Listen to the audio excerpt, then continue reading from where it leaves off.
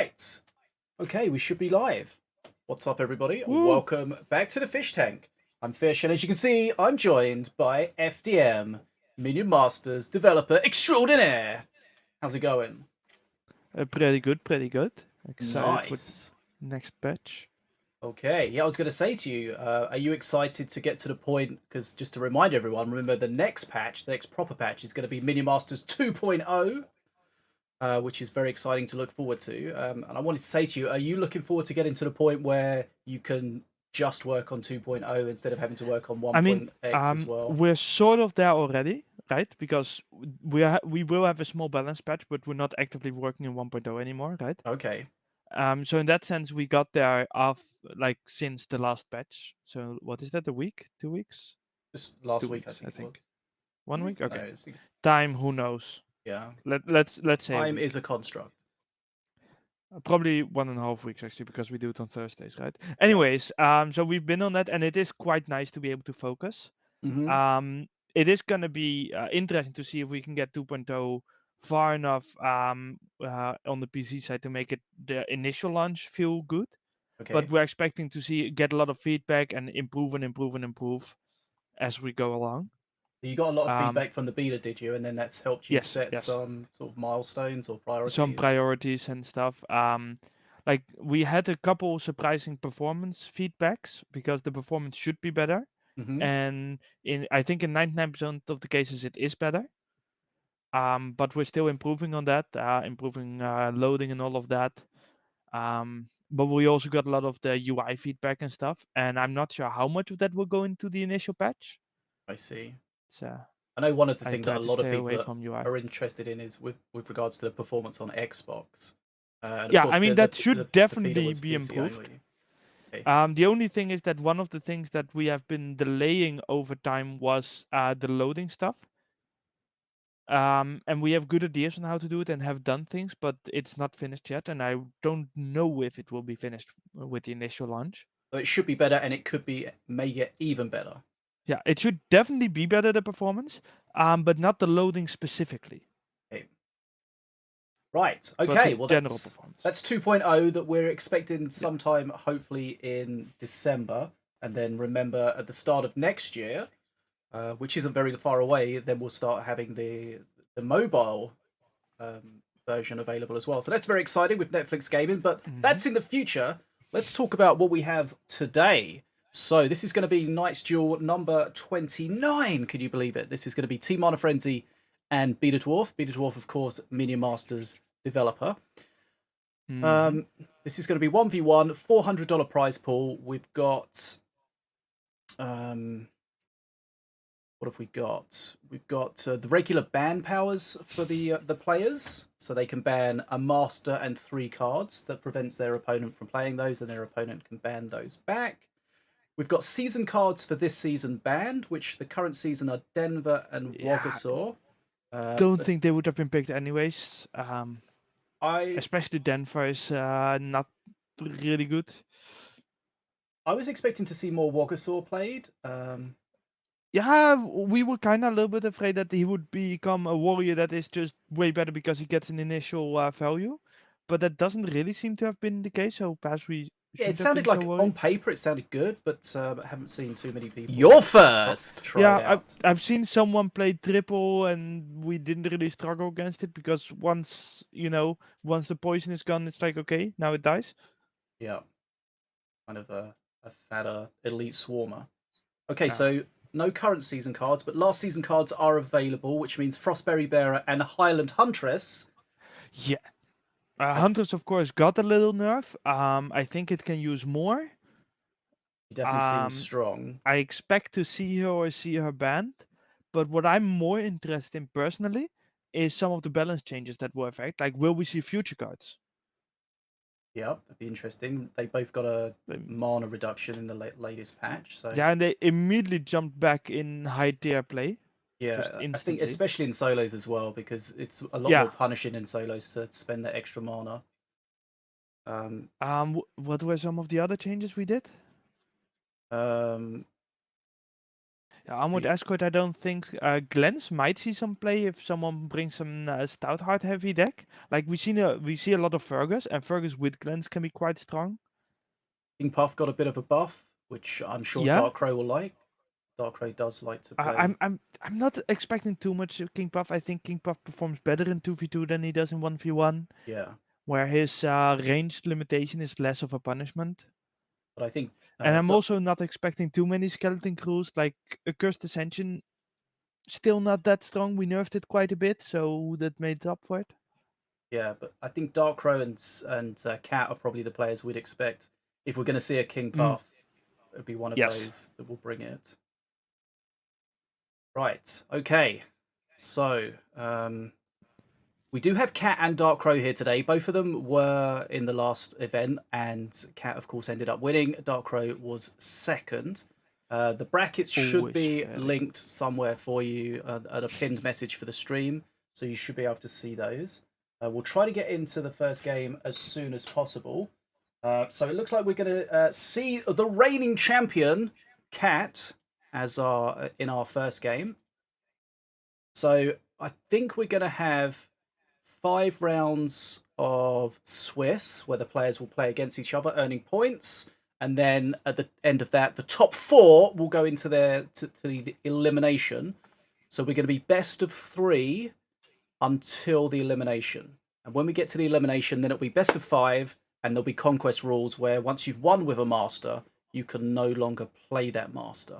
And that's where we see more likely to see masters like King Puff, which maybe are not the top tier, but they're definitely a good plan B. Like in the normal matches, I'm expecting to see some Volko, some Florian, some APAP, you know.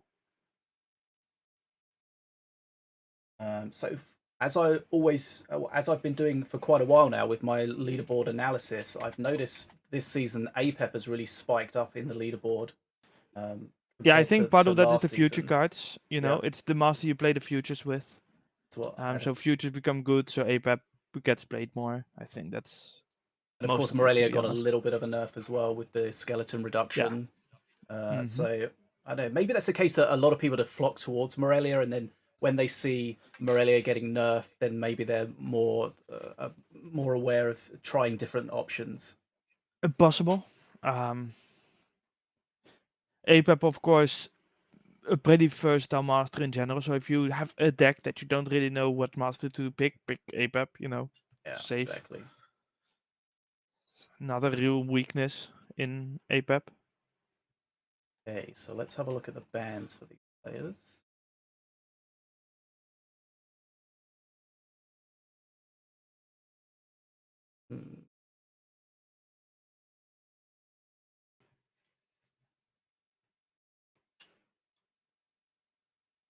Right. As a side note, there we go. I was about to ask, are you sure we're live? Yeah. Should be good. Let's just check. Okay. So I think don't want technical problems. No. I think I mean, KATT has to be the favorite based on his it really doesn't matter who the opponent is. KATT is always the favorite. There is no question. Like the only difference is how big of a favorite, you know? Like against the Dark Crow, it's like small favorite. Against basically everyone, anyone that's not like in the top 5 is just KATT is massively the favorite. Yeah. And I've said this before. One thing I really like about KATT is if you look at his decks on the leaderboard, he plays so many different things. And I think that really helps him out when it comes to tournament play. These players that have played one deck perfectly over and over again, you know, when they come to the tournament, they really start to struggle. When that strat is not either working or gets banned or something like that. Definitely. Right. Okay. One of the good reasons why I would never perform that well in a tournament. So. Right. So okay. It's the only reason. No other reasons. Yeah. Chat, you don't have to talk about it. Also, I just saw in the chat that someone says, Adaptive Anarchy says, KATT has not banned Dragon Nest for round 1. Are the bans already known? They're in our chat. I see those. Yeah, but aren't they usually done privately? Well, they might have, I don't know. They might have been announced. I mean, sometimes they don't necessarily ban privately. I don't know. Doesn't matter too much. Let's announce them then on the stream, right?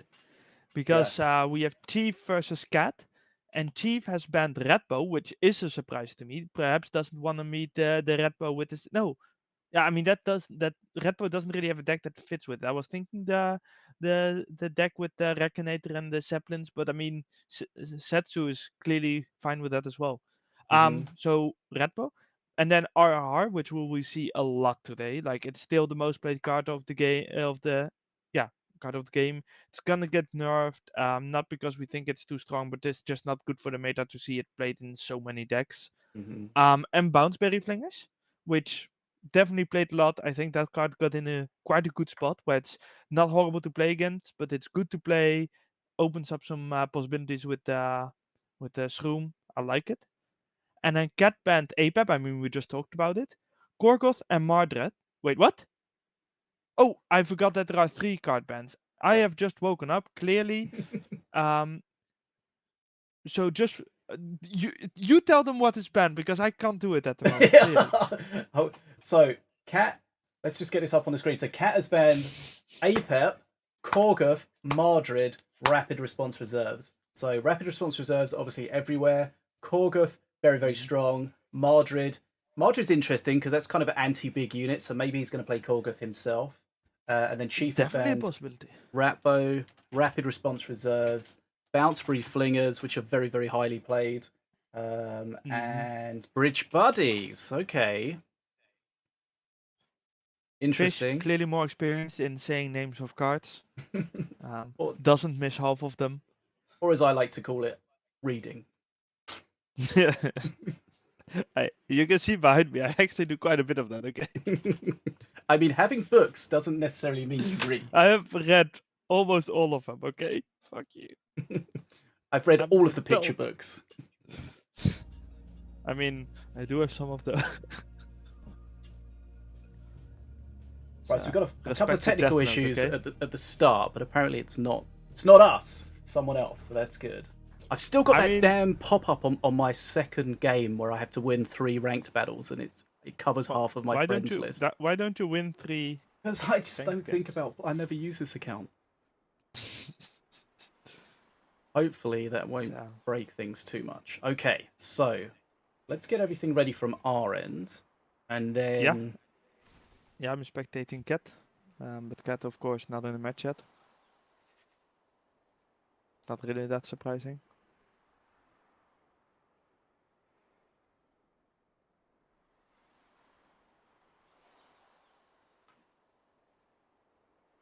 Right.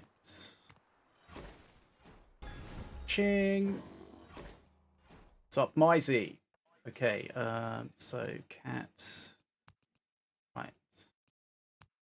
That should be okay.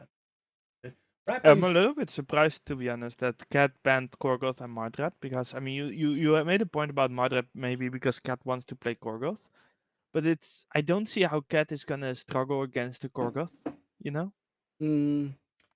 I feel like KATT is good enough. Korgoth is one of those cards, one of those strats that can allow a lesser player to beat a better player. I don't know. Perhaps I just play decks that are aggressive enough to tend to, damage the opponent enough that they can't really get away with Korgoth. And if you go a little bit more control, that you have a struggle against that more.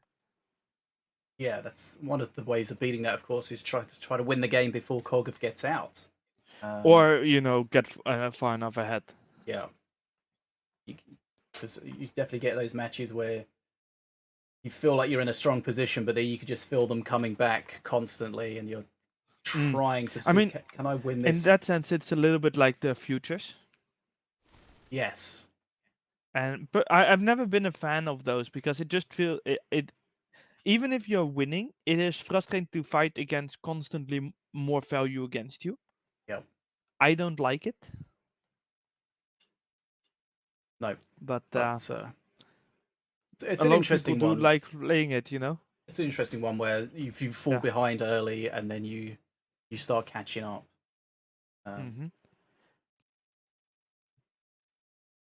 Right, so we should be good to go.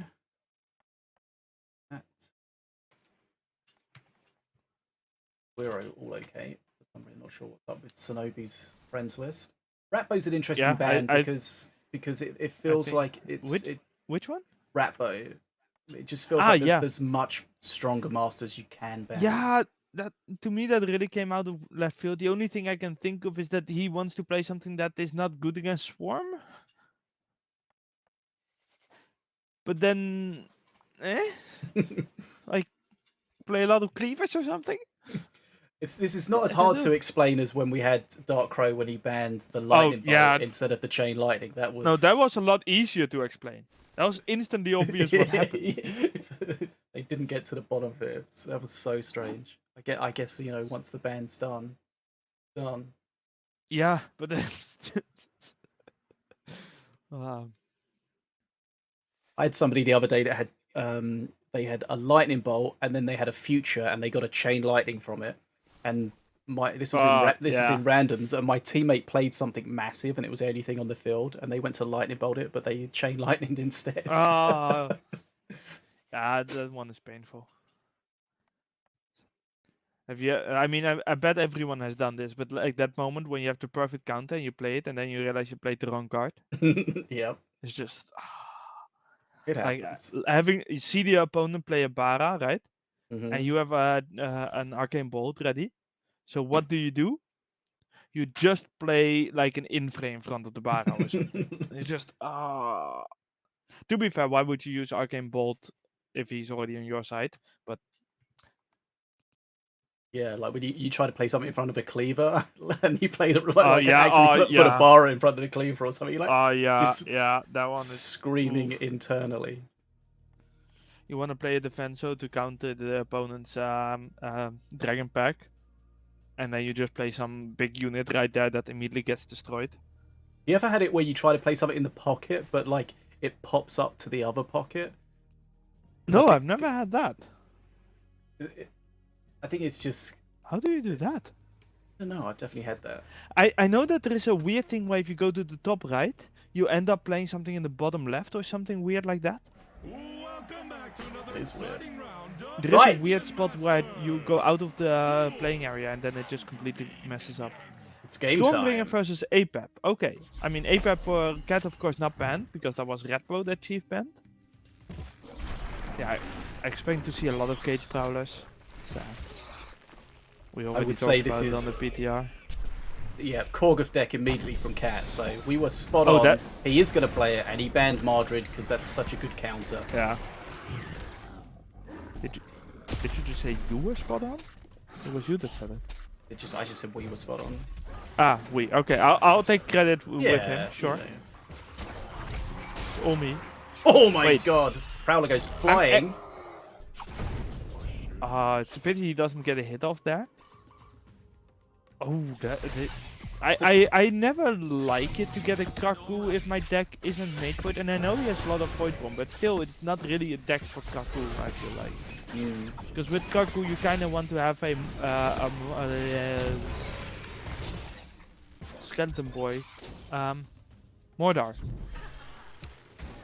I got pretty lucky that Korgoth was early in his deck. It's like his sixth card or something, which really helps. Seen people talk about making it forced to be the first or the last card. Yeah. And the reason why I don't like it is because that also allows you to set up other setups with a higher chance. Because if you suddenly have 9 cards left, right, then the card that you want early will never be at the bottom. Because that's where Korgoth is. I just don't like that idea. Snake Druid's Second gonna be a little bit that is a really good pool though. That's such a good pool for him. Getting the Ravenous Swarmers. Yeah, look at him absolutely shred that golem. XP wise, it's actually really equal. And HP wise, KATT just hasn't been damaged remotely enough. Yeah, KATT will be happy this with Korgoth is gonna be very punishing. You're level pegging when you get your Korgoth out, then you know he's going pretty well for you. And I mean, sure, if you lose 2,500 HP before that happens, you might be in danger.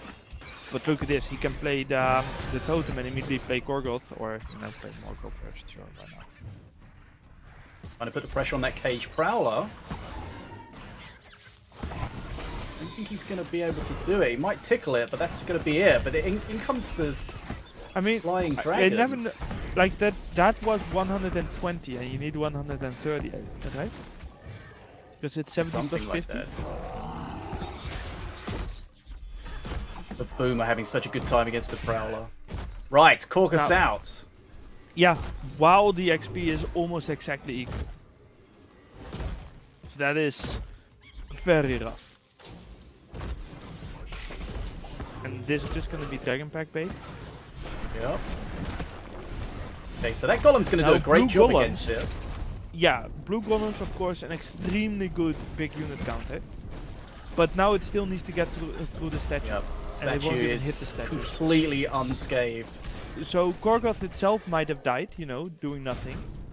But that But his doesn't legacy mean... lives on. Yes, like his legacy is straight in the face right now. And that's Yep. also Reboomer going to face. That's a lot of face damage. That's Is that Reboomer going to go again? No, it goes down. If you look at the hand, you can see that the next Korgoth is ready. Yep. I don't think he survives this. Yeah, I'm just gonna say this ain't it, Chief. Okay. KATT in a strong position. Ahead on XP, perk 3 now. Which we know APEP Strong is position is very, very like strong. the biggest understatement you've ever made. Like, if KATT loses this, he's gonna cry himself to sleep tonight. Yeah. If he just had a naked blue golem, then he would have done really well against that Korgoth. Yeah, but with that follow-up, taunt, the statue was just yeah, a but that too, nightmare. but also the taunt that just allows the succubus behind it, and everything is just. Now those bats are actually doing quite a bit against Korgoth, but once again, it's not like there we see that weird bug with Korgoth hitting behind him. Yeah. Definitely seen some people That complain really about does struggle with the bats though, but. Again, it's going to be the statue that's going to be the problem. The golem's down, the statue's untouched. KATT, of course, amazing against it. That could be the most value I've ever seen from that scrap. And Gunner, of course, Blaster, also Meta. amazingly good at keeping a statue from playing the walking animation. Okay, is he going to survive? Is the statue going to reach him? Oh, he tried his best. The too long. It was so close to the statue dying, but yeah, this was just, yeah. Okay, just the power of Korgoth there. We've seen Korgoth played with APEP decks like that. We've also seen Korgoth played in Morelia decks as well, where you try to get that duo push with the dragon at perk 3. But, I mean, and the thing is, even if you can ignore that, because the thing is that sure Korgoth died to a blue golem, right? So that's without killing anything, basically twice. Negative value. But just the fact that he couldn't defend against the push that came after with the living statue, and KATT was good at supporting that one. It wasn't Korgoth that won this. It's just KATT playing it well. Do you think Chief should have maybe expected to come up against Korgoth and maybe played something? No. Like KATT plays everything. You can't expect. But that Madrid ban seemed so I mean, you're not wrong, but I mean, what are you gonna do? Perhaps he even did that with the blue golem, right? Yeah, maybe. But yeah, it was always that follow-up statue. I was quite surprised to see how quickly Korgoth died to that golem, but always that. I'm more surprised statue. that while playing the rock rifles, right, there was no clear counter to the living statue. Yeah, it's true. And no real support for the blue golem either. Like, it felt like a card that didn't belong into the deck. Which might be exactly what happened. If you're right, and he might have predicted the Korgoth and just went like, the blue golem will deal with it without thinking too much further. Right, okay. Well, let's get the scores up on the screen. Okay, so this is best of 3 for now. We'll let you know when we go to best of 5. Do you think KATT will pull out Korgoth the second time? I don't think so. No. Other players would stick to just one strat early on. Yeah, but I think KATT enjoys fun too much. That looks like a very different deck. From both players. Of course, because we're not in the other bracket, the elimination bracket, people can play the same master twice. Yep, indeed. Okay, so Because otherwise, KATT would be instantly banned. against Mordor. Yeah. I mean, that's also the thing, right? If you're KATT, why not play APAP? Because APAP gives you flexibility. And Yeah, that you were means saying earlier, whatever the you can opponent play it plays, with you're anything, likely right? to be... Yeah, and like, if you want to play a master that's heavily specialized, with a clear weakness as well, that's in the advantage if you're the lesser player. Because your strong suit might be able to defeat the other opponent. But if you are the better player, I think you want to play something more flexible, because then whatever cheese you might meet.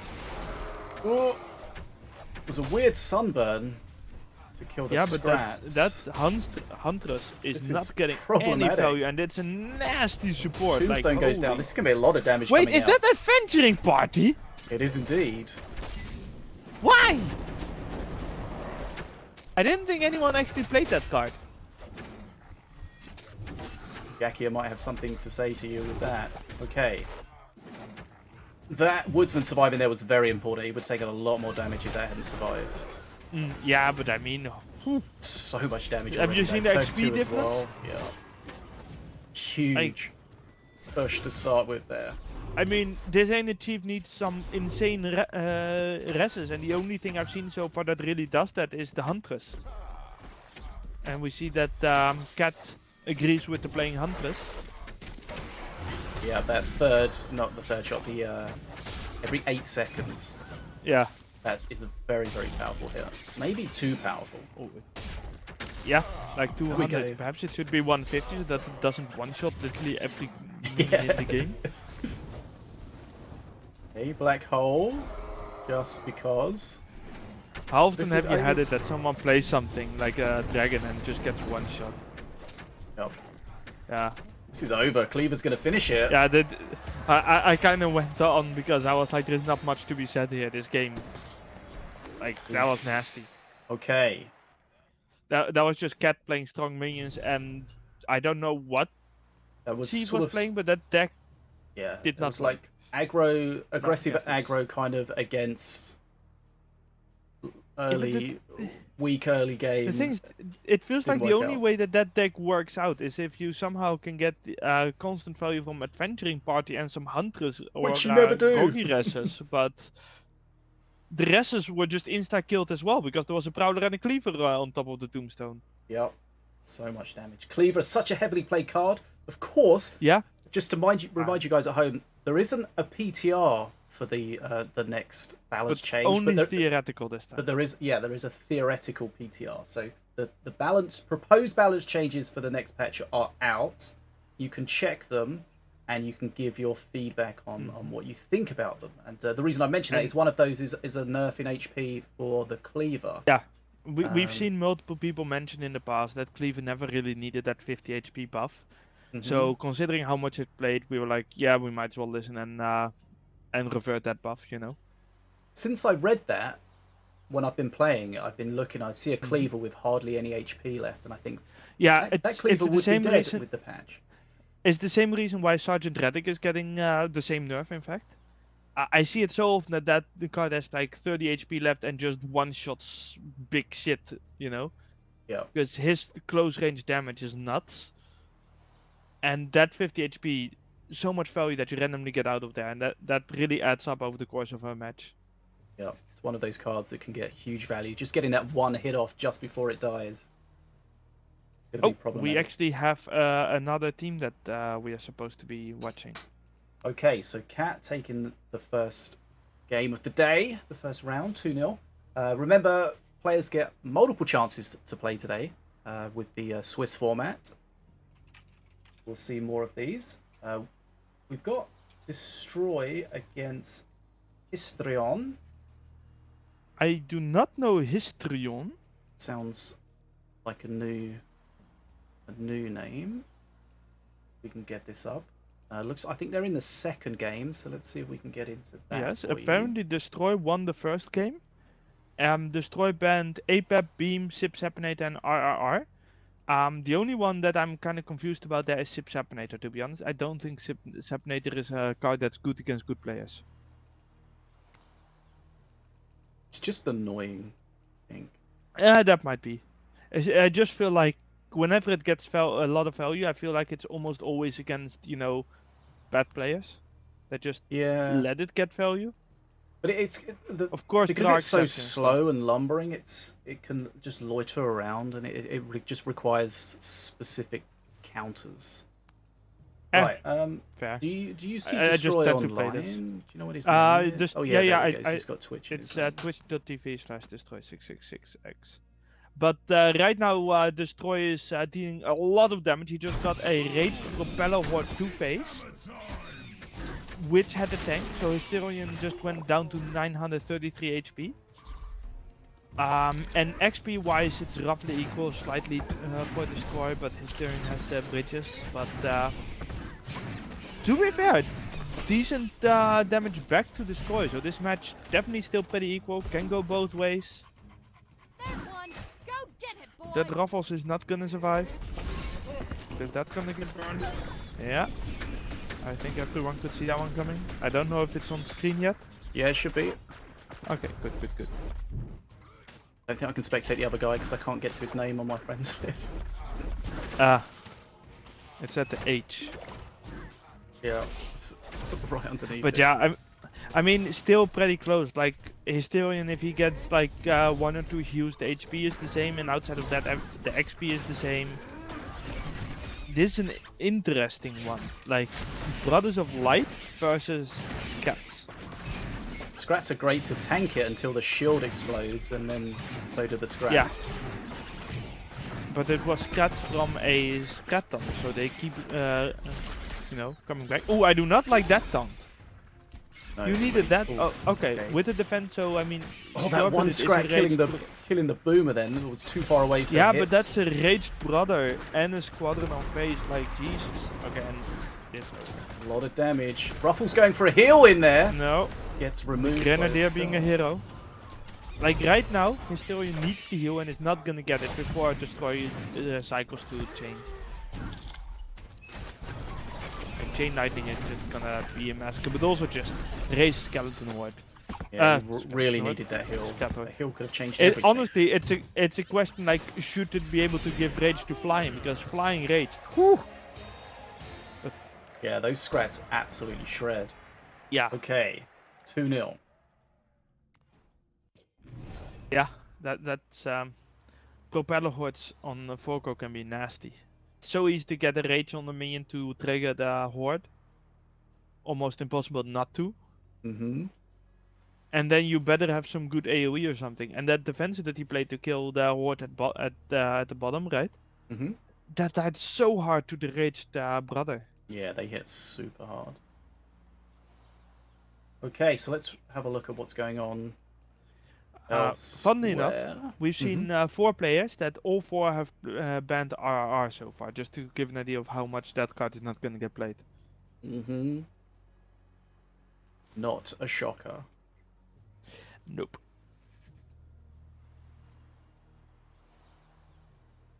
Okay, looks like all the matches are completed for the first round. There should be a pinned comment at the top of the chat, guys, for the brackets. So if you want to follow along from home, you can do.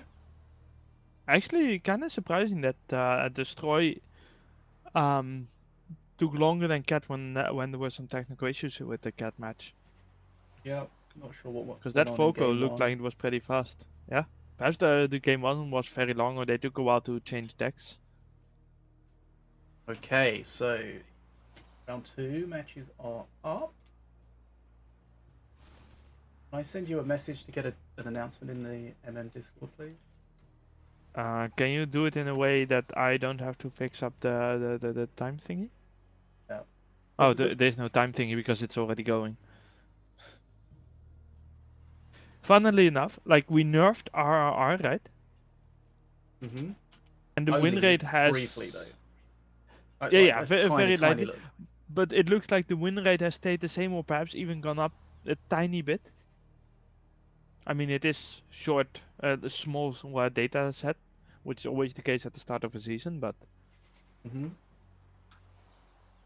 But I mean, it's still basically 50%. Let's see.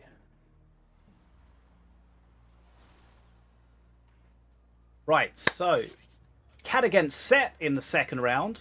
Deathshot against Darkrow. Oh, whoops. I pinged a specific person who had everyone in the name. I banned someone from my Discord that had everyone in their name because I kept accidentally tagging them. And I was like, God damn it. I didn't even know who they were, so I just kicked them. This is just bad that in Discord you're not allowed to have everyone in your name. I feel like it was one of they just had that name to do, just to be annoying like that. Right, so KATT against Set, Darkrow against Deathshot. We got Destroy against Ficus. Histrion gets a bye. Terminator against DOUBLEB. Clash against AGNI. That Ain't It Chief against Then. So remember, the way that the Swiss format works is the players will meet other players based on their performance today. So people that are winning will play other people that are winning, and vice versa. So KATT against Set, these guys will both have won their first match this today. In the previous round, Deathshoot, Darkrow, Destroy Ficus, etc. So that's how it should shake out as we go on. This is a tough one. I feel like Darkrow is, in my mind, the favourite, just because I think he plays a lot more than DSOO. To me, it's easily. But like, peak DSOO, I think peak DSOO and peak Darkrow are like pretty close. But I don't think it's peak DSOO. The thing is, right now I feel like Darkrow is a very clear second favorite. Yeah. So unless it's against KATT, Darkrow is the favorite in my mind. I think that's pretty fair. But I wouldn't be surprised if DSOO Deathshot is a very good player. Like it's it's like with football. Anyone can win. The chances are just not very high. I mean, the chances for Deathshot are definitely higher than, if Timmy, the new player, plays against Darkrow. Yeah, for sure. Right. But I think there has to be a slight matchup favor for Deathshot for him to win. Which, of course, is definitely possible in Minion Masters. So. Oh, Destroy started a little bit late because of traffic. No problem. Glad you made it. Right. So, we're just waiting for the bands. Can probably guess some of them. Will we have any surprises? Okay, I'm gonna assume APAP. RRR. Kinda still want to say Beam. But not Sipsepinate. I disagree with that ban from Destroy. That's probably gonna be like Huntress or something. I'm kind of surprised we haven't seen a Huntress ban yet. Have we? No, I don't think so. I think you ban Zip if it's going to be particularly detrimental to your deck. I don't think it's like a generic ban. I think it has to be pretty targeted. Yeah, it's just kind of funny because he banned it and then he played vocal with Horde, right? And the Horde says hello to the and bye to the Sipsepinate. The Sipsepinate just blows up. Yeah. I also love it's just annoying to deal with, I think. I mean, yeah, but if you play something like an assassin, it's just so easy to deal with. It's the annoying part is just you generally have to wait for it. You have to take the fight on your terms. Yeah. You can't just throw stuff in that sense, into it's a big minion, right? Like, you need to if the opponent. I guess the annoying thing is that it's a 5-mana minion until you try to contest it, then it can become an 11-mana minion. Yeah. I mean, you kind of want to bait your opponent into to charging it up, spending all their mana, and then punishing it. Like, I saw Deadshot playing against it the other day, and he would wait for it to get charged, and he was playing King Path, and then switch away from it. So it's just a nice little way of just forcing your opponent to... Not forcing them, but just baiting them into burning a little bit more mana. And then they need to. Then a fully charged one still dies real fast. Yeah. Like, you just need to make sure that you make use of the cone targeting. So just play something on both sides of it, in the front and the back or something, and it dies quite fast. Yeah, for sure. I think that Prime Sergeant Reddick is a lot harder to counter. Yeah, he... is proving to be quite strong in a lot of situations. Which is also why I'm surprised that we haven't seen a ban for him, nor have seen him play either. I Especially feel like with he's Rage, more like, of a oh. 2v2 card. That's definitely possible. I've played mostly 2v2 in the last month or so. But the Rage Redick is just so rough. Doesn't do a lot of face damage though. It's actually surprising how much damage he does. When he's close to something on top of it, he just absolutely yes. murders When it. all the bullets hit, oh. But then when he's far away, it's the complete opposite. Yeah. He needs like 3 shots to kill a unit with 90 HP or something. Right, let's look at the bans for these guys. Let's make sure that this is set up correctly. So we're round 2, 0-0. Right, okay. So, who have we got first? DSOO is first. Right, DSOO has banned. DSOO, of course, formerly Def Shoot Waniani or whatever his stupid name was. Good on him for simplifying everyone's life. So DSOO banning APEP, so you called that. Cage Prowler, not a shock. Zeppelin Bomber, and Defenso. And Dark Crow banning Morelia. Again, not a shock. Cage Prowler. Rapid Response Reserves, called that. And Prowler, and what's the last one? Morgrul's Mark. So these guys will have played a lot against each other this season, probably. So they'll have a good idea of the sort of things they can play. But of course they have a wide repertoire of lots of different things they can bring. So nothing shocking. APEP, Morelia, very strong masters. Cage Prowler, kind of everywhere in solo. Zeppelin Bomber's quite a specific band for a specific sort of deck. Defenso Choppers. Also just really good at defending. Yeah. It just stops a lot of things. Like, that's not a specific ban. That's just saying, I don't want you to have a get free out of deal card against melee units. Yeah, it's another one of those cards that hangs around a lot as well on a bridge. And it's saying that Deathshoot is not planning to play a lot of cleavers or big units. Because that's the only thing that Defensor is bad against, right? Mm-hmm. He's gonna play mid-range or low tier. Right. What I find interesting is the Morgrul's Mark ban. Yeah. Because that is not something you ban against anyone. That is a targeted ban against Deathshoot. Yeah. Feels like it. It's a very, very strong card, but it's not one we see everywhere. I think it's a respect ban. Like, it's a ban that says, okay, you're good enough to actually use this card. Morgrul's Mark was kind of like, when we talk about cards being very, very heavily played, it was kind of like the precursor to Rapid Response Reserves. It wasn't as everywhere as... Yeah, but we also did nerf it. It almost was.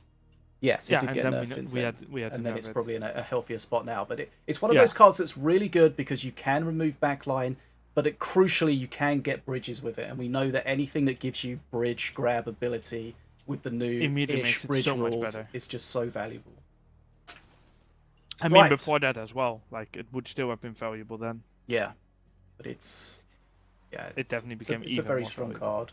But I feel like it's one of those that you see people more often play it if they're doing some kind of spell synergy. I more often see people play it in a worst way possible, but yeah, well, like people playing it on the defense or something. I'm just sitting there like, yeah, why? But I think it's a fun card. It's a card that has a lot of play potential, both with the taunt and with the swarmers. It's probably a card that also deserves some more polish in the future to make sure the spawns are in the right spots and stuff like that. But you see some interesting strats where people like send in a rammer and then they Morgrul's Mark something for the rammer to kill it, or they've got a troubadour push and they do the same things. It's always interesting to see that. I expected to see more of that kind of stuff. For a second, I thought you meant that they played it on the Troubadour. I was like, he already has stunned. No. But yeah, to make the Troubadour attack something, yeah. Yeah. Right, Oh, here we see go. the King Puff. And Morelia. Not the matchup I was expecting. And it's an Empyrean Morelia. This looks like the King Puff that Deadshot was playing on stream the other day, which he was doing very well with. I really hate Lost Legos. They're everywhere. Yeah, and they just win every trade, you know? Yeah, it's very hard to deal with them efficiently with the same cost without waiting ages to get a bridge. Wait. Darko is playing RRR. I only think one of them banned it. DSOO did not ban RRR. Holy No. shit! My mind just assumed. Okay, I see ATG nothing drone's going to RRR be now. great here. I'm- But Ardera, okay, that's great.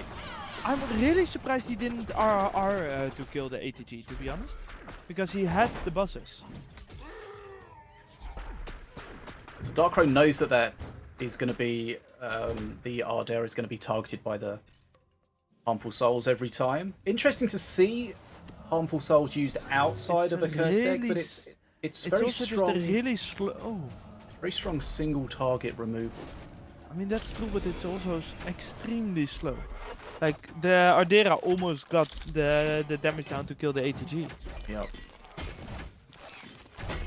Which might be why Darko felt like it was fine to use Ardera instead of buzzers. Like if it wasn't for Harmful Souls, how would you counter it? Yep. That's actually a decent amount of damage he's taking though. We're kind of at the point now where both players have got a good idea of what the other one is trying to do. But look at those swarmers! How much damage they're doing! Yeah, that's what I mean. And that should also has a They were just decent regular XP lead. swarmers. They weren't hasted or anything. No, but they had a tank. A lot of damage. Now, that is interesting because that blue golem did get countered pretty efficiently. But the XP lead has grown to like 14. Ooh, and that ADG fearing that direction is painful for Darko. But that shield column is just gonna get massacred. Hey, ATG could be crucial in this. Right now, this feels like a pretty clear advantage for that shoot. Not sure what that swap was supposed to do. So we know King Puff's going to get that big spike at perk 3, but Darkro, of course, is going to have NYRVIR one time and one time only. Yeah. What can he do with a single NYRVIR? Taking the aggro at the top hopefully was for him, nice. kill, but it's, that poor Marine though. Right, Ion Grenade takes out the Reboomer, which can just get value over and over again, so that's good for him to remove that. But this Golem's going to die pretty quickly. But that ATG can actually do not that much, I guess. There is an interesting point that Canada makes. That they say Darko weird that Darko banned Morelia, and it's also interesting that Darko is playing Morelia. So does Darko think Morelia is still too strong? That is true. I'm just thinking Deadshot doesn't seem like the Morelia kind of player. I mean, Deadshot also doesn't seem to be the player that cares about what's happening in this match because he's just winning. Yeah, so he's got the Spirit now on the Golem.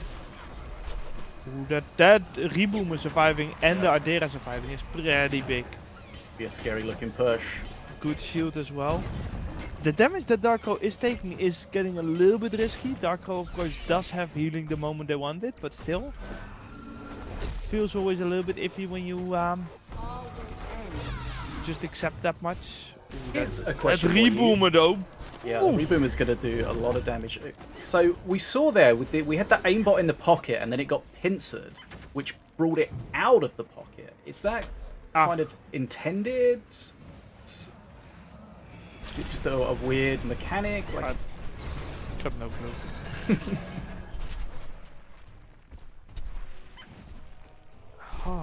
I mean, Deadshot does have a good lead in all metrics except for amount of dragons on the field. So is that one metric enough? Because that blue golem would just terrorize that, but he can't get on it. Yeah. Okay, this is this is it here. Darkrow wins. Darkrow has to basically win here. Or puts himself in a very difficult position to do so. Yeah. Ardera's still shredding face. Yeah, and that dragon is not really being dealt with. Dragon far enough away from Ardera that doesn't get that holy fire. Oh, that holy fire had killed those skeletons as well. It would have been massive.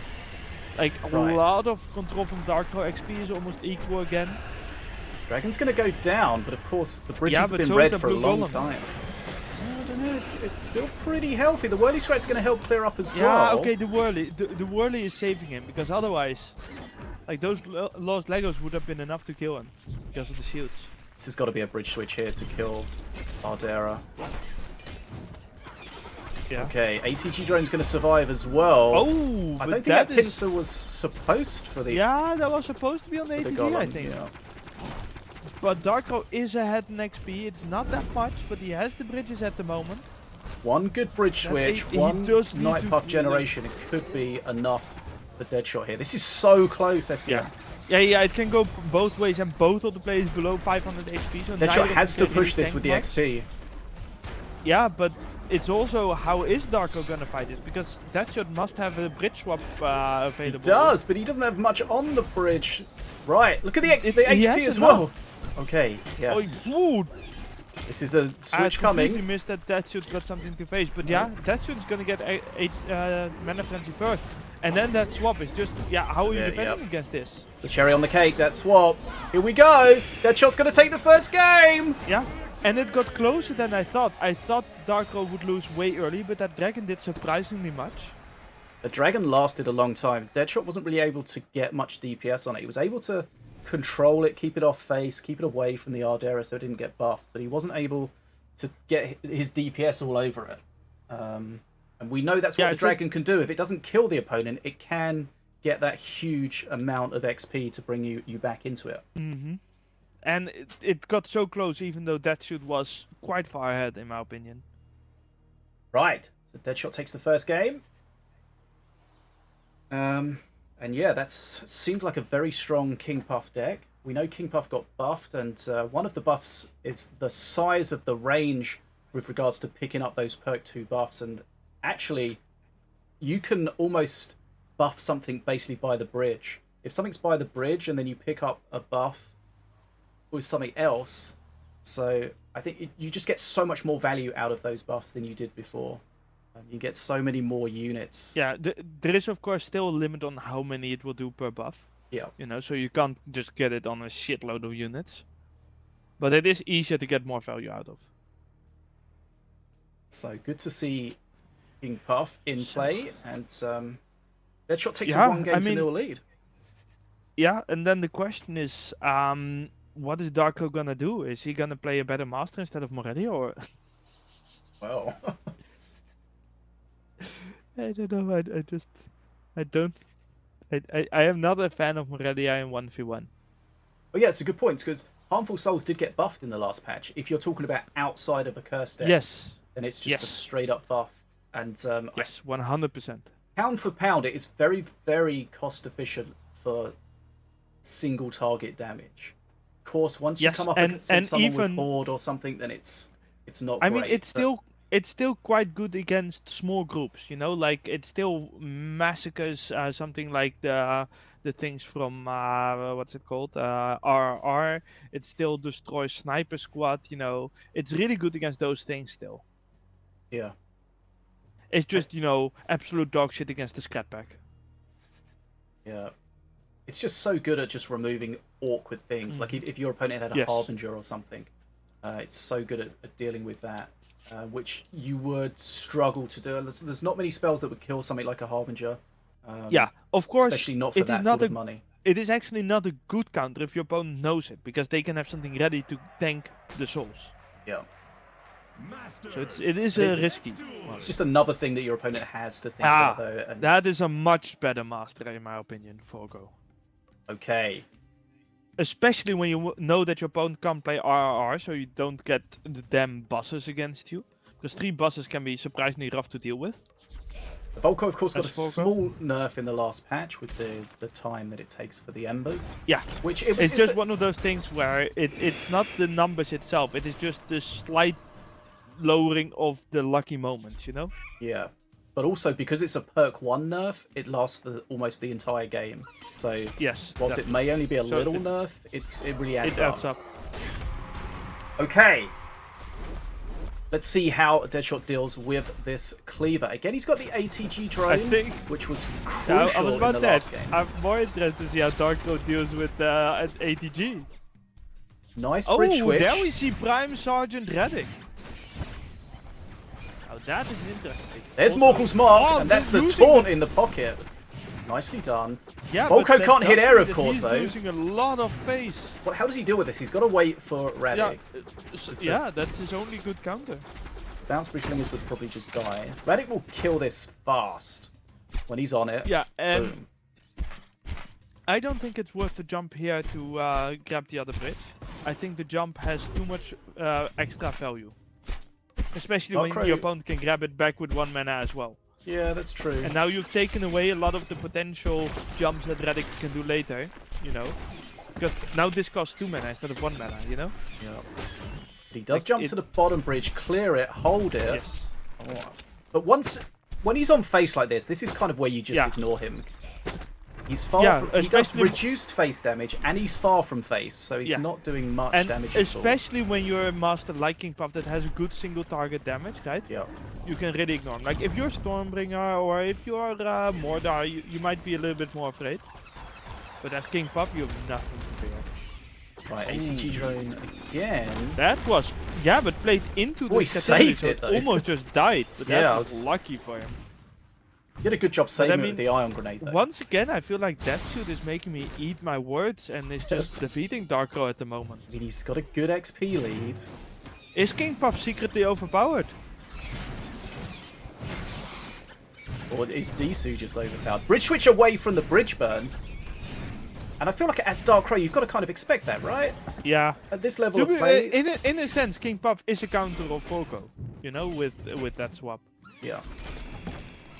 And King Puff used to just get shredded by Volko with the double bridge burn, all the perk 3 Night Puffs just getting burnt, but now of course... I think the single burn is way more interesting.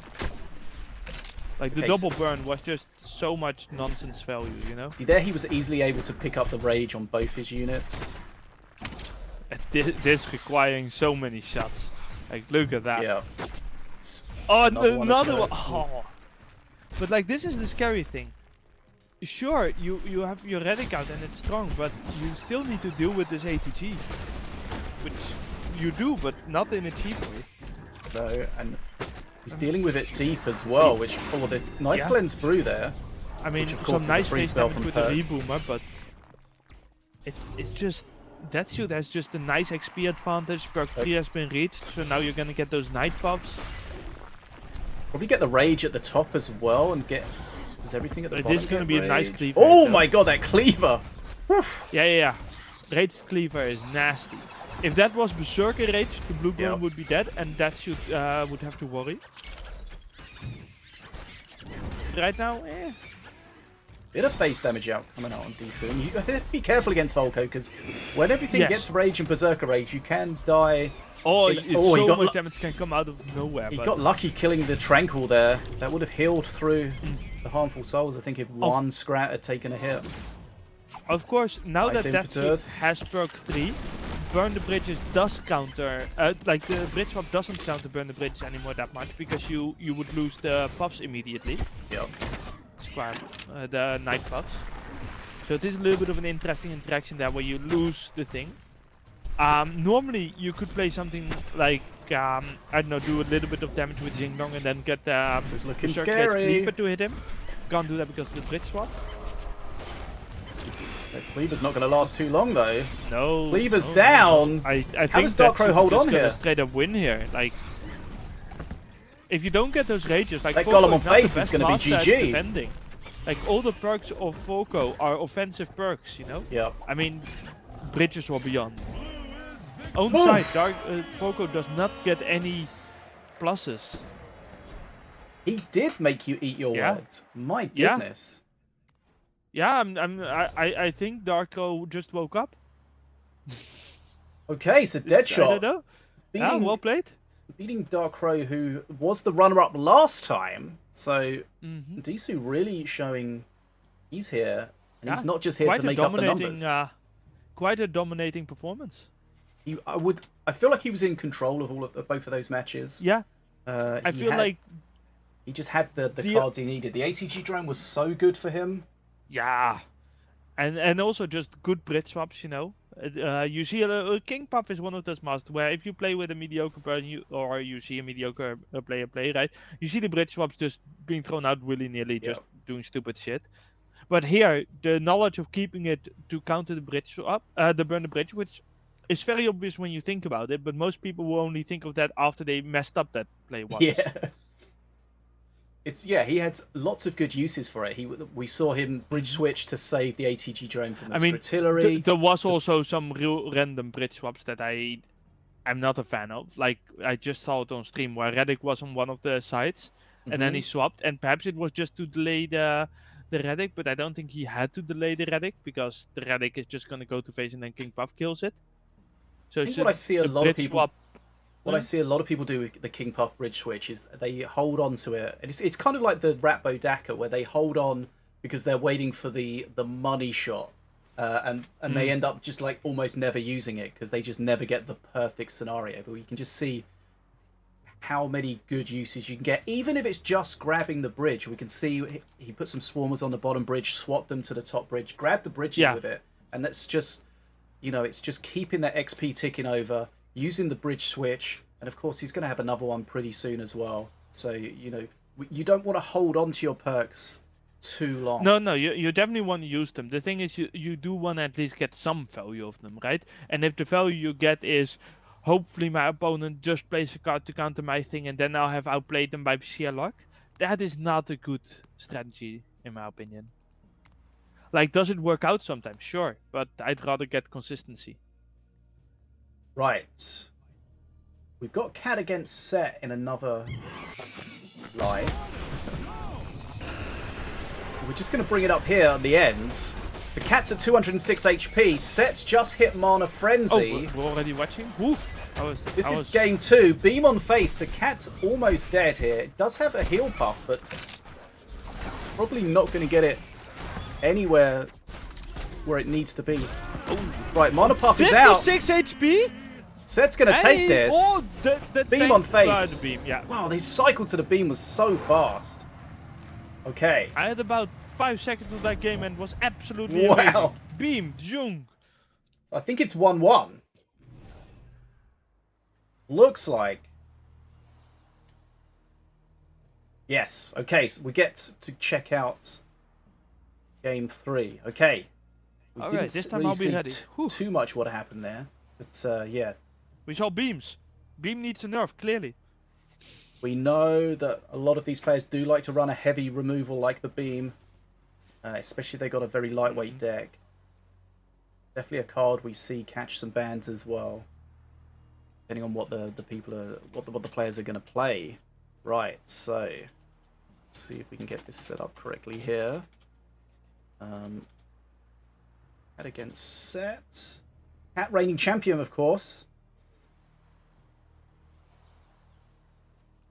I think we would agree that he's going to be the favourite today. Yeah, I mean, as I said, in my opinion, I mean, that did just show that my opinion is nonsense, but in my opinion, KATT is the favourite in every matchup.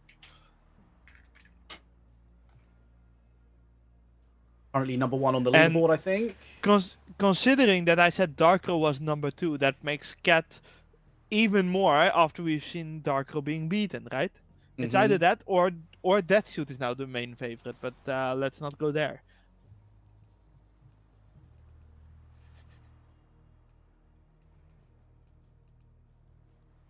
Some people also find Cleaver very important to have a talk about that. That's all Nina ever talks about. Okay, so the bans for these guys, both players banning APEP.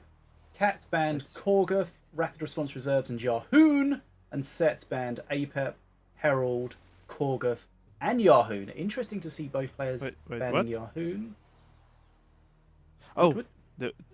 I got confused because with set spans it said ban before every ban except for the last one. That doesn't mean he But allows it. that means set did not ban RRR. No. But I mean, this takes away 3 decks probably from KATT, so he's only got 87 left. Yeah, I was like, I guess KATT, why even ban? You know, just let him play what he wants. We've definitely seen KATT play a Herald deck. We've definitely seen him play a Korgoth deck. We've definitely seen him play a Yahoon deck. I mean, is there a deck we have not seen KATT play? Okay, I've never seen him play triple Gags. That is true. I never see him in 2v2. I never see him go like full rammers or something. But I mean, any normal deck, you know, that isn't some cheese, BetaDwarf played it. Mm-hmm. So we know set that's tends what to play happens when you play the game for so long. Yeah, we know set tends to play the same kind of decks. It'd be interesting to see if KATT techs against that or just goes his own way. I mean, and just KATT says, did not ban for it, at least. No. We Right, do see King another Puff Morelia again. King Puff, so we already know KATT's gonna win because we've just seen that King Puff is completely Is overpowered. this the patch of the King Puff revival? I don't know, like, did we buff King Puff that much? You changed the cooldown of his perk 2, was it? Okay, quick chain lightning. I don't believe it was that much. Only 2 seconds, I think. We do see RR, and we see Cleaver, and we see Huntress, so KATT definitely playing some strong cards. Okay, so set playing an Empyrean push. So we're going to see Ardera, of course. But we're going to have a bridge switch here. Oh, that's a mistake from KATT! Yeah, that felt a little bit awkward. I think the problem there was that he wanted to cleaver into the chain guard, but because the Ardent Argus was on, he didn't want the cleaver to hit whatever spawned at the front. So he was trying to leave it as late as possible. It could also be that he just wanted to get the shield guard out and then just kill the Ardera. You know, split them up. I don't know. It felt, yeah, maybe. It didn't feel like it was correct. It was so close that I don't think you can time it to be that close. I mean, you probably can. You just have to be really good. Right. Chain lightning again. Yeah. Takes out the reboomer. I mean, it's probably worth it. It's just, it's one of the chain lightnings where you sit there like, it's probably okay play, but it feels disappointed to use a chain lightning like that, you know? But then if you don't and you get more, punished for it, you think, why didn't I kill it? Exactly. Right, where's his bridge switch? He hasn't got a bridge switch available for this. Flood a mana there. Also, getting the Marines is, of course, the weakest of the options. That shield guard dying before the Ardera is huge. Yeah, but that smite was also pretty nasty. Yep. Both players wanting to buff it up, clearly. Right, both This players can at get perk big swap, 2. yeah. But that doesn't really help get that much. Okay, with that it does. Iron Grenade clears the bottom. I'll just shut up. Now, Huntress with Rage is nasty. Yeah. That's a lot But of KATT damage. doesn't care. KATT needs to be careful though, because he took a lot of damage on that first push. And Oh yeah, but does have a pretty decent XP lead. And that perk 3 of KATT can be so annoying to deal with. Armed Aegis, of course, also. that's going to be too late. Yeah, I was going to say. That's Oh gonna be yeah, too late. yeah. He had the That mana was for it as 4 well. mana So to deal that was 100 damage, so that's just a really mistake. bad. Bridge switch shuts this down. Okay, this is looking better for KATT now. That That's the reboomer. kind of mistake that can straight up cost you a game. Yeah, like that. This. Oh, he's going to die That here. is, Unfortunately, that's bad like that. Okay, well, They got a lot of value out of it. Yeah. And in the meantime, getting some good base damage as well. Does like the bridge, of course, but grabs that quickly. Not entirely sure why the skeleton horde there. The real good thing about that reboomer is that it helped shut that push down so quickly that he's going to be back on the bridges. KATT, of course, I do and not so play he's going to be Iron XP. Grenade enough. Because I was sitting there, does Iron Grenade kill the Ardera? But I don't think so, with the amount of tech. We'd have to do some maths. Yeah. Oh, those blood imps! That Oh was a good my god! That was a good swap though. He wants to kill this Ardera quickly. Okay, that's nicely done. KATT in Yeah, absolute but KATT damage has control no here. way of healing outside of the heal buff, and the heal buff is not being allowed by Set. Okay, Like, KATT did a good he job will actually counter surviving this bot lane that. hard, I think. Okay, no more blood imps. Smite but onto the the heal blood buff- imps. Heal buff is not instantly countered, and Set needs to defend at the moment. So that heal buff will heal a decent amount. Like Yeah, that he was is- 140 damage, I think it healed. Never good bridge That, switch that's available. that is more than a full chain lightning, you know? Doesn't want to waste his bridge switch until the Ardera's on the bridge. There it is. Okay, nice. Okay, this is Very game well on. counted. KATT's So the hit- those buffs can do so much damage if you don't Yeah, counter. oh, Smite, this of course, cleaver's- is a really good counter. And the cleaver is not gonna do much. Does need to deal with the shield guard, of course, but... Huntress is going to go down here. Doesn't get a Yeah. big hit off. That's kind of annoying. Yeah. KATT But has I mean, healed KATT a Nord will deal little with it bit. pretty easily. Yeah, but is it enough? Like, it is gonna have to be mana frenzy, and he has to survive for that, which can be quite rough when you have a dragon that you can't let Yeah, get the face He at can't all. let this on face because if he takes a little bit of damage, he's going to be 2 chains away from it. Also, I would just like to point out that the dragon is a really annoying shape to do VFX on, Yeah. which is why the shield on a dragon looks kinda awkward. Because the only way to fit most of the body in there is to make it so humongous that it looks Yeah. ridiculous. Hey. His back's against the wall for KATT here. XP is ahead, Yeah. but he's so low on HP, he can't... Yeah, like even these afford crossbow to- dudes is just risky, you know? Yeah. That chain And is this. not going to Yeah. hit face. He's Okay, gonna. that- Oh, he's not tanking with the Huntress. okay. KATT He's got to be... likes Oh, to he's play- 100 HP! Okay, he's dead to Yeah. a chain. That's got to be a Yeah, mistake, Chain did tanking. just get- Oh, Heal Yeah, Puff I popped! don't- Okay, Heal Puff popped once. It's No, still he's still at 100. 100, yeah. Why did he not tank with the Huntress? I don't know. That was strange. It wasn't... Yeah, there. I don't understand that. That feels like a mistake. Yeah. I think KATT just straight up lost there on that mistake. Because the XP lead was so big. The Huntress is fairly tanky, right? There would be no Yeah, problem yeah. her tanking that. Yeah, I really don't understand that one. It's interesting I'm that just the Blood Imps got so punished. Because... Yeah, that was... I mean, he's got to know... Like, he knew he had the smite. So he's got to know if he plays them, they're going to get, like, shredded. You slide out of your cam.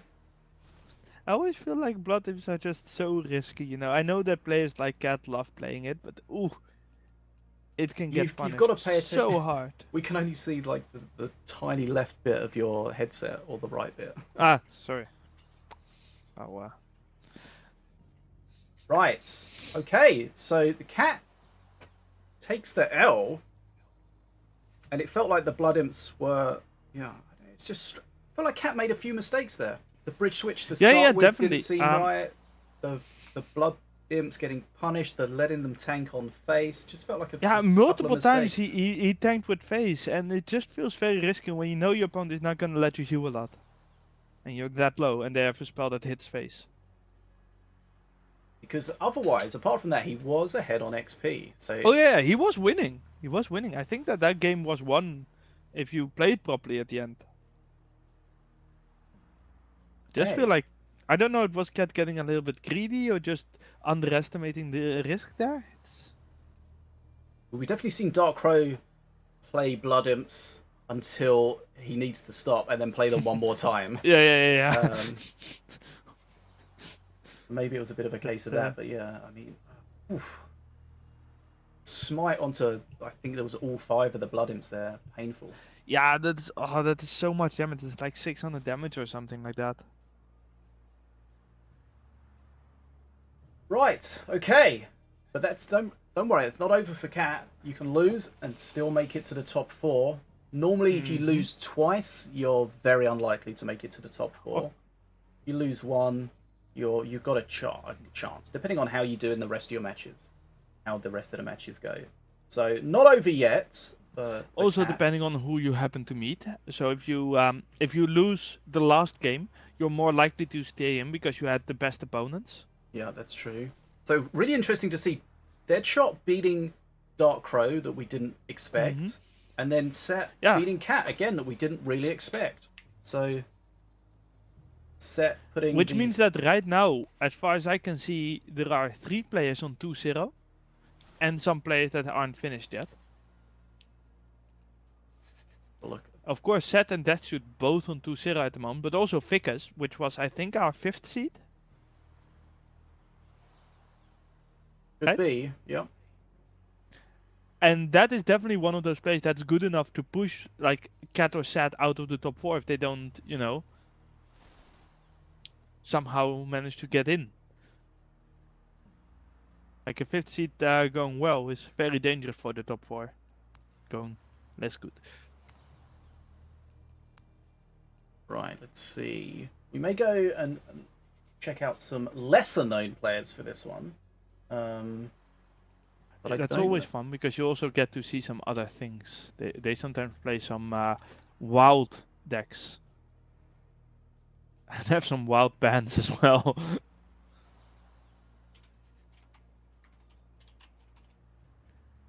Now the question is, can we find these players? Yeah.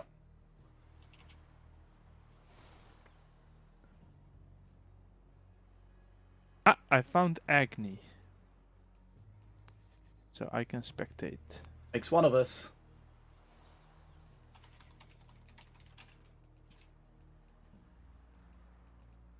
Check my friends' requests. Oh, I just messed up slightly, so I'm gonna restart my Minion Masters. Hey. So I think in the last event, KATT was dominant from start to end. But clearly that's not going to be this quite time, the case today. yeah, I mean it could be Set or Deathshoot or Darko. No, not Darko. Vicus. Those are the 3 that could be dominating if they keep it up. KATT says he's got a lot of lag.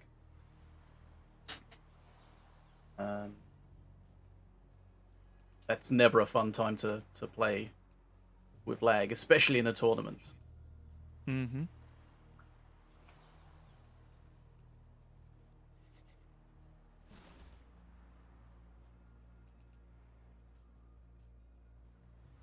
Okay. I mean, that explains things like the bridge switch for sure, right? Yeah. If you have lag, it's super difficult to time things. Doesn't entirely explain that final thing, but it might have caused a little bit more panic, you know? Yeah. It's frustrating for sure. Right. Oh, definitely. Fingers I crossed. always hate it when I lose router. to something else than my own mistakes, you know? Yeah. Like losing to your own mistakes, like, okay, you can learn, you can improve, you can blame yourself. But if you lose to something outside of your control, oh, that's so frustrating. Oh, I just figured out, you know, I've got that little pop-up for my achievements. If I go into the shop, it disappears, but the friends list stays. Yes! Okay. Let's go. Fishy doing live tech support for himself. Right, so see if we can get these players I've sent. Okay, right. Yeah? We should be good. So AGNI here. I don't think we have bans yet either. Not yet. Not sure. Can you see like their profile level or anything like that? From AGNI, yeah, because I looked it up. And they are level 56. Okay, so pretty new. What was the other one? It's YKZEN, I think. Just trying to find them. Where did I? So many things open. Ah, here. YKZEN. Could be. Not seeing them here. Let's see. YKZEN. Oh, we did just get bans. Okay. I mean, as I said, some of them are wild, but not that wild.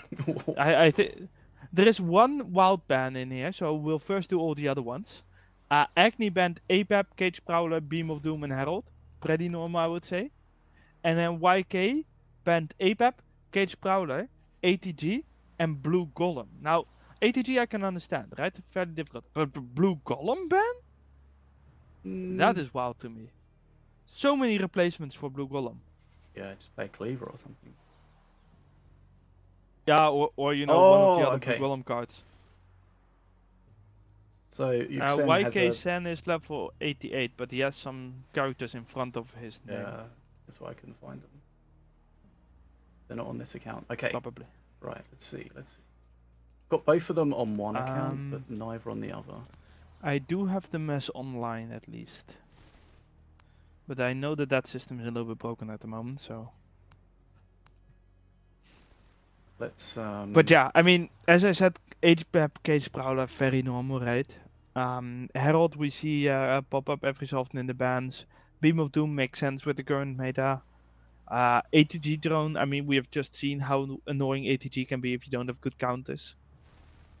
But the Blue Golem is just the card that you almost never see banned. It's just very generic. Which, yeah, but it makes me wonder, is YK expecting to play some big units that Blue Golem is good against? I mean, we did see how good that Golem was against Korgoth. Just goes to show how well it does trade. ATG is also good against big units. Cage Prowler is a little bit more of a surprise then to not do Mardred as well, but I mean... Cage Prowler is also just really annoying to deal with.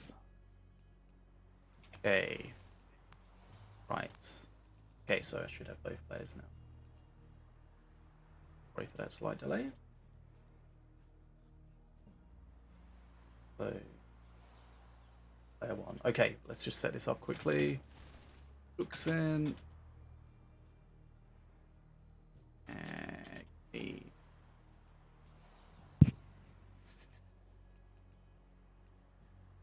Bands in quickly. Okay, let's just get the bands up so it makes it easier for us to all see. So, yeah.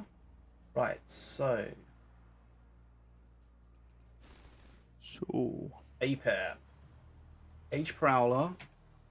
Blue Golem. ATG Drone. You've got the two real differences there. You've got Blue Golem, which is kind of generic and quite easily replaced, and then you've got the ATG Drone, which isn't really easily replaced at all. Yeah, like I think ATG is a much better ban. It's like the alternatives are also kind of wild to play. Like, yeah, what are you gonna do? Play Dragon pack? I guess Squadron is a decent replacement, but also easier to counter. Like if you have something like a Firebolt that actually deals with it. We said that AGNI was a kind of a newer player, but the bands that don't seem like a newer player bands. They seem like a smart band. I mean, Blue Golem? No. Oh, AGNI, sorry, yeah. Yeah. AGNI. Like APEP, Cage Prowler, Beam of Doom, Herald Our Moon. Yeah, I mean, personally, I feel like Herald Our Moon is a little bit more of a strange band, but we do see people ban it every so often, so it's not normally we see necessarily that it's as a more targeted band than a generic meta band. But yeah, the bands look like either they have watched the tournament before, you know, or at least have a decent grasp of the meta. Maybe they just copy and pasted it from someone else's bands in the chat. Yeah, possible. Okay. Might also be that they're actually a really old player playing on a different account and they will absolutely smash the opponent. Once we see them play, we'll have a good idea of the level. But regardless, great to have them here. Right, like here secretly, it's KATT's second account. Yeah, that's why he's lagging, because he's got 2 games right. Yes. Yeah, Minion Masters is not a game you can run multiple.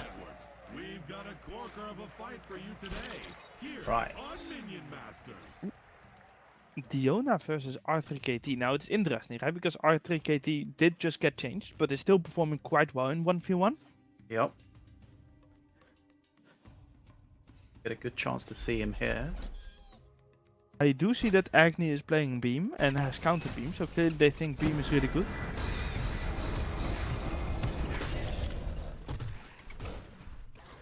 Right, the Swarmer's going to hold that Cleaver up and get DPS down. Yeah. Hasn't got anything to support this though, so that's going to... Somehow we have managed to go 40 seconds without capturing top bridge. Okay, there we go. Bolf is an interesting card, right? It's not that easy to counter. At the other hand, when you have a ton trap, it's easy to counter. And this is just going to be an assassin on the Annihilator, yeah, and then probably the assassin aimbot. No, not aimbot. goes off to do something else. I Artillery, can't oh, I don't. get aimbot. Oh, that's not a good I don't like artillery, that. especially not if, If they it was- all go bot lane. I was going to say, if he takes both bridges, then I don't hate it, but I mean, I still kind of hate it, but Yeah. it's better than nothing. But when you don't You capture you- both bridges. you basically don't want to be using spells on your own side. Right? Yeah. You're going to use minions. Minions. Also, how does that top lane go? Okay, well, I mean, now it's definitely in the favor. I think he's it burning needs mana more because he doesn't want to play into this. Now, this is the interesting thing, right? Mardred is played, and as I said, AGNI, no, YKZEN, so the one playing Mardred, banned Blue Golem and ATG. So that might be because of Mardred. I was expecting them to play a big game. It's just a little bit strange to me to ban Blue Golem when you have Mardred, who is pretty good at dealing with big units. I'm expecting probably a beam here. Like everything's pretty clumped. He can beam Yeah. everything. Well, the healer survives Misses the priestess. though. Doesn't really make too much difference. Oh. But yeah, the Not beam good. is going to be crucial. If you don't have something big like Yeah, a beam in but this, here just assassinate and it's done. Capture Yeah. both bridges with the marines and that's done. I do not nicely like that. done. But yeah, this is like just a death ball deck from Zen, and your opponent Yeah. either has the tools to handle it or just dies. Yeah, in that And sense, it's the almost beam like is going to be is key. is ban yeah. So is banning Cage Prowler worth it when you can ban beam instead? True. Okay.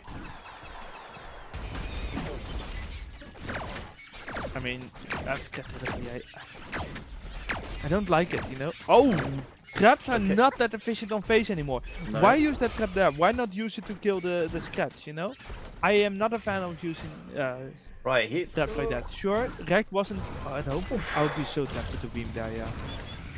The problem Zen has earlier, the with the cleaver in play is that he just doesn't have any sort of horde to just tank the cleaver.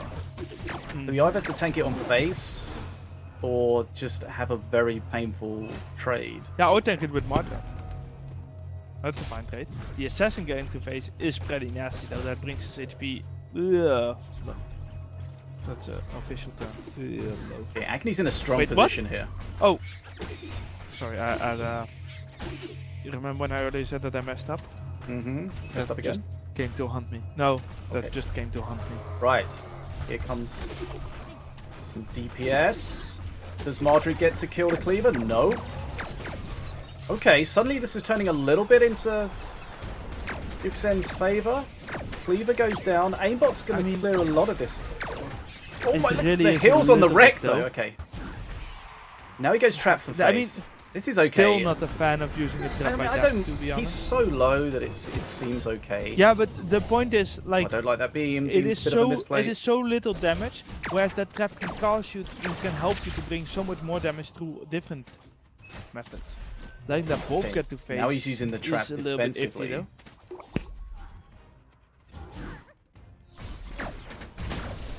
Got a little bit aggressive with that aimbot, but maybe not. Yeah, it's I don't know. Like this can so much go to both ways. But remember that AGNI does have a beam, which means YKT cannot play big that things cleaver! like Oh, the okay. Annihilator next to his face. Ruffle's going for a heal But at the that- bottom there. Oh, and that's That's a nice that- trap. This is enough damage. Like now 2 beams is enough to kill him. And at this rate 1 beam is enough. It's over. It's over! AGNI won. Agni Yeah. takes it. Didn't even need to beam. Okay, 1 game to nil. I'm a little bit confused about that final defense there of YKZEN. It was kind of just a tricky one for him to handle, to be honest. Yeah, I didn't see his hand, but it felt a little bit like he was playing nothing. Wait, he had Squadron? He never played it. Oh, but that's such a waste. Squadron is so good. And so tough to counter. Like the moment that the Annihilator is gone, it's a perfect card to play. What's the opponent gonna do? Beam it? It looked like YKZEN was just going to get steamrolled, but then he started coming back into it. But just that final push just didn't have the HP. Yeah. Was like a final breath before they had nothing. But And- we might see a second match where it could go the other way, because this didn't feel like it was a match that was gonna, be completely dominated by one side. Without the beam, though, that would have been, I think, a very different story. So I think you're right to Yes, say. but why that's would why you not, have a beam in why there. why would you not ban the beam if you're going to play that? Like, sure, you can be afraid of something like a Magma Storm, but at a certain point, I mean, I'd rather play against Magma Storm than beam. Yeah, well, the beam's like a guaranteed kill. The Magma Storm is. We know what the Magma Storm can be like. Mm-hmm. It is or it isn't. Meme Storm. Mm-hmm. Sometimes you got to put your hands in the God's hands of RNG. Considering the weight, I'm expecting one of them to change their deck significantly.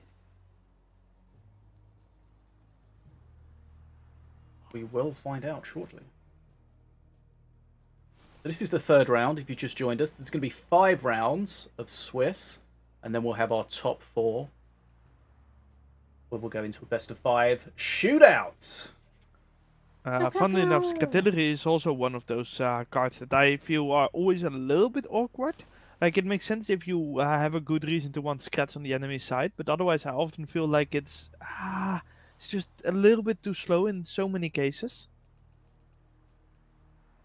But also a good example, what I just saw on the stream was he beamed both with, I think, the Priestess. Was that the Priestess or the War Dancer Assassin? Yeah. Anyways, but both was allowed to walk out of the beam, which if you place the beam properly doesn't happen. Yeah. And that both then got to face and did a couple hundred damage to AGNI. And it's those small plays that can really make a big difference.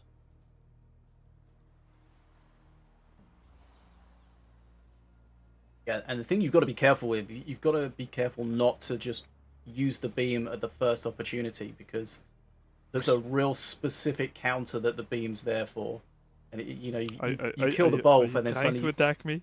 No, I'm just saying. And then suddenly you've got the Mardred and the healer behind it, and you're just like cycling for your beam, and you wish you hadn't just used it a second before then. I've lost a decent amount of games for that greed.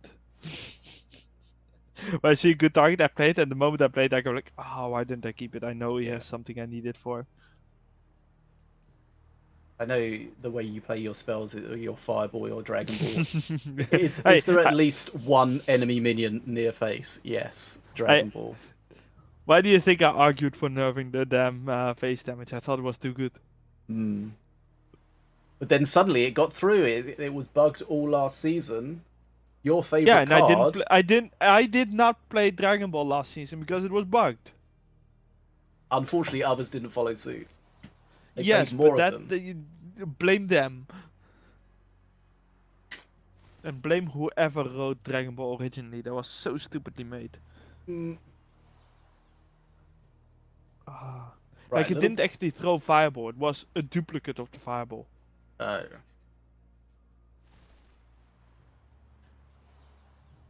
And now it actually throws a Fireball. So no matter what we do, if Fireball gets changed, Dragon Ball gets changed. Nice. As it should be. Right, so apparently we're having some small issues behind the scenes, but we all believe in Sinobii. Yeah, Sinobii of course. Will just kill everyone, and then we mustn't undersell how good a job Sinobii does keeping these all running. So big shout out to the big S behind the scenes. Okay, that you want to rephrase that? I don't think so. I'm happy with it. Okay, so all props to the big ass. No, the S. But S. That's why I told you to rephrase it, because it's with my accent it's not gonna work. God damn it. Revelry says the Smegma Storm. No. We already have that with the puff, the sweating puff. Let's not go there again. Oh God. Sweat, right?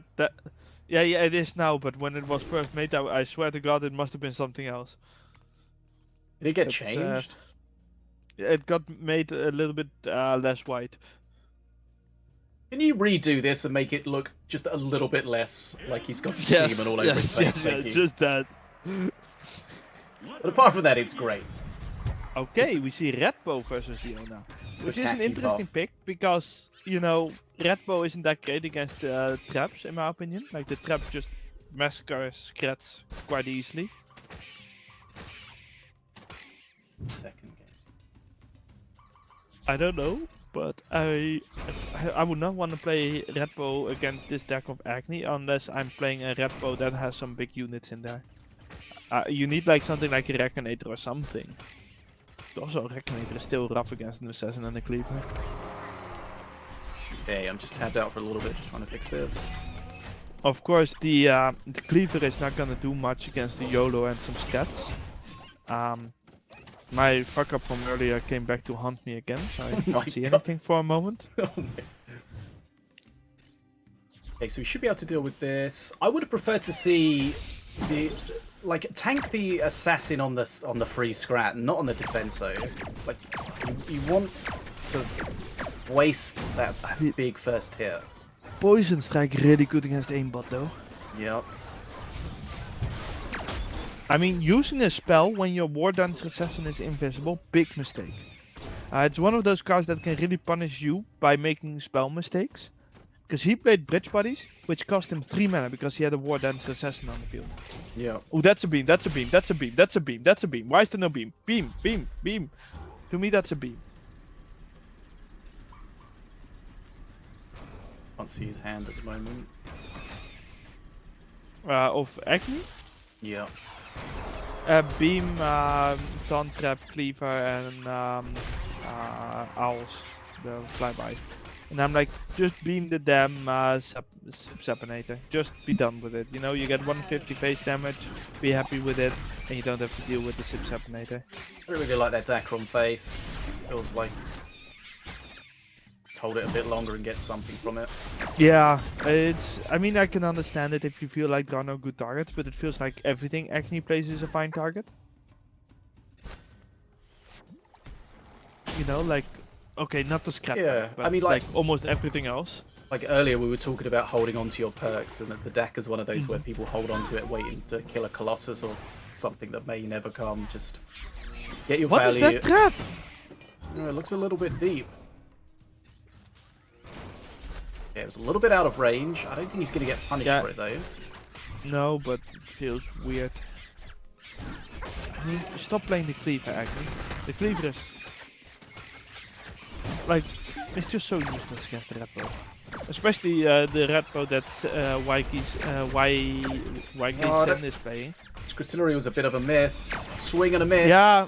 Don't worry I about think the it Cleaver, was just kill because the he got backline. greedy. Yeah. Like, it's just not an accurate enough card to be greedy with. Oh. And the Cleaver hit face. That's a surprise to me. Like, Also, why would you AGNI, poison strike that instead of? yeah, instead of just using- dealing with it. Yeah. It's on your side. If he'd spawned the Veil Stalker, then that would have triggered Scrat at the Master Tower, which would have tanked the Cleaver. It was just better on Interestingly enough, every AGNI opportunity. has flooded mana a couple times. Which again might the just be Scritillery is a difference, bit of huh? a swing and a miss. Yeah, it's costing him the game because he's ahead in XP, right? Yep. But if he just deals with those, Gonna beam this? Yes, Oh, he that's is. Oh, I don't like that. I don't like that whirly. no, this could very easily cost you a game. Like, this is so much damage for Like, how many things no do you have reason. to tank that Cleaver and it ends up hitting that whirly? Yeah, Oh, that's a good I mean, dagger. yeah, Nice. that is. Ruffles it's is just gonna a get the little bit sad. bridge. Yeah, Ruffles OP. it's a little Gets bit the hill, sad, which is but- kind of irrelevant, but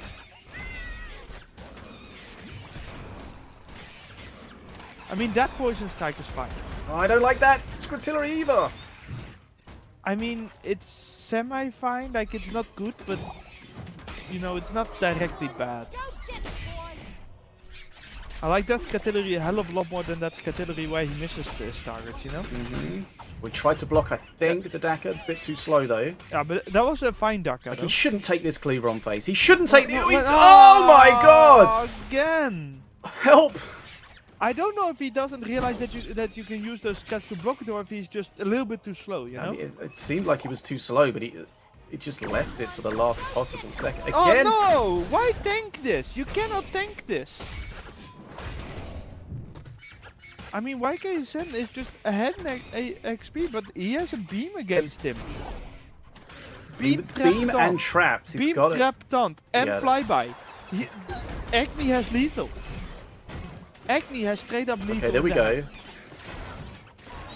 Go on, go on. And now they have mega lethal in hand. Don't play anything except for beam. No! Stop playing things. Play the beam on face. You have lethal in hand against an opponent. Has he not seen it? Can't, he'll just play the beam. No! Ah! No! You can lose this game if you don't realize you have lethal. Like, mana Bye Flex is bye. gonna. Okay. Why Wait. to face? Why would you? What? This is okay. Why you have beam? Chill. Okay, There it thank God. is. Okay, But why the flyby? we got there in the end. Did they think beam dealt 100 damage and that they needed damage from flyby or something? Maybe. Who knows? That game was decided, I think, by just YKZEN mistakes. There was at least two cleaver hits on face. Times. Yeah, multiple times not using that scrat you get from Red Bull, which is so powerful against something like a cleaver. Yeah. So, because he was winning outside of that, you know? Just hit Mana Frenzy at the end there. That would have been his game, Yeah. their game. But unfortunately... You really can't just ignore stuff like that. Yeah, the cleaver's so punishing. But when you have a deck with 1 million scrats, like that cleaver How should did you never get be to face? should never be hitting face, right? I mean, You've the got- only reason he gets to face is some nice spell times of the opponent Yeah. or a big supporting push, right? Like things like the Annihilator, just cleaning it all up, a whirly there, you know. There are ways where I can see it happen. That wasn't the case here. This was just a lone cleaver allowed to hit face. As Biddy says, those Scrutillaries, there were definitely some Scrutillary misses. But also, I Yes, did like the way yes. he poison strike things that were so close to No, his tower. no. Yeah. Poison Strike is one of those things. It takes so long to kill things. You need to do it on the opponent's side. Yeah.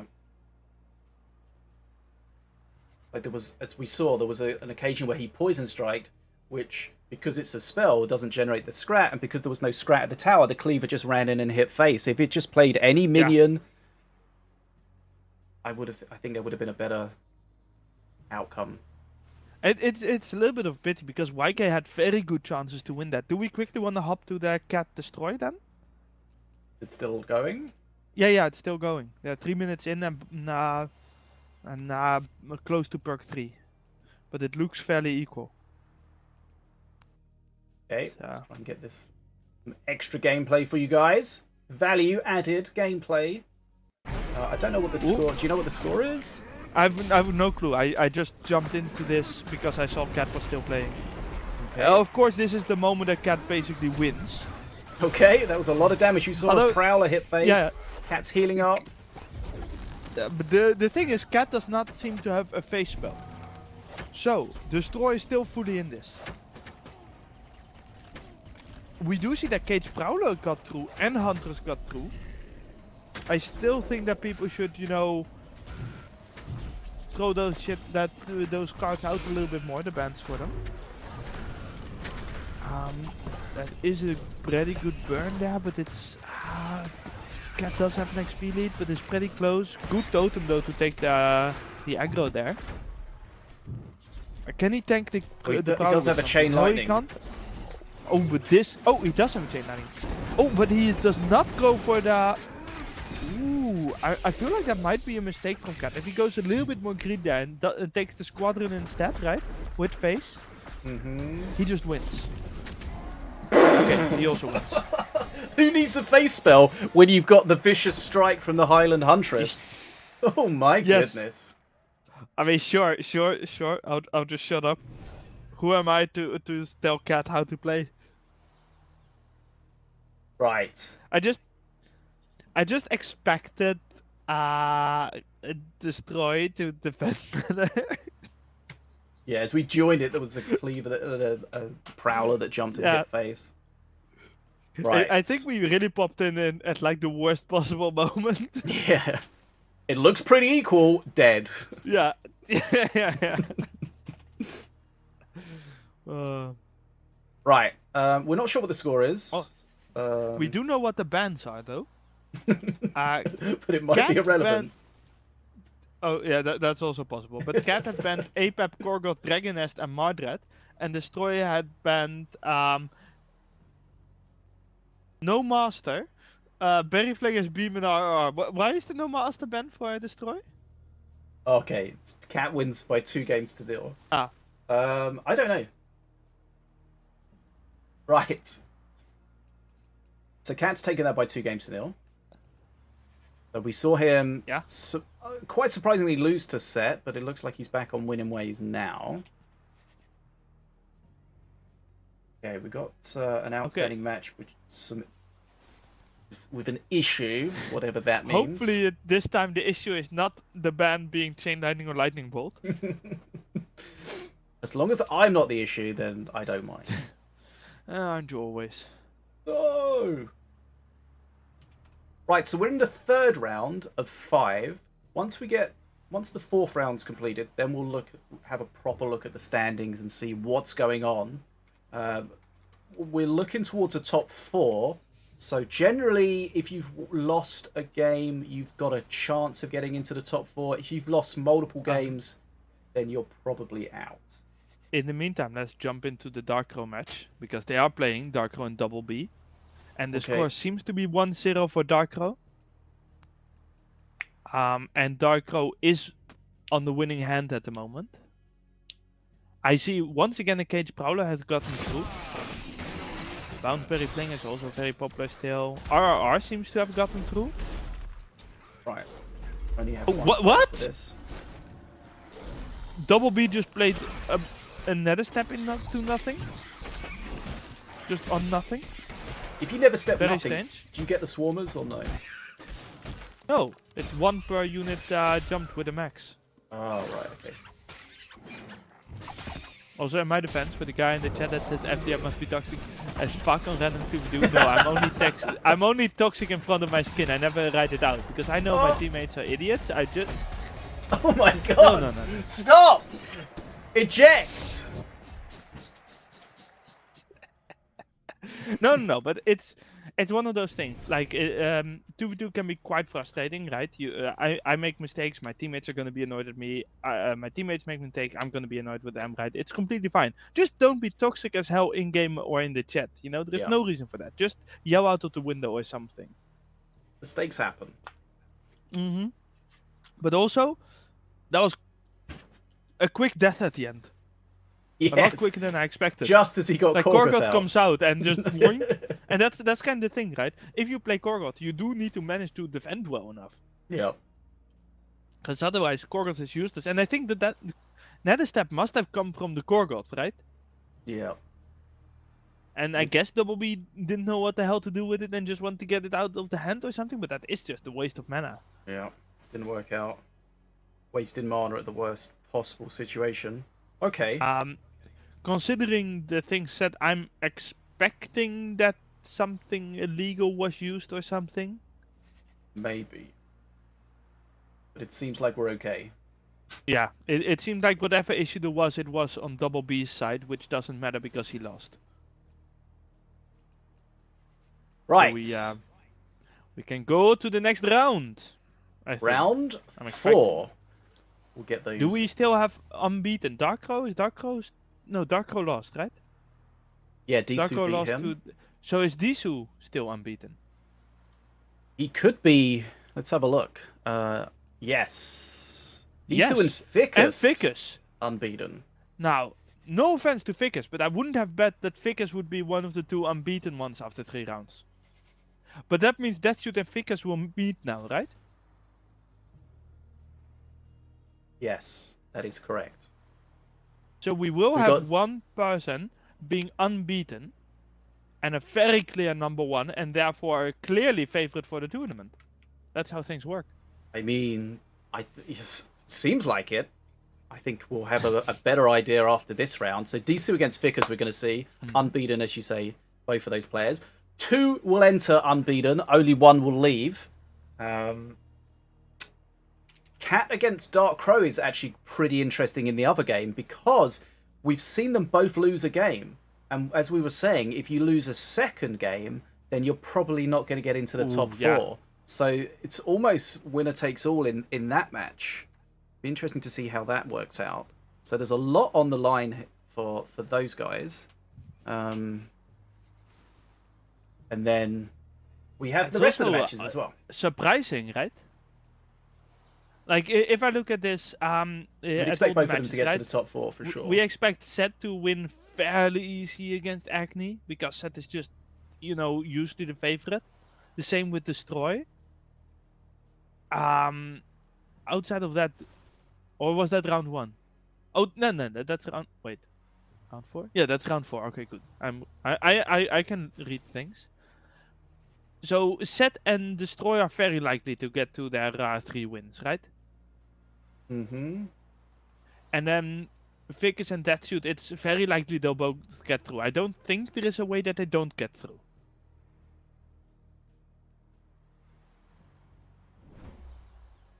Oh yeah, Jack But- here in the chat says about Neverstep. It says it summons swarmers for each Voidborn card in your hand.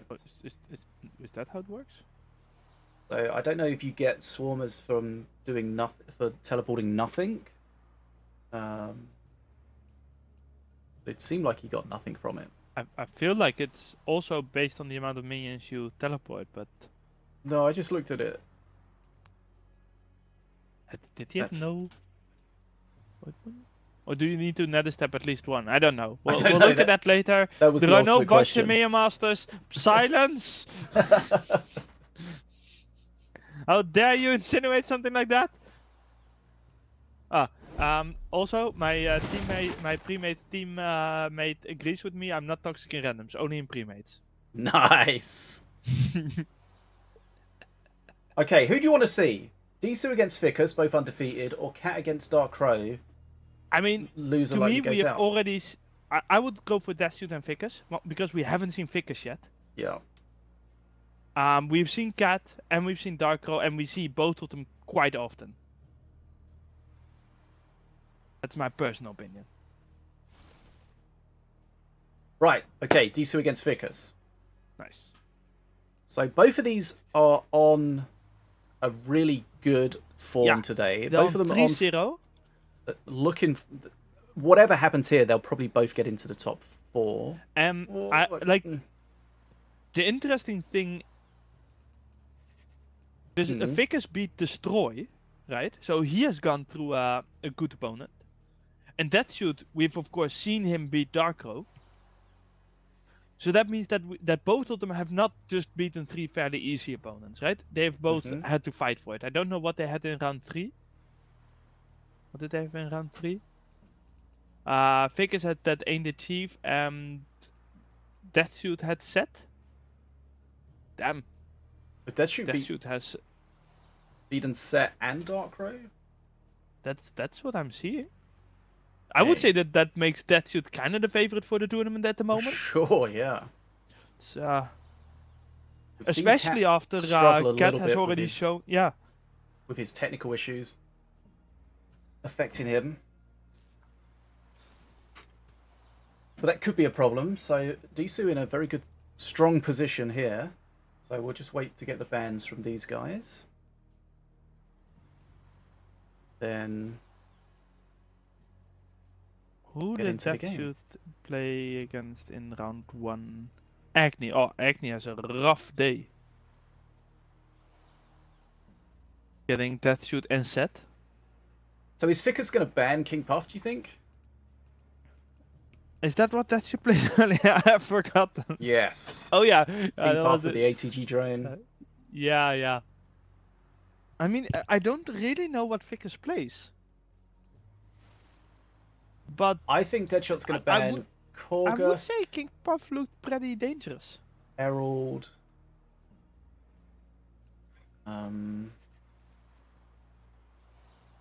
We're still waiting on bans, by the way, so we'll get there soon. But I mean, I expect a Cage Prowler ban.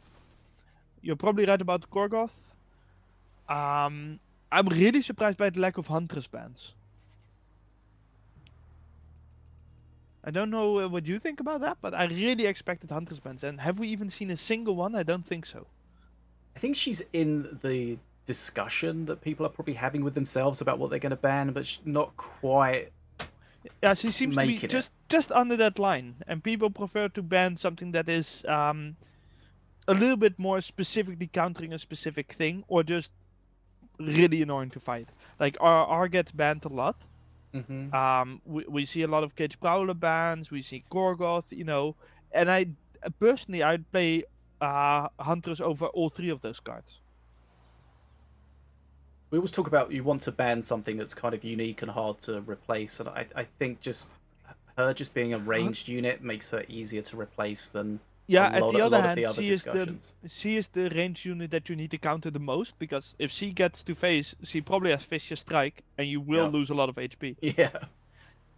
Now the thing is, I do really like playing her with Stormbringer or Voco, because that extra range is bonkers, right? But also just the rage is just, oh, that Vicious Strike. It's so nasty. Yeah, you see people It's waste just a cleaver so much bump. into her. And if you don't It's know, a cleaver hit, almost as fast as the cleaver, Yeah. but without the giant delay afterwards. and if people haven't cottoned onto it, if you pay attention to her, you can see when she's got her Vicious Strike ready to go. She'll have this sort of animation around her, sort of swirling wind sort of around her. If you see her with that, then you've got to think about, what do I want? What am I going to sacrifice? Yeah, and it's really nice when you have Scratch in your hand, but when you don't, you just sit there like, ah. Yeah, I like on a walking Where's my blind Divine day or Warrior? a shield totem or something, like it feels nice to just tank that yeah. huge hit. But then if you don't have anything, it feels very frustrating. Yes, and of course, it's not like she's completely overpowered. She is beatable, you know. But I expect her to be banned a little bit more. Todd Life just tested live, real-time testing with the never stab. Oh yeah, we probably did that. Sorry, you go first. No, I was just going to say, so Yeah. it is the cards in hand, but it has to do at least one. Yes, to and I move at think least.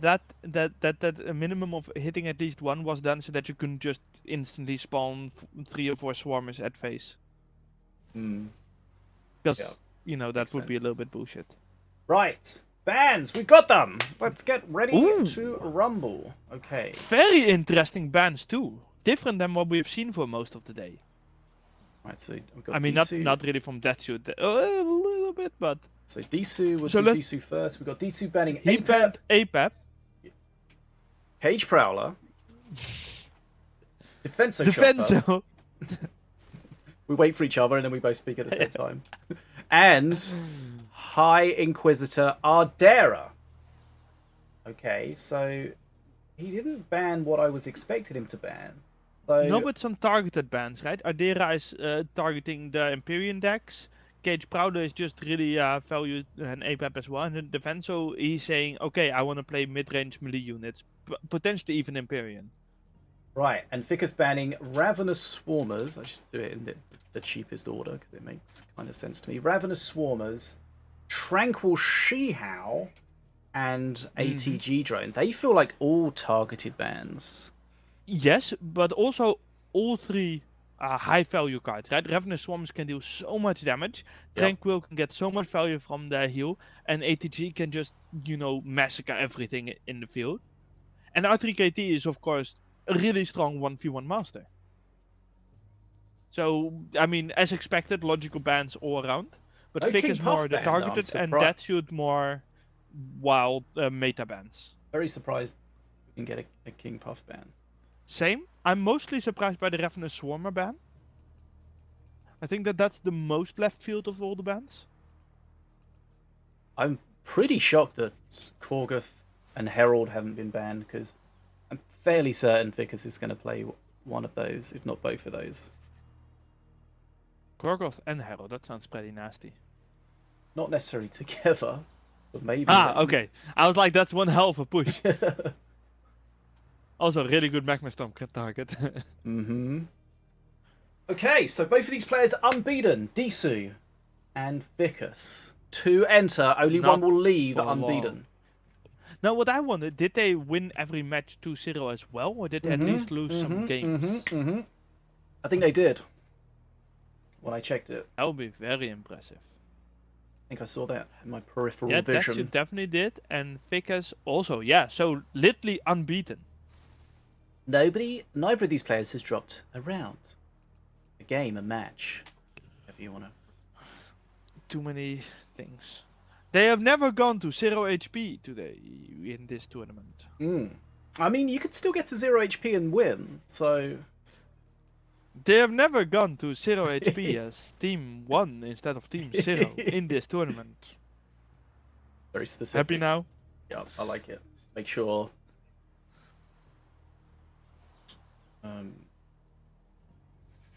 Right, we've got some giveaways running, so if you want to get involved in those, do what the instructions tell you to do, which is this. Nice. Right. Okay, this should be a good one. Both players, we've said it multiple times, but they are unbeaten today. So they are... but as FDM alluded to, I think DSOO's unbeatenness, based on who he's played, is more impressive than Vickers's unbeatenness. Although both are somewhat impressive. Remember that? Yeah, they are. Indeed. It's not like they've only played against... I'm not going to finish that sentence. That could have been very inflammatory. Right! But it was going to be about you, so... Okay. So it definitely would have been then. Yes. But you're a fish, so do you really burn? You take me out of the water, or if you make the water very hot.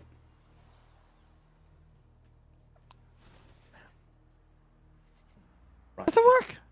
I don't know. I don't... I mean, a fish does have a lot of fat, so they probably do burn. Hey, that's rude. Getting a bit personal now.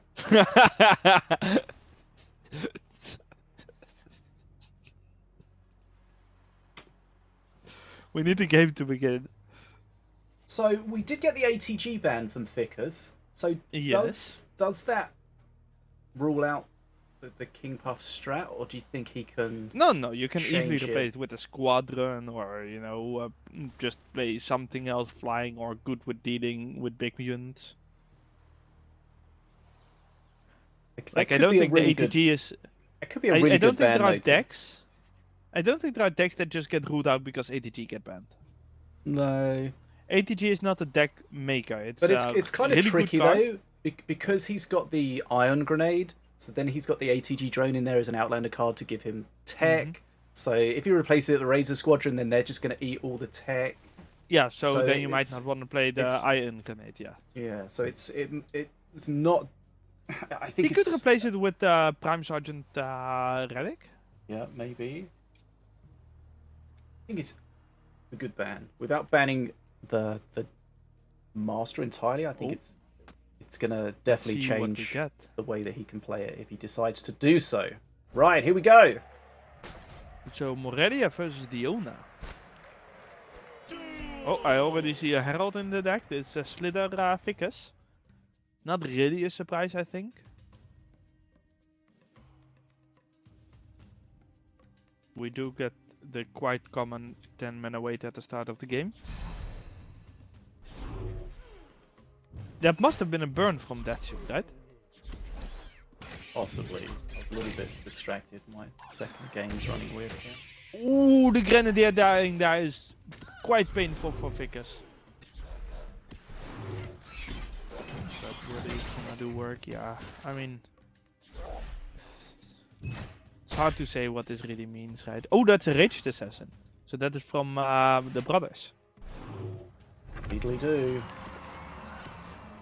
How is he gonna deal with that? Living statue? Or is he just gonna tank it? Okay. I think Deathshoot is happy with that. Oh, that is that worth it? That cannot be worth it, right? He just held it up a little bit, which is normally the Yeah, thing but- that you don't want to do. Yeah, I was about to say that just allows Vickers to get a statue in, This is and he this has is chain all gang about anyway. this push. So yeah, we've seen this deck before. I don't know if we've seen it from Vickers specifically. This is a dagger. This is a dagger. This is a dagger. Dagger. No? Okay. To me that was very much dagger. Oh, and now he daggers. This is going to be quite a lot of damage. Yeah, but I would like to point out I disagree with that dagger. Were you yelling for it and then he did it and then you complained about it? Well, no, I was yelling at it. He played a different card, and I was like, okay, now it's late, and then he plays daggers when everything is already dead through the herald. Was good face damage though. That was a lot of face damage. I allow feel like that to Deadshot could have happen again. committed a bit more to killing the Armoon. Yeah, but I also think he could have not allowed the Amun so much mana banking, saving, whatever you want to call it, by playing the Mark. That was kind of weird. Like, this is kind of the thing. Mark is a card that you can properly misplay. You know? It is not a safe card like something like a Warrior or something. It is more Blood Imp-like than Warrior-like in that sense. Mana Surge, nice. Hey. So, yeah. This is a game that's... a good XP lead though. Yeah, it's all about Deathsuit how he doesn't handles die. this Armoon. That's kind of a bit funny that he actually plays the Undying, not Undying, the Curse Bearer, because he kind of needs that against the statue, no?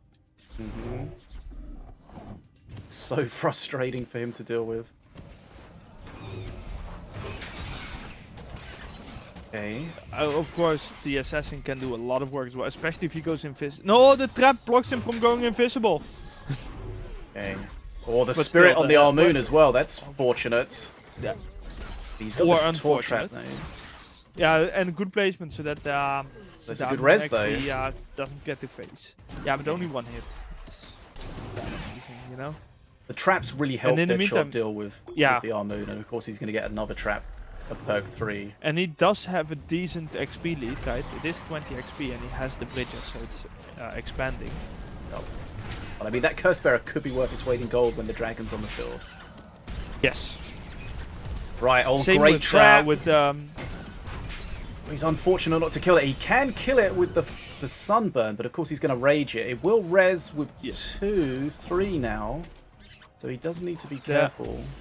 To point back on the dragon, the Rage Brothers, I forgot the name, also going to be instrumental at dealing with the dragon. Well, the because traps... Rage Fire and Rage Assassin does so much damage. That trap... Nothing okay. on Herald is quite painful actually. Yeah, it was. Did look like it was a little bit misplayed. It could work out. He's going to take another hit here. Still ahead on XP is Deadshot. Ruffle's going to go for a heal as well. Lucky. That heal could be huge. Because of course has his perk 3 dragon available. But Deadshot's got a good XP lead. He just needs to delay the game as much as he can. It's because burning mana. Remember, it wasn't because burning a lot of lucky, mana. Yeah, why actually? Completely needlessly. I'm sure he burnt like 3 mana there. And in the meantime, Deadsuit is just fine with how it's going. He has the bridge, the Curse Bearer is Spin this around with the a tank. taunt trap. As I said, the Rage Imp is gonna deal insane damage there. That dragon might not even get to the bridge ever. Yeah, that's gonna die real fast. Oh, did you see that death prediction? Nope. The dragon didn't bother trying to attack the Fire Imp because the Herald had it. Deadshot holds this push, he probably wins this game. Yeah, but oh, that's risky. That's risky. Yeah. I think he does. Oh, he's got a taunt trap. Oh, taunt trap. Yeah, I forgot about the taunt trap. But he's still. He doesn't. The but spirit he lands already on had the the rest, Armoon. so he... Oh, there's the spirit. It's not going to res though. Okay, he's okay. Yeah, because he had already had a res, so there was no res. Okay. That Sunburn looked decidedly dodgy. Very risky. It's I mean, it worked out. Yeah. Oh, Vic is burning again, I think. And a lot of mana, I'm sure. Okay, Deadshot should have the mana to be able to push into this though. Okay. Trap. There is an assassin, and the assassin deals so much There's damage. no one res available, I think. No, there's the big res. Okay, but he should be okay though. Just needs to keep it off. His range and he is units. doing that at the moment. Okay, That elf gets that one extra attack in is really big. That allows that one to actually kill. Okay, Deadshot should close this game out here. Oh, good. That's a good burn there. Yeah, I mean, with the Mana Frenzy, I don't see how he's ever gonna have trouble against Ficus's deck. And Ficus's deck is not good enough at grabbing the bridges. Like, sure, you have the living statue, but that's just gonna die when Deadshot can throw everything in the kitchen sink, right? Yep. Like this. Okay. Deadshot's still unbeaten. Well defended by Deadshot, even though it felt a little bit dangerous here and there. Yeah, that sunburn looked very stressful. The thing that I dislike about Fix's deck is I feel like there aren't enough support spells. Mm. You kind of just Like it's always you just wind them up and let them go and see what they do. Yeah. And personally, I hate playing that style of deck because it's putting your entire victory in the hands of your opponent. Yeah. But it's even though it's a really simple thing to set up, it's really difficult to deal with because the Armoon's such a pain. You've got to get your aggro on your range units exactly where you want them. It's a little bit surprising to me that this is not a deck that's played more by, you know, less good ladder players, because I think, you know, the skill to play it is so much lower than the skill to counter it. Mm-hmm. But Okay. perhaps I'm missing something, you know, like perhaps it's very difficult to defend with it or something like that. That happens. And I could explain it. Yeah, if you're having to defend, then the statue really doesn't help you at all. Yeah. But But when of it's course, leading the line. Herald, whew, Herald destroys pushes like there is no tomorrow. Of course, this deck loses insanely hard to Beam, and Beam was not banned. Yep. And my goodness, that dragon got absolutely shredded. Cursebearer. Oh yeah. Plus the Cursebearer and Rage Flame Fire Imp, Imp. just And also good murdering shot it. clock. Very nice shot clock. Yep. Just keeping resetting everything. it alive. Just keeping the Cursebearer alive, keeping the maybe if you just get one more throw from the Flame Imp off.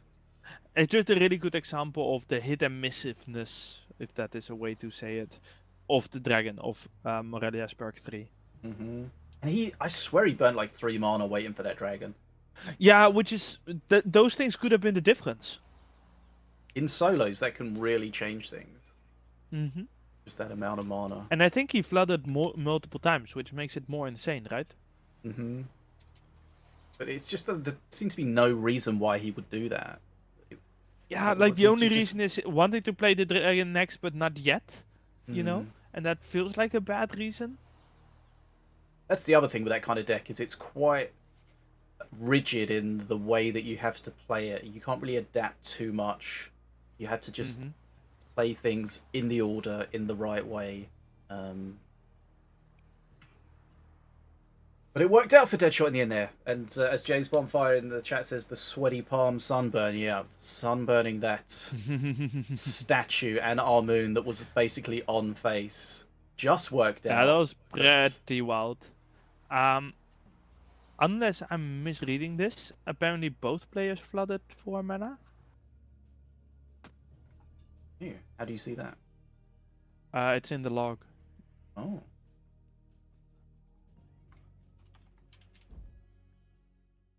Or am I just misreading it? I'm not saying that that's impossible. Right. Might have looked at an old log. Game 2 looks like DSOO's sticking with his Diona strat. Is that a naked cleaver? It's not. It's a fake one. Okay, it's going to be Korgoth. It's got to be Korgoth. We've got Voidborns everywhere. No opening hand Korgoth though.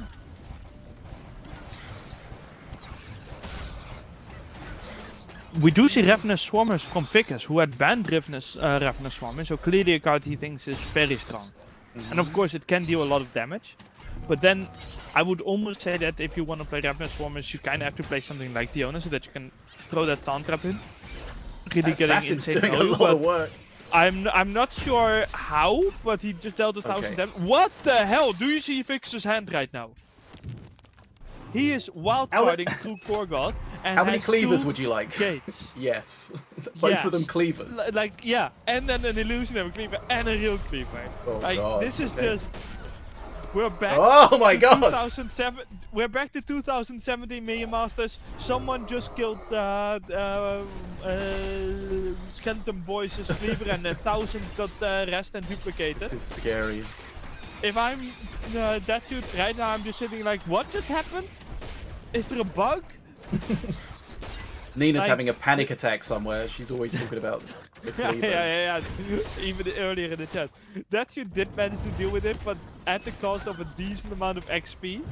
Of course, Vickers did lose a decent amount of HP because of those cleavers as well. So this is... But that was a wild moment. I said Ficus is going to play Armoon. He played Armoon. I said he's going to play Korgoth. He played Korgoth. It's...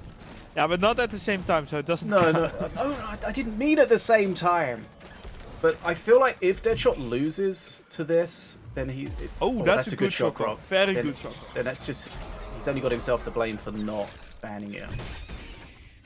Yeah, and honestly, right now, he is on the losing side of this. Just getting the mana. Like, Gorgoth is the next... Ooh, saves that what? bridge. Is that... Yeah, but is that worth it? No. Like, that looked insane to me. Also, he's flooding again. Like you save the also bridge, having- but then he immediately takes it back. Yeah, but even even what- if you ignore that, it's just...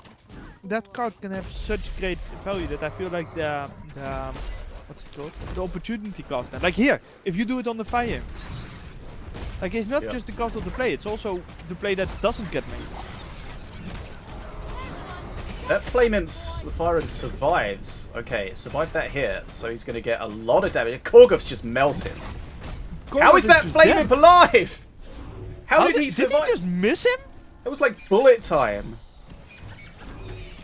I mean, full as Neo I said, mode. should have used that what's it called again? Morgul's Mark. No, the other thing. The thing that goes like drunk and then fierce. Oh, the things. Pincer of Dread. Yeah, Pincer of Chunk! Dread. Like, if he had just Pincer of Dread there, it would have been so much better. Yeah, that. Wow, that's. Lord. Deadshot looks like he's burning here. Okay, Morgul's Mark is pretty nasty against Korgoth, of course, because he has such a slow attack. And they're kind of all around him, so he can't. And they're all dead before he gets an attack off.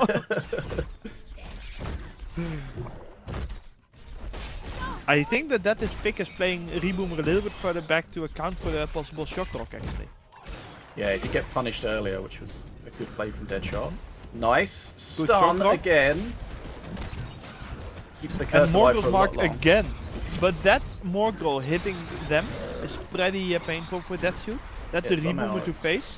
And if that Reboomer gets tanked... No! Oh, Ruffles gets siphoned. Okay, both players are taking a lot of That's damage. a good pump trap. Yeah, but Vickers does have a good XP lead. He's got to be careful. And 'cause does have the dragon and Mardred. I'm sure in Deadshot's hand. burning as well. What's This going is- on? This is so many big minions that Vickers can play, because that is a Mardred, that's a dragon, that is a Gorgon. Like, if you don't have enough counters for this. Be a scary push. Or is that the the- Gorgoth that got... Oh, it's probably the Gorgoth that got swapped. Because Yeah, he doesn't have Gorgoth- another 10 mana, so he doesn't have Gorgoth. That's actually quite an annoying case when that happens. He wants to keep this assassin alive if he can. And he can. Well, gets a big hit off as well, but that dragon's still pretty healthy. Oh yeah. Yeah, that wasn't as good as he wanted it to be. Definitely not. And that Succubus doing quite a lot of work. Trying to keep the bridges ticking over as well, because he is falling behind on XP. He needs to be careful. He needs to get that curse bearer out. Yeah, I think. I think Vickers is just winning this at the moment. Ruffles grabs some mana, so that's going to help. Yeah, but I mean, if you're 15 XP behind when there is only 20 XP left, you know, good luck. I think Deadshot did a good job there dealing with the dragon whilst also keeping half an eye on the bridges. Because he is behind on XP. And if Yeah, he but just... I think that should just lose this. There is no real coming back here. Vickers has given up on ever playing Korgoth again, I think. Yeah, Madrid again. Flooding again. Why not be more aggressive at grabbing the bridges here? Like, it's the only thing you have to do. Hi, Saga. Now that Ruffles is actually getting it. Okay. Ruffles Okay, behind and enemy he line. finally he has finally played Mardred. Perhaps it's one of those things where he wanted it ready for when he actually has to grab the bridges. I don't know. I never liked that logic. I always feel like, yeah, but if you just play it early, you have it before and get there faster. But I mean, He's going for the Ruffles. Oh, I don't know if Ruffles got it. I It mean, was 2 mana it's- for 2 you mana, so it cannot didn't make win any this. difference. Wait, why does This is a horrible Why does- push for Deadshot why to try does to hold on. Korgoth have the mythic presence? Hmm? Why does Korgoth have the mythic presence on him?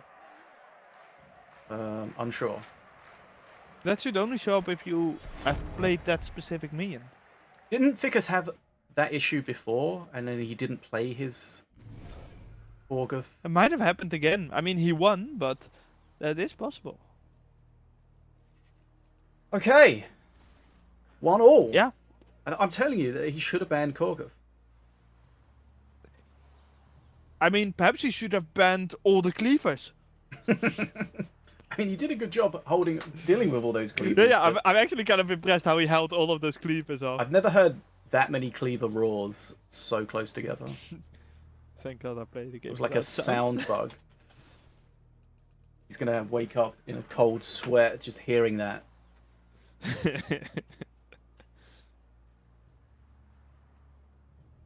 Okay, 1-1. That's the first game that because DSOO has dropped today.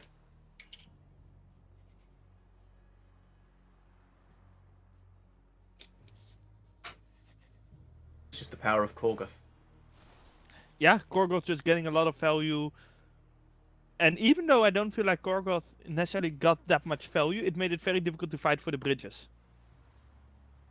But also, kind of confused about all the mana burning. Burning mana is a bad thing. It should be avoided at Yes. all costs. Sometimes, in Well, very perhaps niche, not all costs, but most costs. in very niche situations, it's okay. But I mean, the situations we see these players burning, it doesn't seem to make much sense. Yeah. Like, if you have a very specific counter that you need to wait to see where your opponent plays their push, then maybe. If there's a Gax out on the field, then maybe. But generally, you want to avoid it. Like, if you are getting close to Mana Frenzy and you have the perfect counter for the opponent's bridge grab, but you have to play it afterwards or something, I can see a state there. There are some weird states. But, in general, use your mana. It's there to be used, not to be burned. I think now that the meta shifts to heavier cards, then people are more prepared or more forced into having to burn mana because they don't want to commit their mana in the wrong place. Whereas before, when you had lots of cheap cards, then it didn't really matter.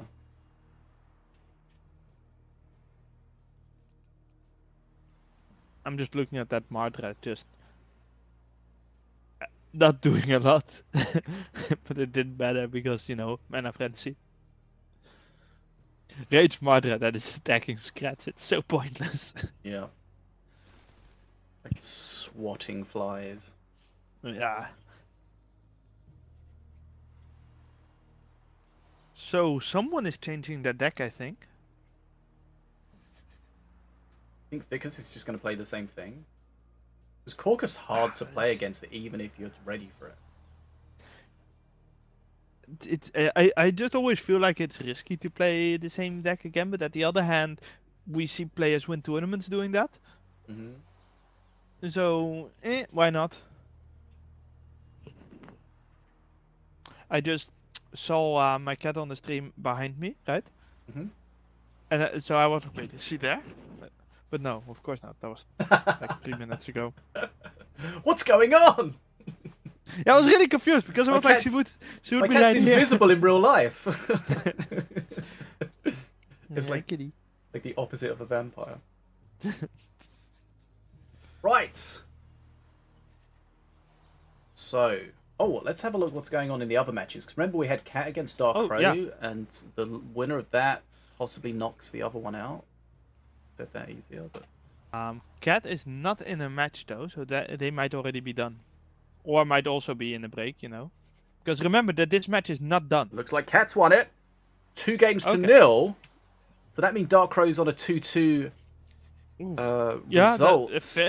That makes it very rough to get in. Like that's Dark Crow. Like, I'm not sure if there is a way to get in. Let's have a look. We've got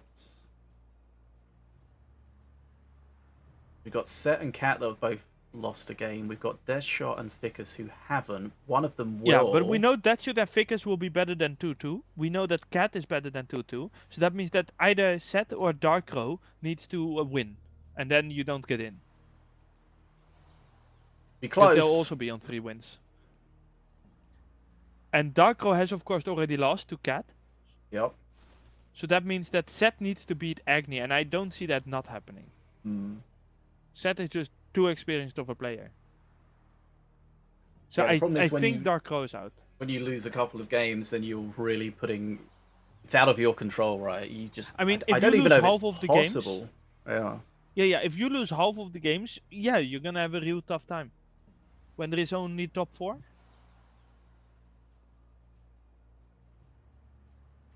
Right. So we are waiting for the decider here. When they finally get ready to play it.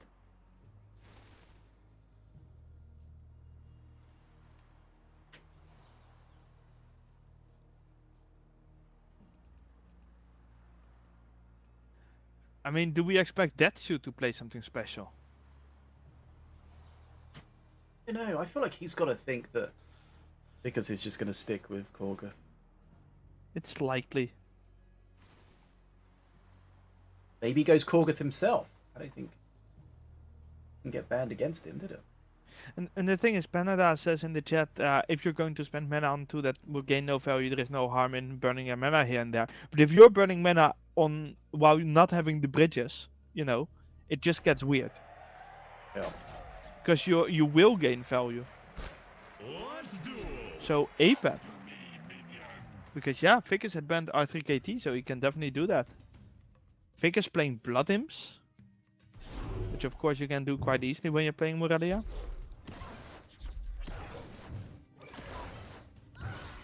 Not seeing the Reboomer, seeing a Boomer. Is this a different deck? I think this is a different deck from Vickers.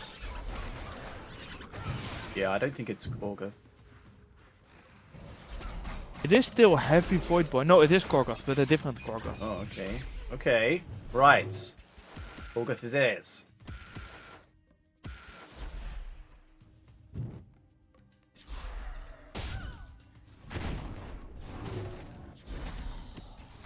Okay, so we have another Cleaver and a Cleaver Creator, which is a really awkward draw.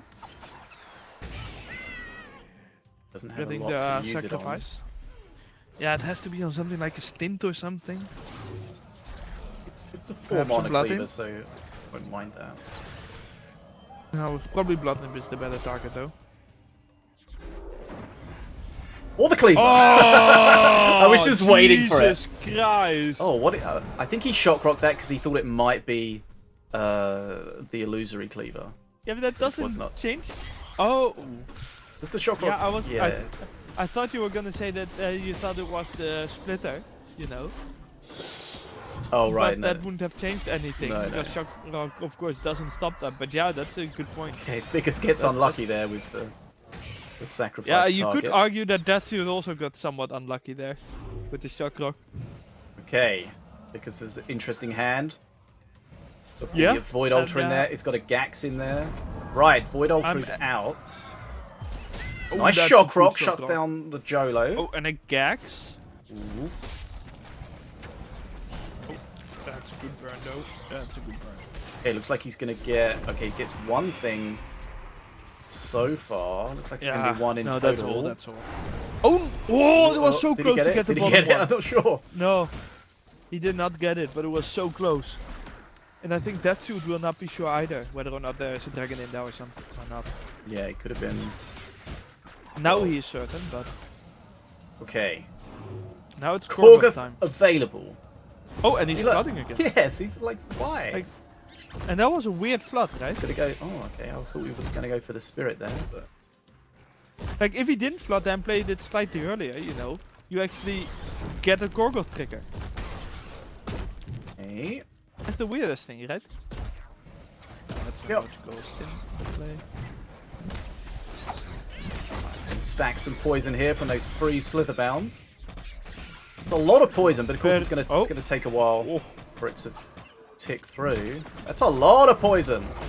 Yeah, that is a dead Korgoth. It's Where's the Kinlap when you need it? it? We need the weeps to give us the correct quote there. Cleaver's not gonna get to face. XP slightly in Vickers' favour at the moment. I mean, slightly more than slightly, right? That is like 16 XP. That is significant. He's gonna have a big push with the dragon, with Korgoth together. That could be the thing that makes or breaks this for him. Yeah, I always thought that when you played Korgoth, you kind of wanted to play it ASAP every single time.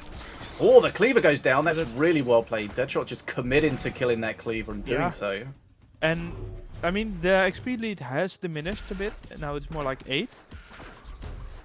He really wants to play those together. It's interesting. Okay. Bit more. Was that another flood? It's every time I look at because now I'm wondering if that's that's the bug. Like, there is a bug that once you flood it once, it will trigger the flood blink when you get to 10 mana. So perhaps he's not flooding as much as we think. It's just that bug triggering. Maybe. Right. Let's see. It's just one of those things we didn't want to fix because 2.0 was coming. Yeah. Okay, that Curse Bearer living with 1 HP is really nice there for Deadshot, getting a lot of curse damage on that dragon. Dragon's almost dead. Funnily enough, that Dragon also makes is it dead. feel like it kind of makes it feel like it was a little bit pointless to keep Korgoth in hand to play it with the dragon. If the dragon gets counted and the next Curse Bearer is already coming. Like, honestly, that Curse Bearer came out so fast again that it almost feels like DSO is wildcarding, you know? Yep. Right. Wants to try to keep the bridges for as long as he can here. Doesn't want to feed the Korgoth too much though, with those invokes getting value every time. He does have a significant XP advance now with 10 XP. Well, that Rammer's kind of annoying. This Flame Imp though. That Fire Imp is just doing so much. Okay, Rammer basically goes down. Basically. Yeah, and the Korgoth as well. Like that was. He's got Curse Bearers on both lanes. Oh, how? Are we sure he's not wildcarding? It's impossible. Tell that to DSO. Right. Flame Imp still still going. And oh, once he gets onto face, Ficus is going to be in a bit of trouble here. If he gets another throw off, oh, dead. there it goes. Ficus is dead. He's dead. He's dead. It's over. Deadshot Well takes played, this. DSO. And like, how do you die when you've got 10 mana?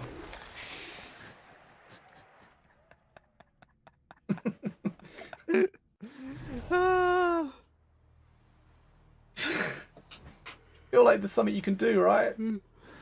I mean, to be fair, there was a lot of Curse Bearers coming in. Save yourself! I guess the argument is that DSO didn't have to ban it because he had Curse Bearers. Yeah, the Curse Bearer and the Fire Imp, the Rage Fire Imp from the brothers. Not Curse Bearer. Clearly he had multiple. You cannot tell me that was a single Curse Bearer. I don't know. I don't know where they were coming from. Right. So DSOO maintains his 100% winning record. Ficus takes his first L of the day. That was the last game in the round 4. I say round of 4. That's going to be confusing. Round 4. It's going to be confusing because it's wrong, basically. Yeah, that makes sense that it's wrong in that case. Yeah, and as I said, wait, what? As I said, what? What did I say? Huh? Yeah, no. I was looking at it, and for a moment I thought that it said the 4 names, right? That got through. And when as I said, KATT, Darkro, said that should go through, and then I realized, no, Darkro didn't, right? No. So, top what 4 are the standings? As it stands, are all of these... Did you say that was the last match? Yeah, just want to make sure that the result has been locked in. Chop chop! Right. Yeah, okay. So we got Set, KATT, DSOO, and Ficus. Wait, hold on. Wait. Why is YKZEN on 0-6? Why is DSOO on... And AGNI is on 2-6. They need at least 8 matches, so this is not finished yet. This is not quite up to date, I don't think. Refresh it. But I mean... Right, here we go. This is better. We still know that Destroy is out. Like, the top 4 is not going to change, I think. So, Deathshot on 12 points. Dominant today. Set, KATT, Ficus on 9 points. All with 1 loss. And then Dark Let's Crow. not forget Ficus, the only one that has beaten Deathshoot so far. Yes.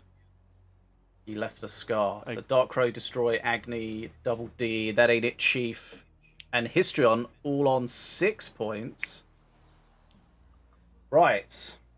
So Yeah, Darko will be Is there disappointed, I think. any way that Dark Crow can get into the top 5? Well, top getting- 5, yes. Top 4, I mean, sorry. Yeah, that makes more sense. Why I would don't even think ask so. that? Like, he's not going to get more points. Right?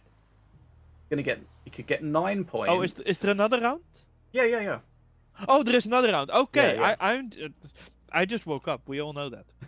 Nice, Saga? You said that 2.5 hours ago. I took a nap in between. Okay. So. Yeah, I mean, that shoot is just true. Like, I see no way how he's not getting in. But if Darko wins, right? Let's say he wins 2-0. He's on 6-5. No one in the top 4 has lost enough matches for that. Like said, even if he goes 0-2, is still 6-5 as well then, but with better opponents because he got the loss later. So I think it's gonna be extremely rough, if not impossible. Who is he playing against? Dark Crow is against. Wait, hold on. Destroy. Says Sinobii says Dark Crow might have a chance if he wins and Ficus loses. But if he wins, he's going to be on 9 points. Ficus is going to be on 9 points. Then it's going to go to the tiebreaker, which is. But Ficus was undefeated, so Ficus has won, right? If they have met. Yeah, but the head-to-head is only the 4th tiebreaker.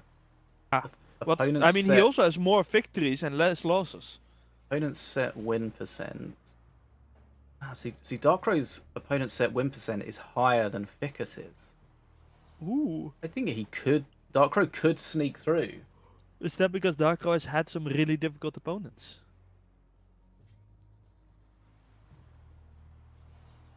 Okay. We're not exactly sure what's going to happen. Because these figures will all change, of course, based on the results. And the results of the different matches affect the tiebreakers in different ways. So if Dark Crow wins and Ficus loses, Dark Crow has a chance. That is going to be tough, though. Who is Ficus playing against? Ficus is playing Use the against restroom. Set, Be right back. the well-known Ukrainian battle. I hate it when Fishy leaves, then I'm just sitting here, spouting nonsense. So, the solution to that is always KATT time. Okay, Saga, no. You need to follow this.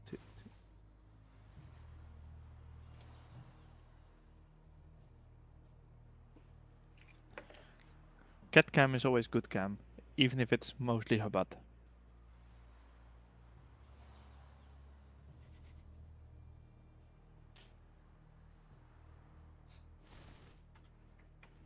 Oh, she's tapping on all kinds of buttons. KATT, this way no one can see you. You know that, right? So, okay, she stepped aside.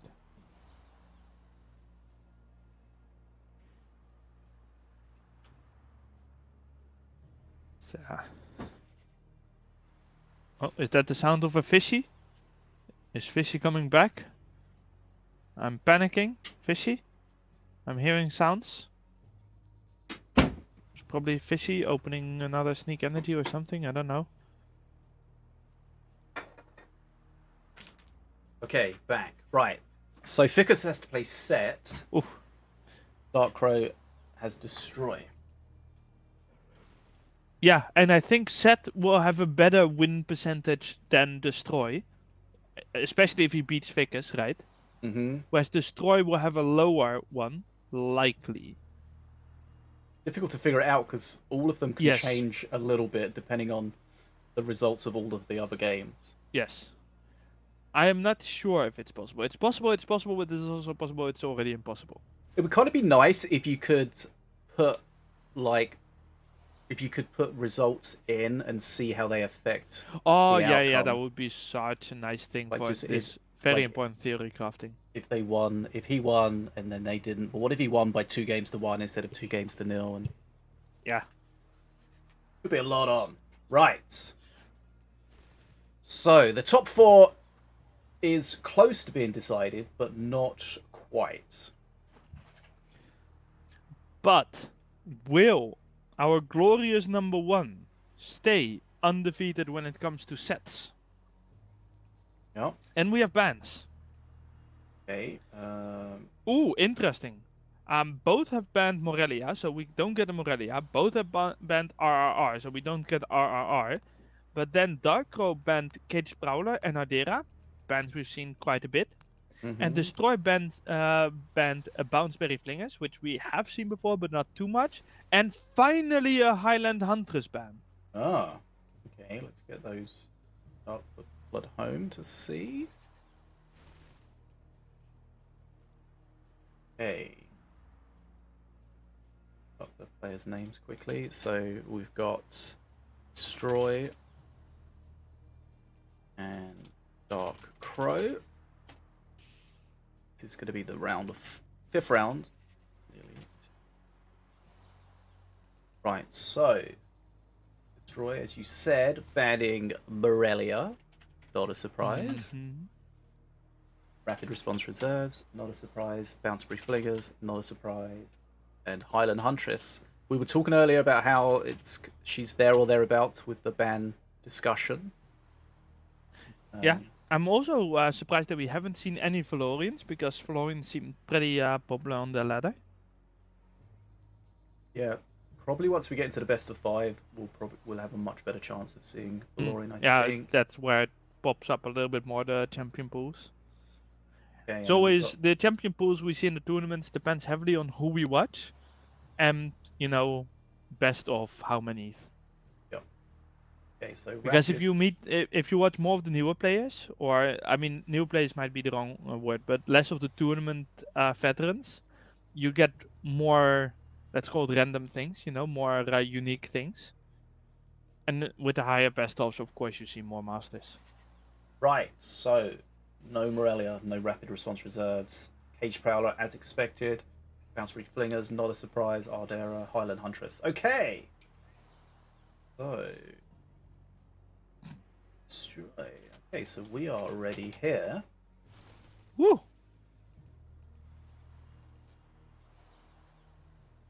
we having fun? Are we having fun yet? Right, thanks for joining us today. This is Night's Duel number 29, Team Honor Frenzy, BetaDwarf. I'm here with FDM, BetaDwarf, Minion Masters developer. Sinobie's behind the scenes. You're there, we're here. The players are almost ready to go. This is the 5th round of the Swiss format, and then we'll have our top 4. Well, these guys are fighting it out. Both of these players are on a 2-2 record today. Also, don't forget, you too can participate and earn money. Yes. And reminder, my Fishbowl Brawl 1v1 and 2v2 tournaments are open for registration. We're going to start this month a little later than normal, so they're going to start next Thursday. So if you're interested in getting involved in those, do we have a link for those? Go sign up. It's an old link, but the links should work. Right. So I'm just I thinking. really wanted to make a really bad pun about being the biggest fish in the pond. So both of these players, if they win, they go to 9 points. But oh, that is not what I wanted to do. Who has the better chance? They have the same opponent set win.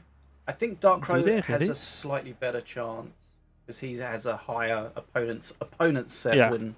So I mean, he had a pretty rough lineup against him. But of course, it also depends on. It could also depend on what their previous opponents do. Like it can change quite a bit if there are a couple upsets, Yep. It also depends how many they both have.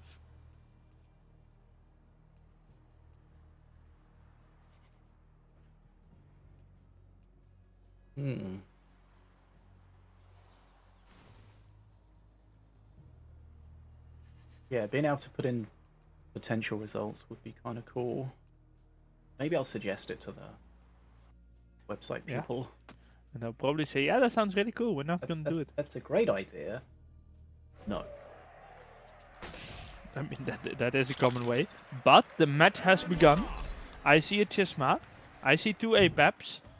I see kind of what we expected. Okay, so lots of scraps from Dark Crow. Oh, I also see Zeppelin.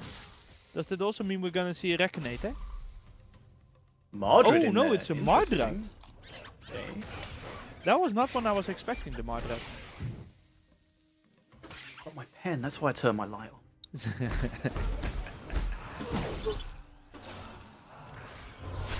I dropped a pen like a month ago and I never found it. It's so weird. Have you tried cleaning your room? Dude, I looked everywhere for it. I don't know where Did it it is. go like under your computer or something if don't you have that one know. on the... Oh, Everywhere. that's... Is he gonna Artillery the Annihilator? Yeah. But too late! Ooh. Well, the Annihilator gets a hit off, so that's nice, because Chisma Yeah. can be a real pain. Looks like he's going to Yeah, tank yeah. this on face. And that's a Chain Lightning. That's a Chain I Lightning. don't know why he would play those on top of it. I feel like you... Yeah, I don't understand it either. Like, if you played somewhere else, then one spell doesn't count to both. That's a lot He of would have had face to play damage them destroyed quite. with that, Yeah, huh? he would have had to play them quite far away to not get them all chained. But I think Yeah, if but it was you possible. can play them basically in the middle, you know? It's like in randoms Just- when your teammate spawns on you in the pocket and then you just get murdered and you're just like, what are you doing? Right, so that's a good lot of damage to come out onto Yeah, Destroy. from both sides, kinda. Like, Darko also lost almost 1000 HP, right? Zeppelins? No? Aww. Kinda disappointed, I wanna see the Zeppelins. Well, you can still I'm sure play you them. will. Zeppelins feel underrepresented. I mean, he does have a Yeah. lot of... Just wants to save up for this huge dire. push. I think he wants to play them behind Mardred if he's gonna play them. Okay. Now that this a is red interesting. Yes, and it's a giant growth with red golem that is gonna have to find a Mardred. Now Okay. the Scatillery, Uh-oh, yeah, uh-oh. just in time. Uh-oh. And Okay. that's a very dead red golem. And now you need to play the Chisma quickly. He's not playing the Chisma quickly, so he's just accepting that Mardred will die. Okay. That's a very clear choice, right? Trap was late. Why did the shield totem was Totem? late? He took a hit on face. Yeah, and he is low enough that those small ticks matter. Right, All counter damage push now matters. from Destroy. Chisma's gonna go. Oh no, Chisma doesn't go down. Oh, He rolled the that's dice actually there. quite painful. Yeah. Okay, it dies. It does die to the bounce spree though. Gotta be careful with those bounce sprees in the pocket. Okay, Dark Crow just trying to put some pressure on here. That's trying to keep the that's bridges yeah. alive I for a was while. about to say that's a clear skip. Cat, don't throw my cola around. He wants attention. Right.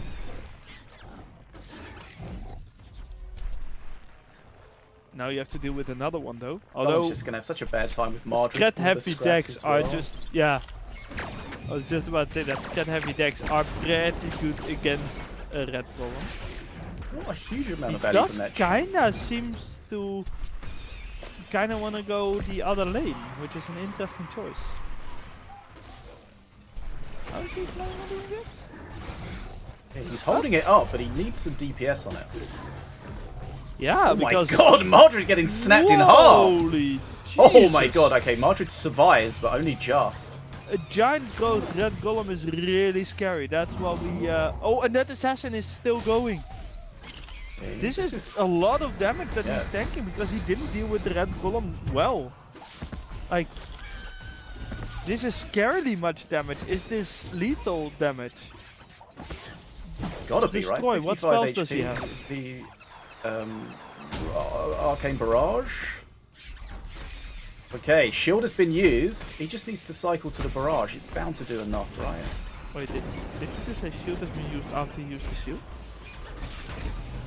Oh, I was looking at Destroyer who Yeah, just the used other the shield. shield as you said it. Okay. Also, oh no, the weirdly barrage is on close. 5 stacks. And there 5 is- stacks isn't enough. He tanks one and as there is well. Scatillery in the hand of Darkrow. Darkrow could throw the Scatillery, man! Is he gonna go face? He's got to. Oh, he's gonna go for Chain Lightning then. just- Okay. Okay. I thought he would go for this category one. I think that would also have been enough. But whoo, so close, so close. 15 HP. Wasn't it 5? Was it 15? Oh well. I think it was Super 15. low. Okay. That was a close one. Both players doing a lot of damage. That was insanely close. And I mean, I feel like Destroy kind of made it. The Darkro made it hell of a lot closer than that any right to by not defending against that blue golem almost, you know, and just getting that just slaughtering that shit. Destroy, don't spoil things, Half, in the chat. Right. I guess it's not that much of a spoil though. He said Lemao that ending. That was very close. Yeah, that was very Lemao. So. I'm wondering whether they win 2-0 or 2-1. Does that change anything? I would assume it should, but it might not. I don't know. I think it could, but the game win percentage is the third tiebreaker, so it could do, but only so it if could, everything but only else. if the opponents are equal. Yeah.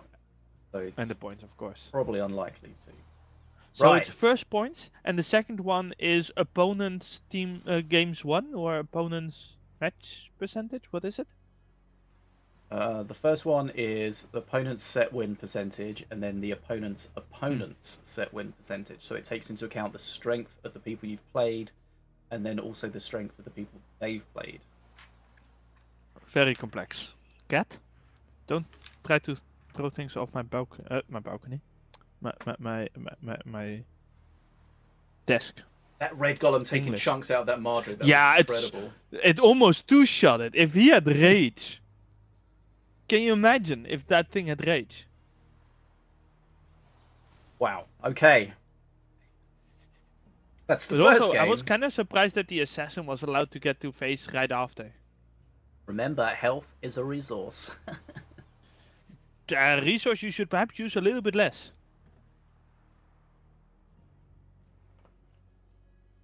Well, for Darkrai, it worked out. He was very efficient with using it. That's one way to put it. I'd argue that is not efficient use anymore. That goes way beyond it. It's not efficient for That is, like, your mental well-being. Yeah, that is you need different underpants. Oh, one of the blasts went to a scrat. That's why it was 15 and not 5. Oh right, yeah, because he tanked one of them. But it was he needed 6, one, and he only had 5. Yeah. So even without that tank, it would still have killed him. But yeah, that was pretty wild. And if they can give us a couple more matches like that, then we're all happy.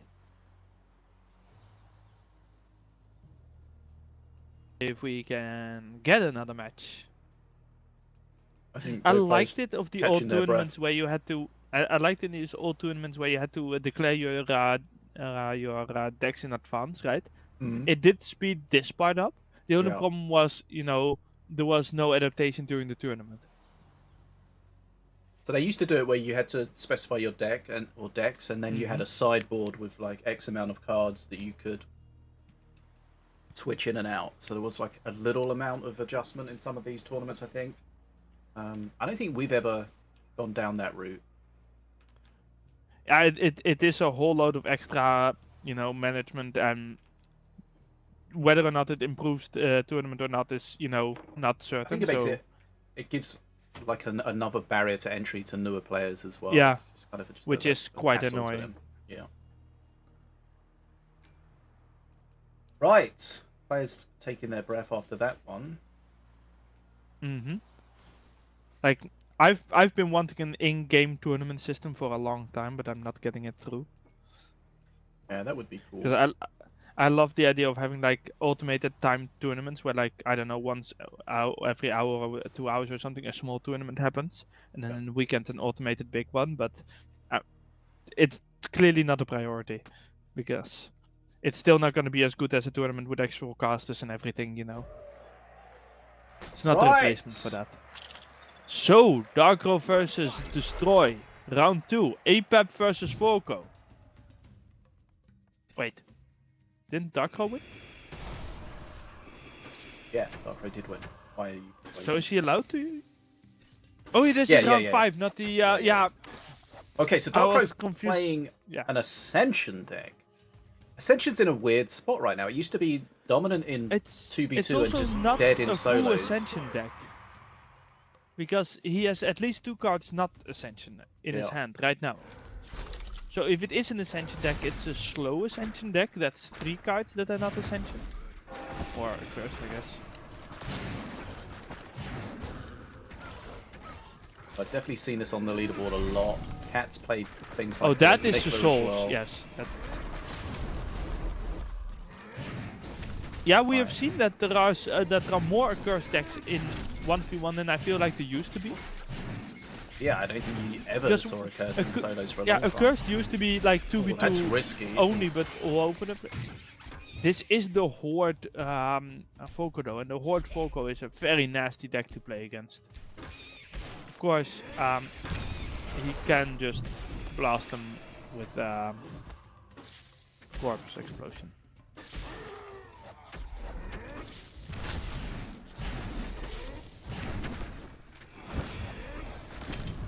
Oh, is that enough to kill the buzzer? I don't think it is. Oh, Nope. hey, Darkro getting some good healing going on. Yeah, the XP is fairly equal. Darkro is dealing a good amount of damage to Destroy. I think he spawned that aimbot into the remainder of the souls. Ooh, Ended up taking some damage that's a from little it. bit awkward. I mean, it is surviving, but it is a little bit awkward.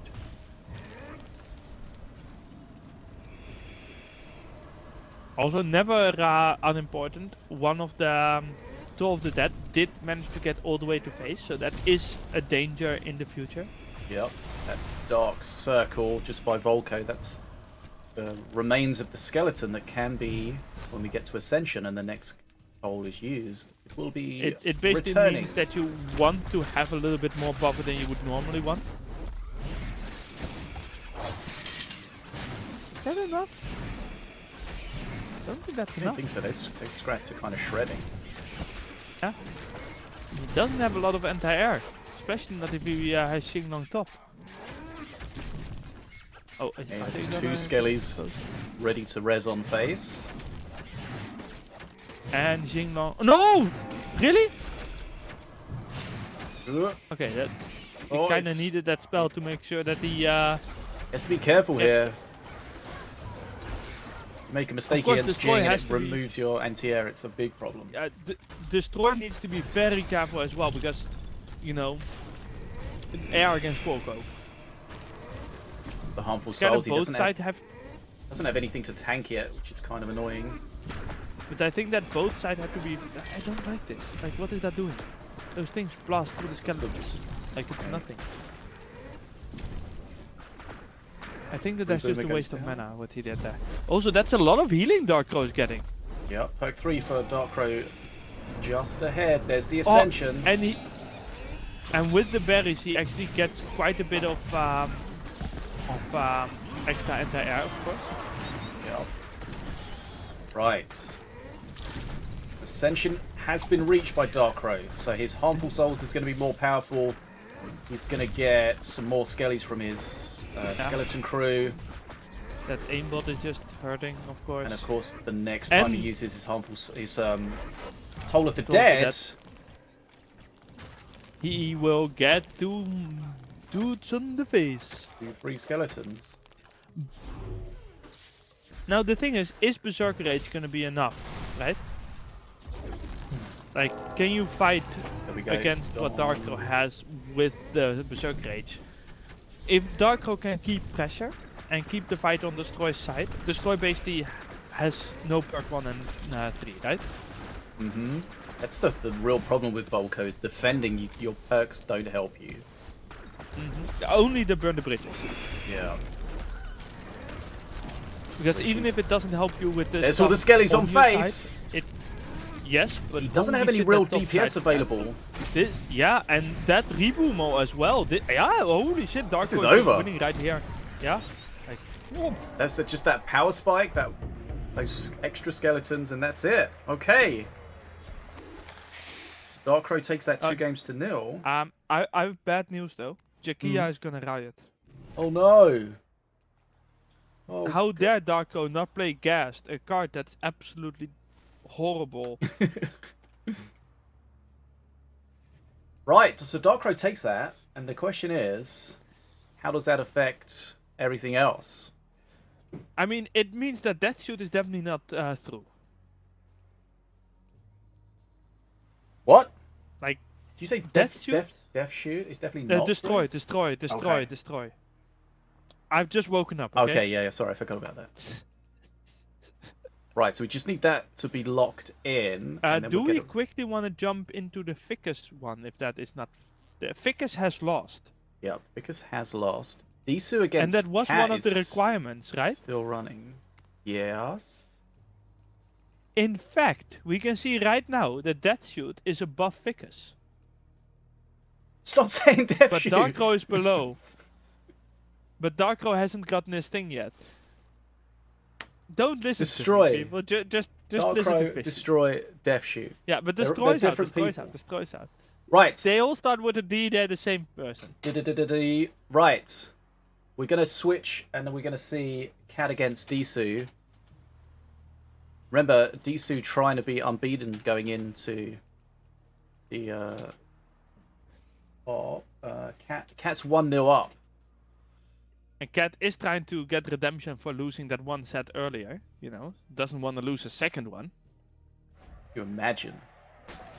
Oh, the embarrassment.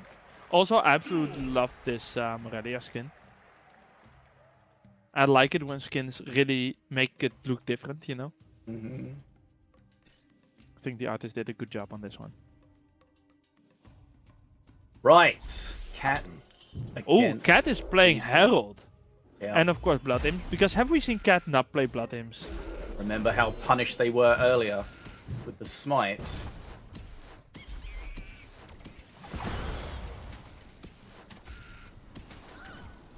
Both of these players will qualify, but this will probably determine... Yes. And this match really has just begun, so we jumped in at a good moment. That's a nice jump, grabbing the bridge and the shroom. I think that monkey went... Cage Prowler got through as well, Jesus. What have these people banned? The bans, KATT banned APEP, Rapid Response Reserves, Curse Bearer, Morgul's Mark, DSOO banned APEP, Cage Prowler, Zeppelin Bomber, and Restless Dead. You did what now? The KATT bans are really surprising to me.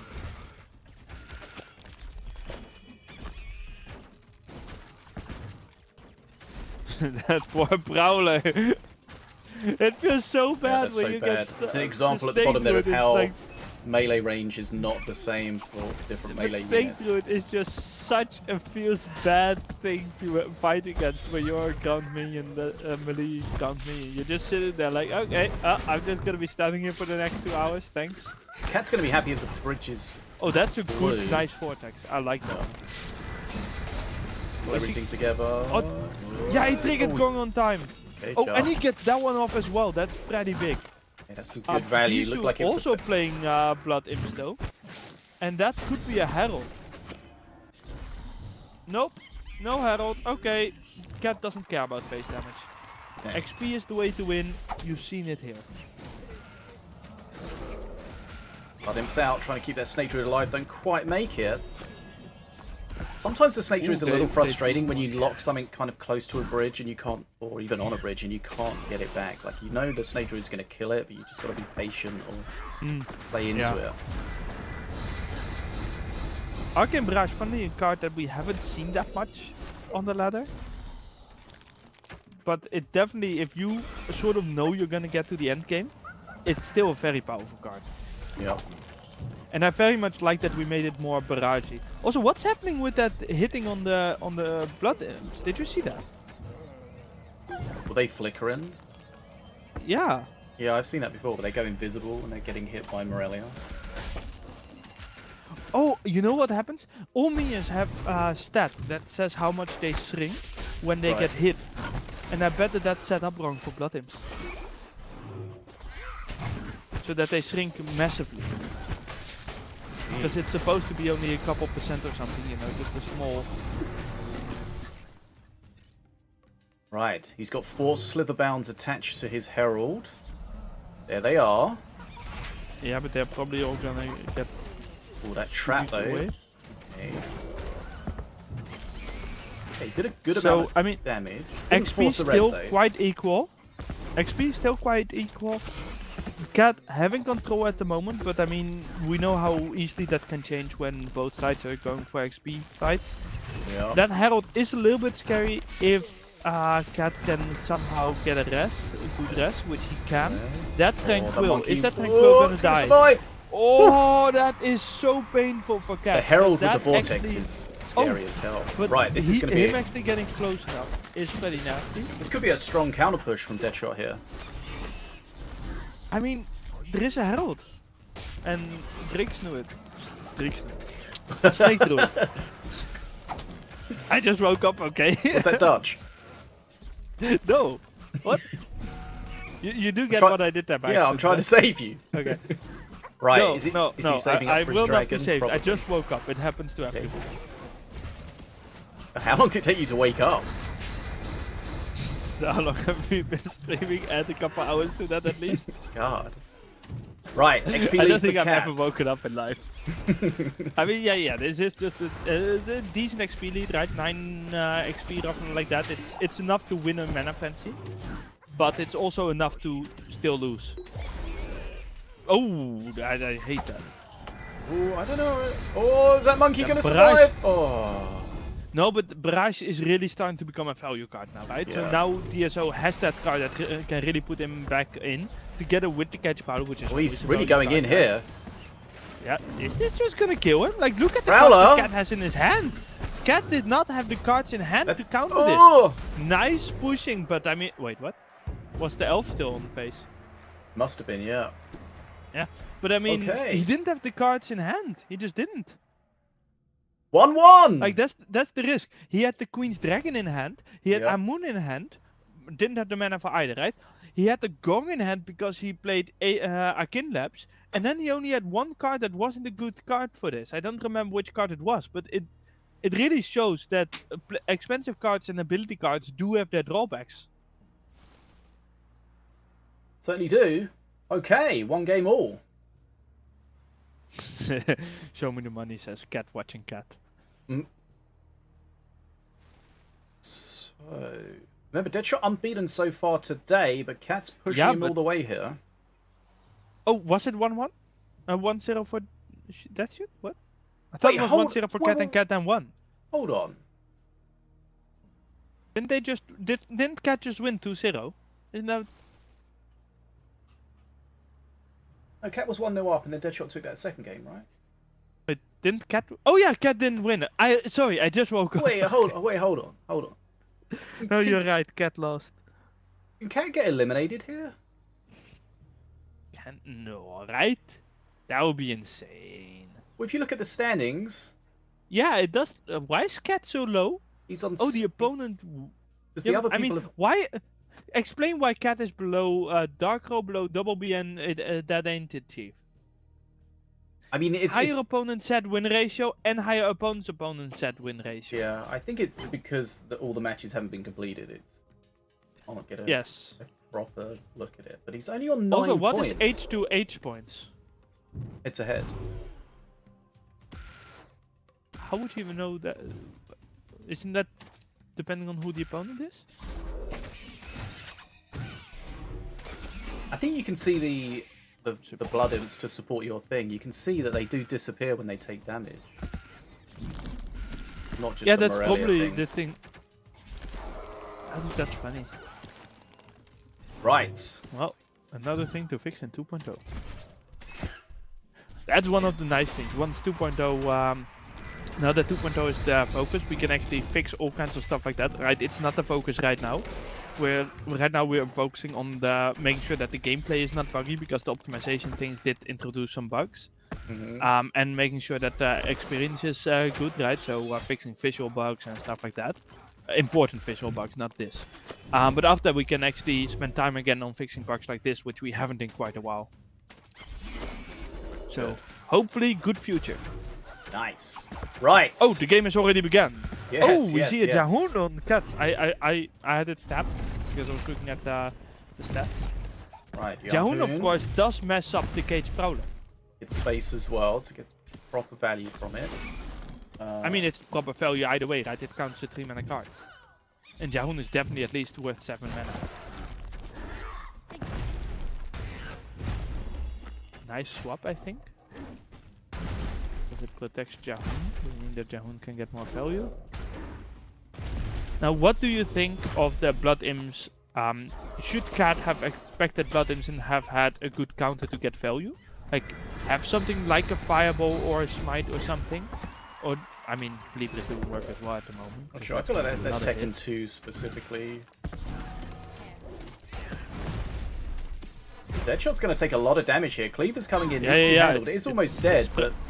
Yeah, and don't forget that tank is blasting face. That is 1000 damage, meaning Deathshot needs to be very careful with the future Blood in place.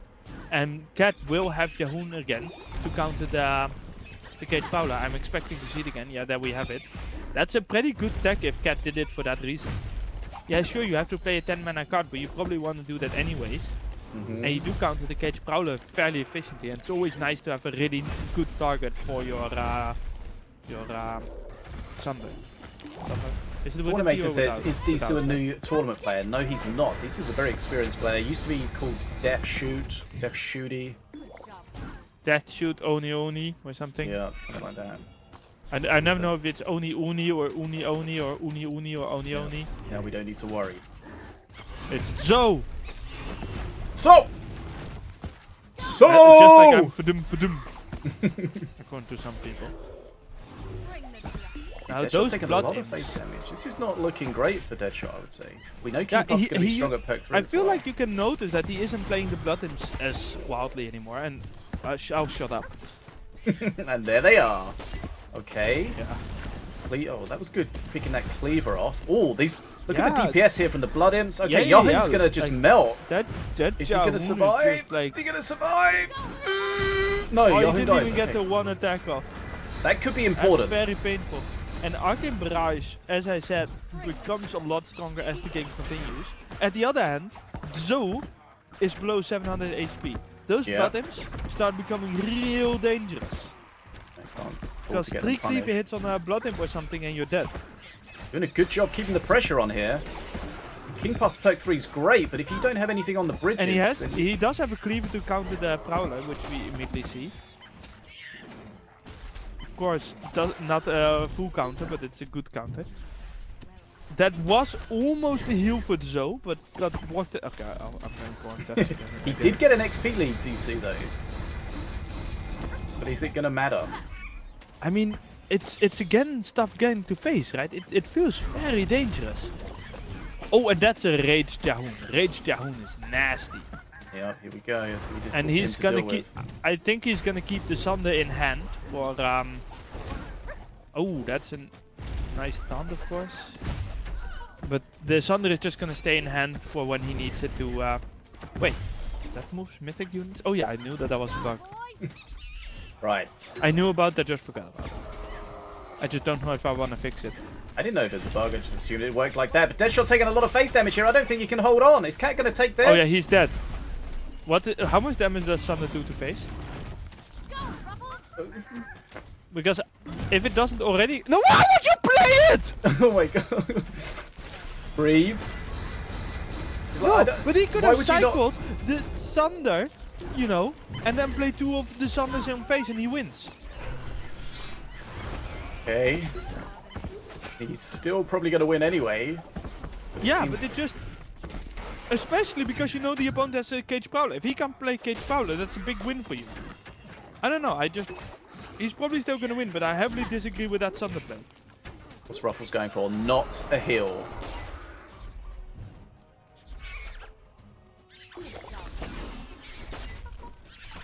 I really wonder how much damage Sunder does to face. Does anyone in the chat know it? I would love to hear it, because I don't play Jahun enough to actually know the number. Oh, Deadshot really Oh, struggling now. that Cage Prowl, yeah. Like here you can really see the value of having the opponent super low. When they Oh, are the blood imps are out! Oh, he got a heal! He got a heal? Ruffles picked up a That's why you heal! should have gone for the blood imps early, for the Sunder kill early. It's okay though. Still, It's Mana Frenzy. Yeah, but I just feel like there was a very clear kill there. Okay, how much damage did that do? More than 60. So, you know, I'm pretty sure that 2 Sunders would have... 25s or something. I mean, that's quite possible. And then 2 Sunders would have dealt more than the 50-something HP. So I was like, why not cycle for the Jahun and play the 2 Sunders? And you just win. Especially when you're shutting down the Prowler every time anyway. This is the Death Cat. Yeah. It's not a bad play in the first place, and especially not when it blocks the opponent from playing the Prowler efficiently. Okay, so Sunder... But that does mean that Cat won with 2-1. 2 lots for 25. Okay. And with Cat having 12 points, Cat is not gonna get kicked out. Right. But that means that Darkro is probably kicked out. Looking at the standings as they are now. Because Ficus is above Darkro. And Cat will get above them. So that pushes Darkro down to 5th spot. Have a look. It's refreshed. Okay, it says the Swiss rounds are complete. So we'll have our top 4 about to be unveiled as soon as this loads. Yes.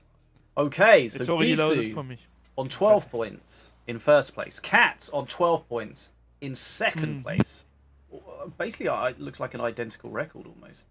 Set on 12 points in third place. And Ficus getting through to 4th place on 9 points. Very well played to all of those. And everyone, of course. Like, there were 4 people on 9 points. So that really was like, who did you beat? And Darkro and Ficus, their opponent's set win ratio was the same, 52%. But the opponent's set win ratio was tiny bit different. Darkro had 56%. Yeah, and Ficus had 56.36. The difference was so minimal. Okay, super close. That just goes to show how every game is important. Yeah, and that could have been one of the games where Darkro perhaps went 2-1 instead of 2-0 or something. That's enough. Or is it? No, it's set. It's set. Wait, what? Holy shit, that difference is minimal. Wow, okay. It's not even games, but set. We're going to have DSOO against Ficus and KATT against Set as our semi-finals. Show Me the Money says Sunder was being held to kill Ruffles. Okay. Good call, good call. Yeah, if that was why it was used, then I'll shut the fuck up. Yeah, that's... No, but now Ruffles is coming out with the heal. Right. Was it 3 activations in between? Damn, that's a lot of activations. But okay, if it killed Ruffles, then it's fine. It always feels bad when you commit to killing, or just chipping away when they're very low, but then they end up healing. Mm-hmm. Oh yeah. Like I would definitely have waited until Jahun is played, so that you have 2 Sunders in hand to instantly kill them, right? Mm-hmm. And that means that if the opponent has that heal and you stop it with the Sunder, completely fair right play. There is no question there. It was just I didn't see the Ruffles and I thought he just killed something else with it. And I was like, why? Right. There we have it. Top 4 decided.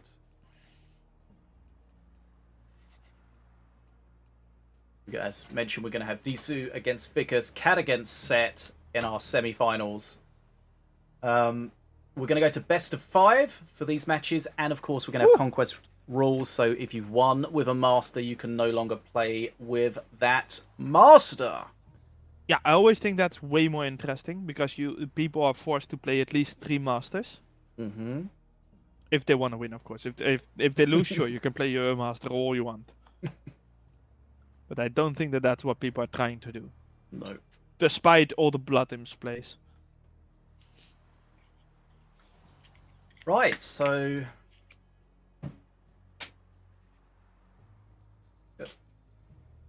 Seen quite a lot of King Puff today, which is always nice. Yeah, I was kind of surprised that it was this much, but I have been saying that I think King Puff is quite strong. Like in 2v2, I really noticed it, especially in pre-match, that I think King Puff is strong. I do not think King Puff is weak. Did we do something to King Puff in the last patch? What was it? It was the slightly increased perk 2 cycle, I think. Yeah, and I And probably the argued against making it any bigger. Yeah, pickup range. Yeah, yeah. I was kind of arguing against that. I was not too big of a fan of it because I think it's good, but that's why it became this and not something bigger. Right, so what will happen now is we will await the bans to come in, and then when we've got the bans from 2 of the players in one of the matches, then we will go with that match.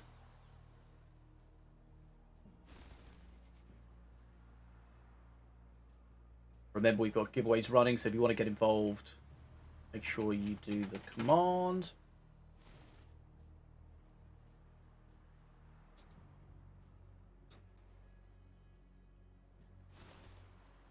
Do the command? Yeah. Oh, for the giveaway.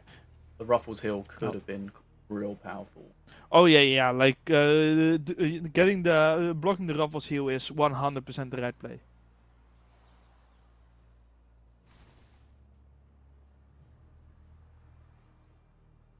And that's again, that's why when you do something like that, you always keep the thing in hand until you have the actual lethal. Don't play it early against the master that can heal. Mm-hmm. That's just risking way too much.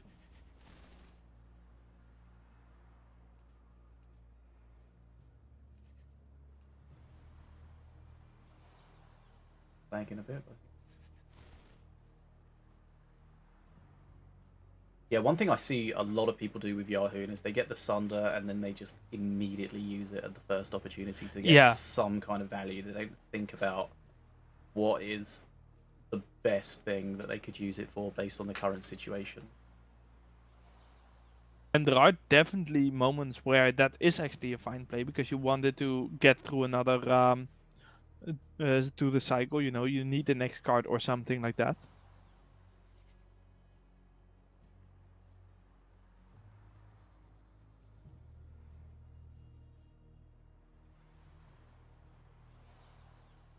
Okay, I'll be right back, and then hopefully we'll have some bans, and we'll see who we're going to go Oh no, and see. not this again. What? I feel lonely when you're gone. You'll be okay. I'll just present KATT. This is KATT. She has a ball. This is her ball.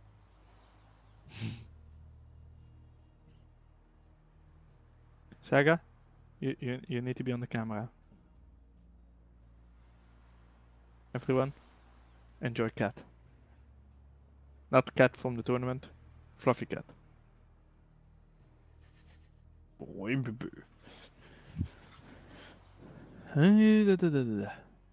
So apparently we're still waiting on the bans. I am not sure who we are watching. Who are we watching?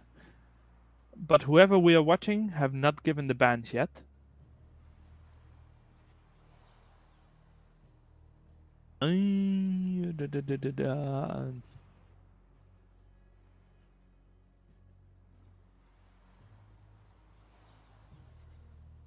So, wait, where can I even see what the next match is? I don't know, this website is confusing and Fishy is not here to explain everything. Oh, I think I found it out. So we have Deathshoot versus Vickers and KATT versus Set.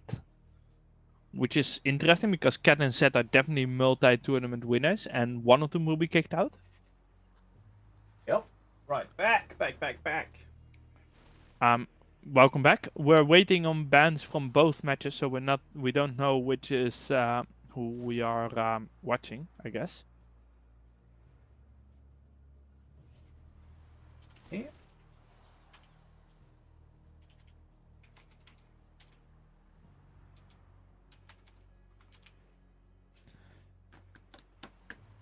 Right, get in the giveaway. We'll do the giveaway at the end of the stream or after the stream, but don't worry, we'll make sure people get some Minion Masters stuff.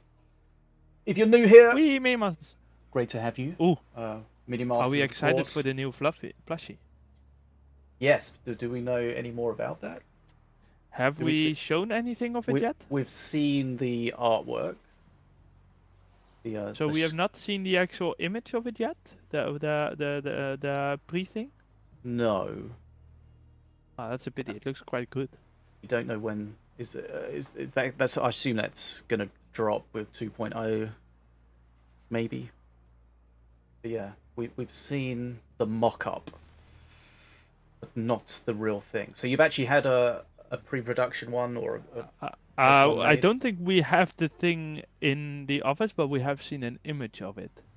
Right. Now, I'm not sure if I'm supposed to share this, but we could just, do this. Oh. Okay. That looks cool.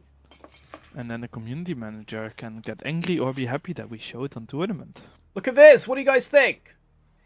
This is the NYRVIR plushie. I mean, this is not the finished version. This is what they sent us.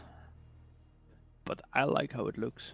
Looks Looks cool. nice and evil. Remember we had the Mana plushie, the Mana Puff plushie to start with?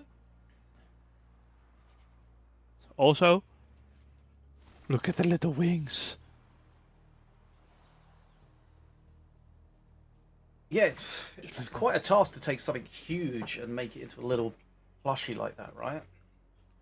Yeah, I would not want to be the person that does that, but Right. the guys that do this do it for quite a lot of things, so they're quite good at it.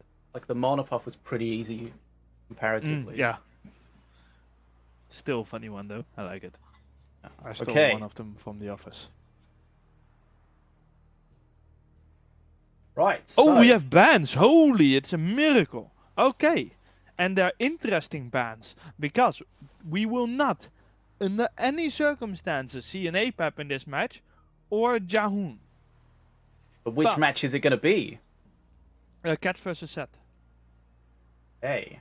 But KATT has also banned RRR and Ardera, both quite common bans. KATT banned Herald and Zeppelin. So KATT still has nightmares from Mephisto. Does not want to deal with it again. Understandably. It's Mephisto dominating that tournament. Is that almost 2 years ago or something by now? It was quite a long time ago. Yeah. But that was. And then The Reconator. yeah, and then they started banning the master he was playing it with.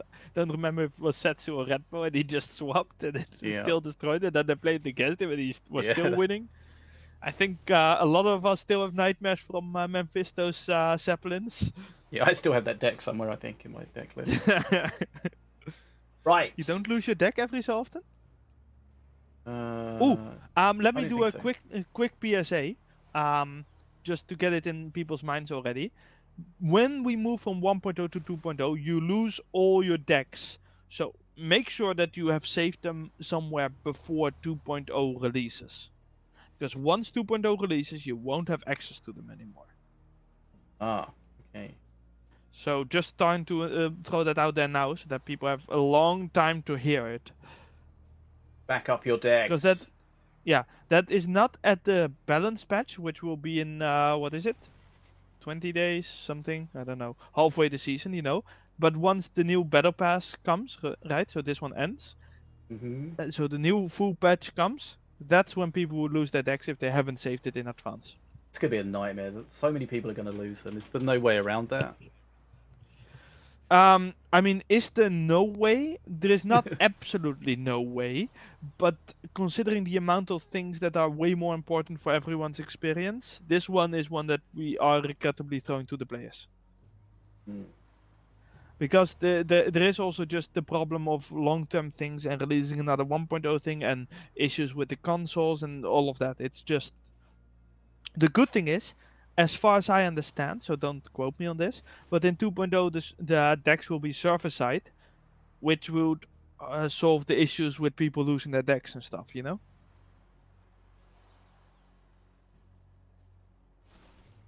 Oh yeah, just So to remind you, hopefully- or just to clarify about the plushie will be available for sale, and it will probably be available for sale when 2.0 launches, whether that's going to be like the prologue launch in December or the full launch whenever that is. We're not sure, Yeah, so keep your eyes open.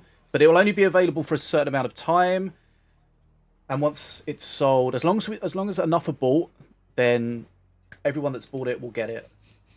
But then after that, there'll be no more. What do you mean SuperCat doesn't exist? He's literally here in the chat talking. Yeah, he talked earlier, but I have no idea when the plushie releases. Like this is just from let me see when we got this.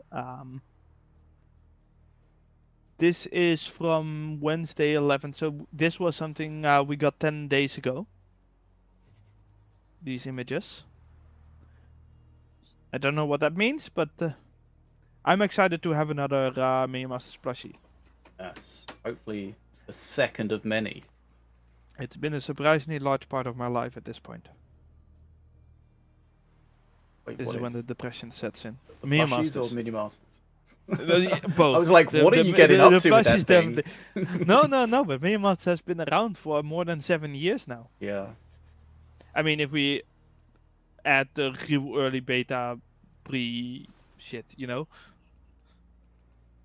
Because I think December was when we had the open beta, and before that we had the closed beta or something. 7 years.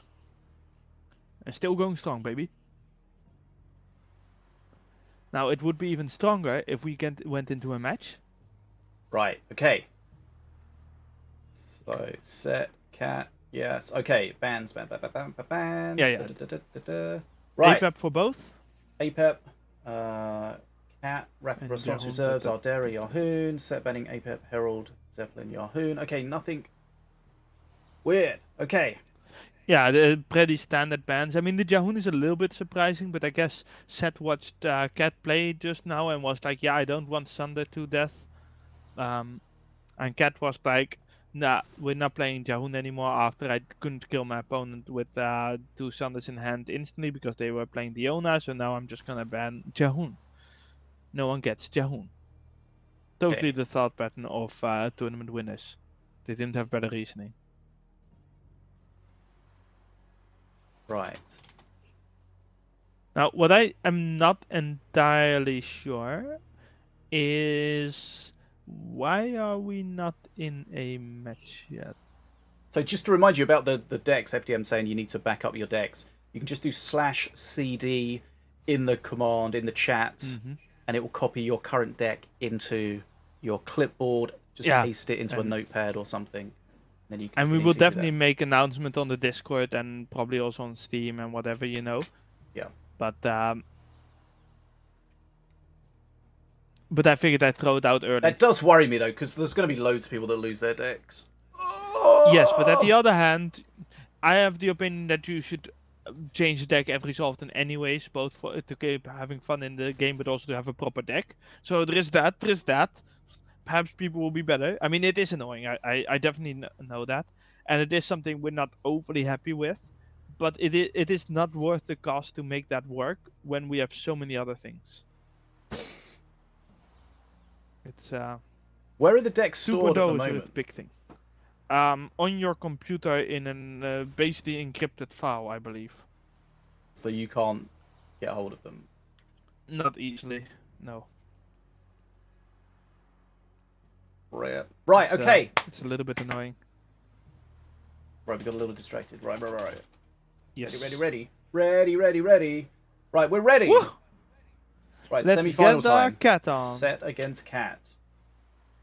Now, remember we both saw- of these can easily win. You know, they're saw- both extremely good. We saw Set beat KATT earlier, but remember KATT said that he was experiencing some lag issues. Classic gamer moment. And there is also the thing with winning a best out of 3 is not the same as winning a best out of 5.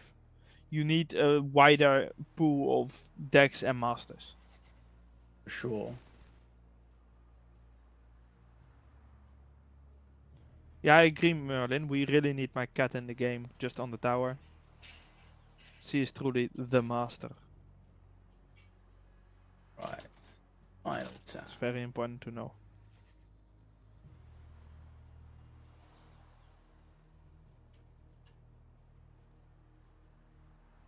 November, what's he saying?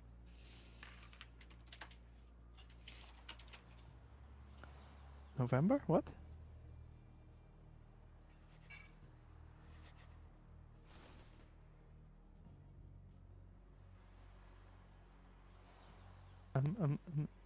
I am confused. Same. Well, November. We've heard it. Yes. But we're currently waiting on one of our semi-finalist deck building skills. But hopefully we'll get Some through that last-minute soon, adjustments. and then hopefully we'll get a good match.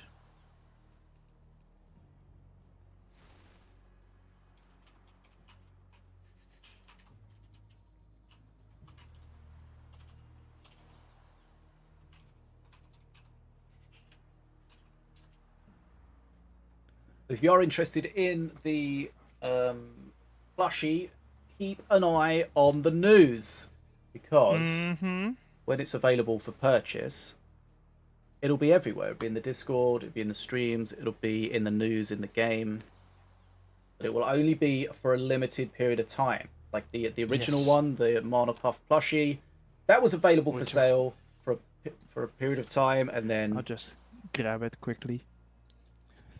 You could have been the owner of this big-eyed ball of cuteness. the way it's Could set have up done is this that to people.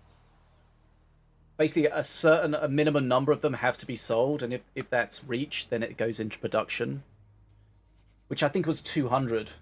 So as long I as don't remember. I mean, as long as 200 we are bought a purchased, decent amount of them as well, of course. yeah. As long as 200 are purchased, then you'll get it. If that's not reached, then you just get your money back. Oh, now it's blocking the view of Saga, though. Oh, I'll put it here. So keep your eyes out for that. That should be cool. So yeah, lots of cool stuff coming from Minions. 2.0 prologue starting in December, I want to say. I think so. I mean, whenever this stuff ends, so 51 days. And then mobile launch early in January next year. Lots of cool stuff Going going. into a match. But now Even more cool stuff. we've actually got a game. KATT versus Set. Morelia versus Morelia. They're so unique with their masters. Oh, but is this a Korgoth deck? Because I'm seeing crossbow aims.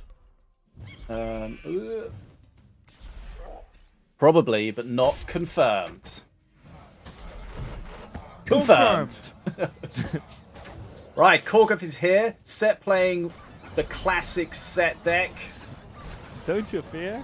Korgoth is here. Not the earliest Korgoth we've seen, so he's going to have to spend some mana getting through his deck until he can get Yeah, this but first. also not super late, right? No. Middle of the road.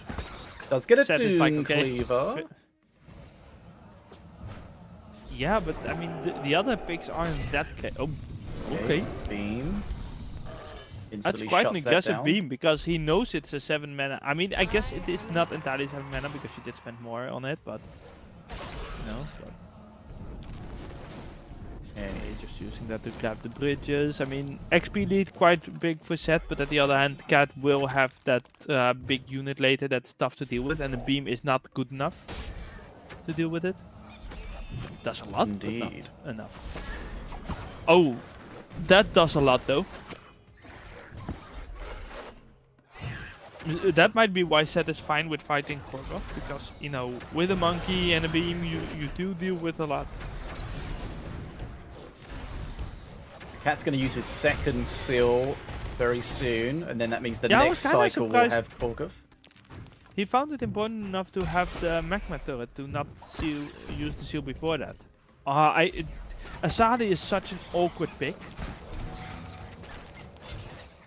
Right, one of those swarmers got to face, so it did activate the illusionary dragon whelp, so maybe you can get some value out. Doesn't want them just to get popped though. Okay, and there's the beam. Is it going to stop the he grab the bridge? No! Oh! Azali with that big toe Yeah. getting on the bridge. The assassin's really not getting their value though. What a massive XP Dragon lead for Whelps, at the Set other here. hand, do get. Yeah, that is actually massive. Like it's almost 30. Okay, KATT does have the bridge right now, but I mean that's gonna turn around real quick. That Korgoth is gonna have to do value. Really get some value, because if he gets that thing again where he can't play Korgoth, right? Like Vickers had, Yep. that could KATT be playing- devastating. I'm being patient here. Yeah, Korgoth's and available, but- weirdly, to me it's weirdly patient, right? Because he did that earlier as well with the seal in the hand. He does not see Korgoth as the ultimate win condition, it seems. And if it's not, then I do wonder what is with how this match is going, right? Yep. I mean, as soon as he Was plays it Korgoth, just that he he's- wanted that beam out? I don't know, because he knows if he plays Korgoth, he's going to have to play it deep, and then he's going to lose even more XP. Maybe he wants to try to stabilize on XP a little bit.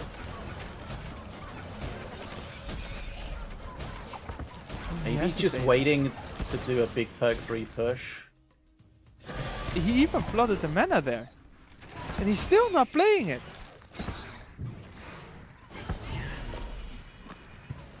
Just This cycling blows for my the mind. sake Why of it. is he not playing it?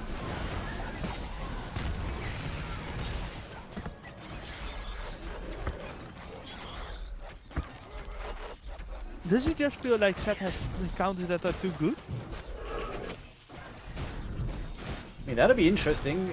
You know, sometimes the best way to play something is just to not play it if it's just getting punished each time, if you're just not getting the value out of it. Yeah, but the thing is, he hasn't played it a single time. Yeah. It feels just super awkward to play this. Like, he's losing if he doesn't play it, right? Like, how is he Catching up on gonna come back XP. here?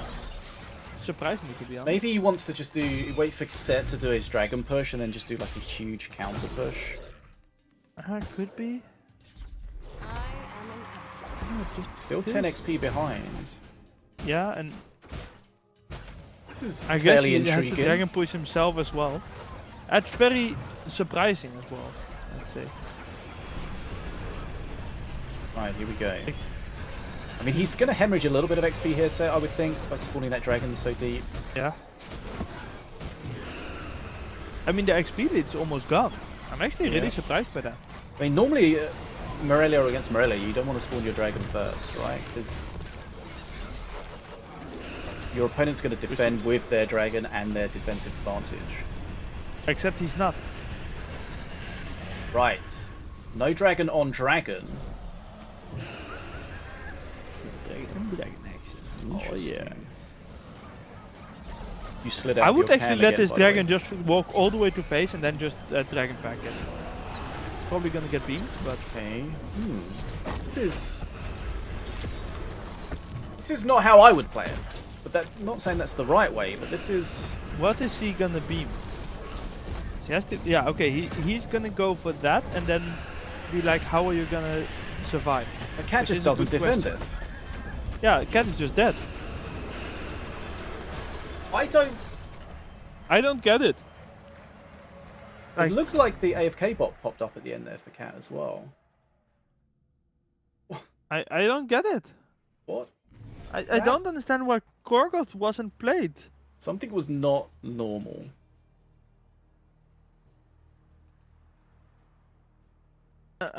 I just really don't understand it. I'm glad we can see your knee. Sorry. Leaning to the wrong direction. Sam. Well, to quickly go back to the previous thing about the decks, I am not convinced that the chat commands. I'm not sure. Not convinced, but not sure if the deck commands are in 2.0 at launch. So for safety, it's best to have it in a readable way. You know, don't use the integer one. Alright. Just as an extra thing. I know there's going to be so many people that get pissed off by that. Oh yeah, I know.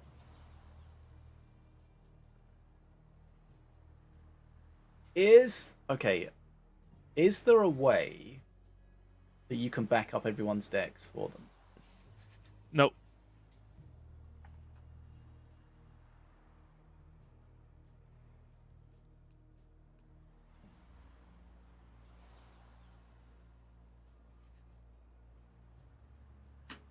Does that help? Not really. Like, Like the best hope there is that we find time to make a chat command that just copies all your raw decks so that you can throw it in text file, and that we have time in 2.0 to make a command that imports that. But I'm not sure if we have the time, honestly. Like there's just an infinite amount of things to be done. well, consider this your first warning, guys. Make sure you back up your decks. But I'm also like I'm just really confused. It's About the backing I decks. I don't understand. Yeah, I mean after that you do have to think about, okay, why am I playing Korgoth if I don't play Korgoth, right? So he's kind of forced to rethink. Because It Set's just doesn't deck make any isn't sense. Why Morelia would you- bound, right? Why would you play Korgoth on top of the dragon when they had Yeah. A, a big push at the top, and B, a beam? And to make it worse is Set did the right play of keeping beam to just counter the dragons, right? So that the push would go on. That is making the bet that your push kills Set before his push that's already on your face kills you.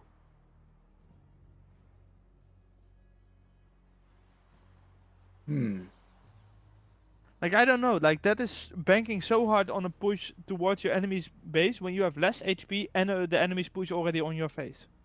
It just feels, I don't know, greedy. I feel like KATT usually plays better than that. And I don't know, perhaps it was the right choice to not play Korgoth, right? It could have been a case of it wouldn't have gotten value anyways. But that would just mean the matchup was extremely awkward. And as you said, if it is the normal Set deck, then shouldn't he be a little bit prepared for it? Well, now, I'll be honest, if I had to make a deck against Set, I would just make a deck that I like playing because I can't remember what his normal set is. Normal deck is. we've seen it so many times. Yeah, but I mean, I've seen so many decks, dude. I'll just play whatever I think is a fun, good deck.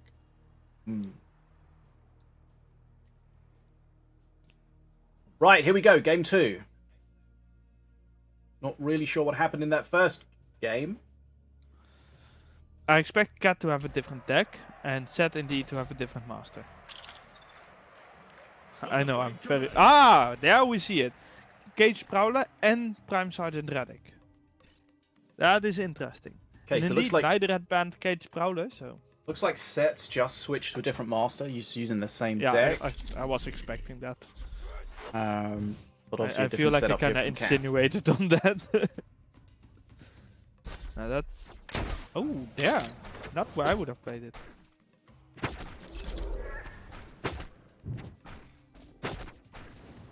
Right. This is actually quite painful, those Blood Imps set up, because they actually shove quite a bit of damage to your face if not stopped.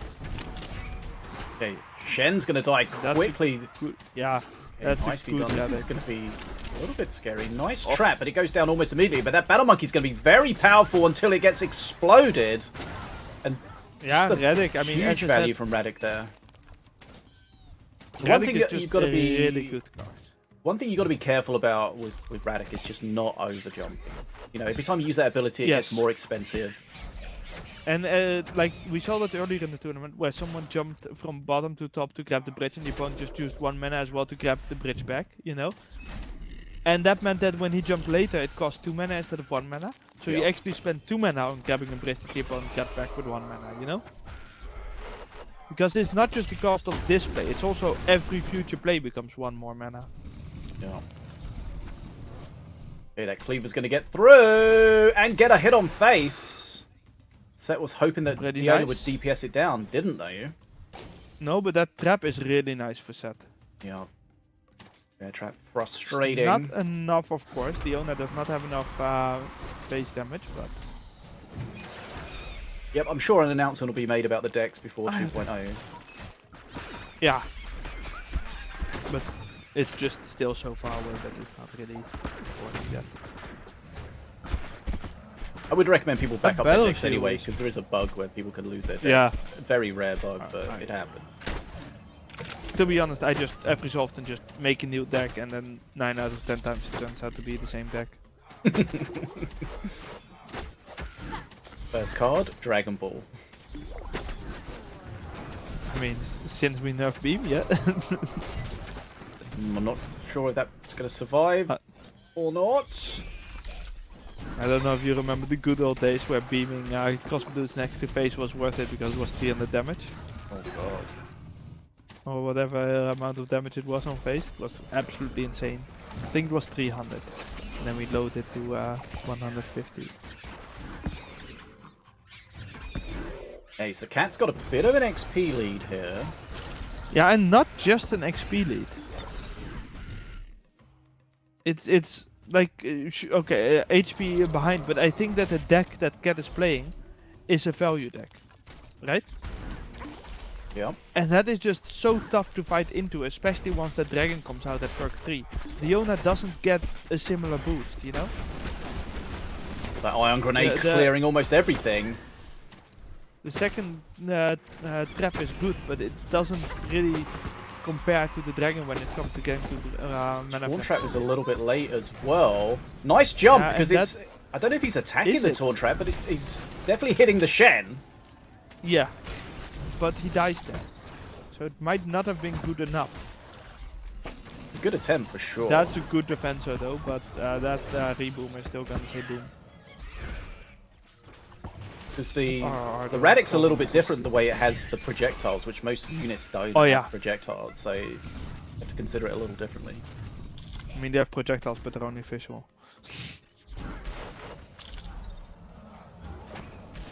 What do you mean? Well, I mean, like they do have projectiles flying. It's just they are not the thing dealing damage. Damage is already done different. No, but I mean they're projectiles in the idea that if you put something between something that's Yeah. attacking, the projectile will hit the thing that's in between. Yeah, I was just being know what I mean? pedantic. Okay. That Dravis is not gonna get it, right? No. Right. KATT's I got mean, good if the XP XP lead there. hasn't changed, the HP lead has changed, but not in favor of Zed. I'm not sure how Zed is gonna win this. I think that this is like, was that another flood? What's up with people flooding today? I'm not sure. I think they're all still waking up. I mean, I know the feeling. Oh, are you? You're just waking up? You should have mentioned it. Yeah, I just woke up. That one Skelly waking up, staying Yeah. alive at the top there. Okay. To be how fair, does the puff was played there anyways, but it's just you need to get more than twice the XP, and the dragon actually hitting face there is pretty nasty, especially with that reboom actually there as well. Set in a lot of trouble Okay. here. Shen, of course, quite good at keeping the dragon from dealing a lot of damage, but not very good at actually killing the dragon. Oh, fast Battle enough Monkey to get gets the threat that he can shot come in the back from this. face. Yeah, but I mean, Mana Frenzy is there. Yep. KATT just has control over this match from start to finish, slowly edging away, you know. And that kind of comes back to what I said earlier, why I think that a deck like Korkot, you know, has less flexibility, or if you want, less skill expression. Which means that, you know, you can lose to a bad matchup, whereas the deck that he's playing now, I think has a lot more skill expression with things Yeah, like for Radix. sure. Okay, KATT should be closing this out to bring this semi-final back to Yeah. one game all. I mean, if KATT loses this, then he really needs to look at the lag, because then the I lag feel like he will is really burning though. That looked like Yeah, it's kind almost of. had a seizure I mean, looking at his monobar then. that's If probably he is the lagging, then bridge. you know that can maybe Yeah, explain that. but 2 reboom stuff. Okay, this is. KATT needs to be careful with the blood imps. We saw earlier in the day those Yeah, and blood he imps is get quite low, smited. but I don't think he's low enough for that. So it's But doing what a we're good also job. seeing is stuff is holding actually on, getting but- face with 2 yeah. reboomers next to face. Oh, nice taunt trap though. But It's okay, just building up KATT enough has to had just enough kill of him. it and just jumps to face with Radix. Which, funnily enough, also deals 50 damage, by the way, for if people didn't know. Oh, one thing I noticed, I think, if I'm correct, is that Radix jump doesn't hit air units, which I thought was kind of weird how Setsu's jump does, but Radix doesn't. I mean, I'd rather say that. Okay, two things. Setsu comes straight up top, where Right. he comes more at an angle, so he can go under the flying. Also, consistency. Really, are you gonna complain about me about consistency? I hate This- things this that are is- inconsistent. This is the hill you want to die on. Yes. Things. Well, just then makes- die. It just makes things hard to learn for people. I mean, I get where you're coming from, but they're just so significantly different things. Where you But can they're see coming that out of Redick is the sort of, air. the thing is, Redick is a much smaller version, so it doesn't have the same impact. Like, it's also different damage. But does he just pass through them? Yes, he's is that the thinner. law? Setsu ate too many muffins Oh my while God, being on now- the space. Now you're ship. fat shaming Setsu. Holy cow.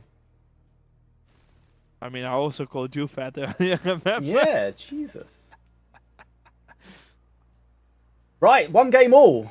So that second game Yes. seemed like normal service was resumed by KATT. The first game was very strange. Yeah, both that Gorgoth wasn't played, you know. Mm-hmm. And just I don't like it when a really good player plays somewhat inflexible deck. I feel like it's limiting your own expression of skill, you know? Yep, you just set up what you have to do. So, yeah, we saw him dying because, you know, he had the dragon, he had Korgoth at Yeah. the bottom, 20 mana's worth of stuff, not defending his But- face from the big push. But I mean, that was earlier as well, where he was playing a Kinlab's Gong, right? That was one of the ability cards. Yep. And it's just, with those really expensive cards and then ability cards, that is a bad combination. Because Yeah. you just limit your own flexibility.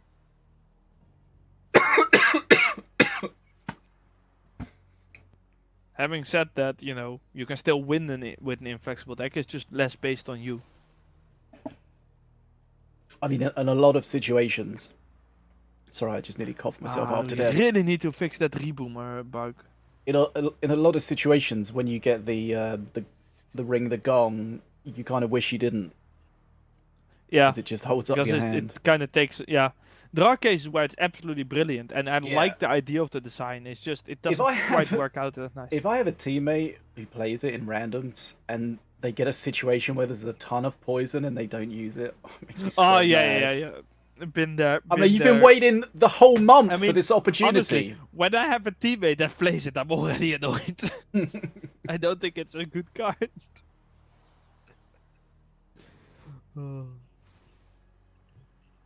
Right. But yeah. Was an But against interesting KATT. match. The second match, you know, was quite close, but I think KATT just had control the entire time. Like, it was like 20 XP lead for most of it, slowly increasing over time. Mm-hmm. And what are you gonna do as Set, you know? You know that a dragon is coming, you know that you need an XP lead before the dragon comes out, and you get into the dragon with an XP deficit. I mean, that's just you've lost. Because Diona perk 3, even though it's good, it's not gonna get you that extreme of a XP gain to get a lead that late.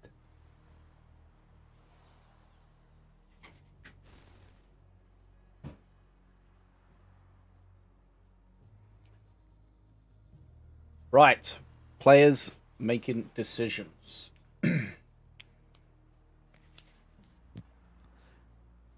You mean the deck building, or you mean during the game? I like to imagine that if you in the deck building, I like to imagine that Set in his list of decks, he has the same deck, but he has it literally With a different set master, up you with just have every them ready. master. So he just has 13 like copies 3 of the deck. pages of his own deck. And they have all different names, you know? Like, they're completely different decks in his mind, but... One of them's like, one of them aggro, is the other called one's control. Anti-Cat, and the... Oh, or he's like me and all his decks are called like 1v1. Oh, you actually name your decks. You've got like 19 1v1 decks. All mine just say deck name, and half of them are just me testing something for work, you know? So I've got some ridiculous decks in there. But outside of that, it's just... Is that always your excuse if someone like criticizes your deck? It's not a conquest deck. I mean, just testing something. Okay, I've got one deck that is a Shroom Puff, a Squire Puff, a Boomer, Bounceberry Flingers, Bridge Buddies, Crossbow Dudes, Elite Swarmer, Frost Feather Flyby, Glance Brew, and Stixie. Nice. Now, if you bring that deck into teams, you are grieving and deserve to be banned. Just because someone's bad at deck building doesn't mean you can report them for griefing. They might be trying their best. They're just testing things out. Yeah, I know. They just Like, don't understand that things. they deserve to be banned for being so bad doesn't mean we will actually ban them for it. Oh my god. But Jesus Christ, if you bring that in, I mean, your teammate is gonna be seriously annoyed with you. Rightfully so. It's random things. No, I would be so annoyed if you did that. Right. What are we waiting for?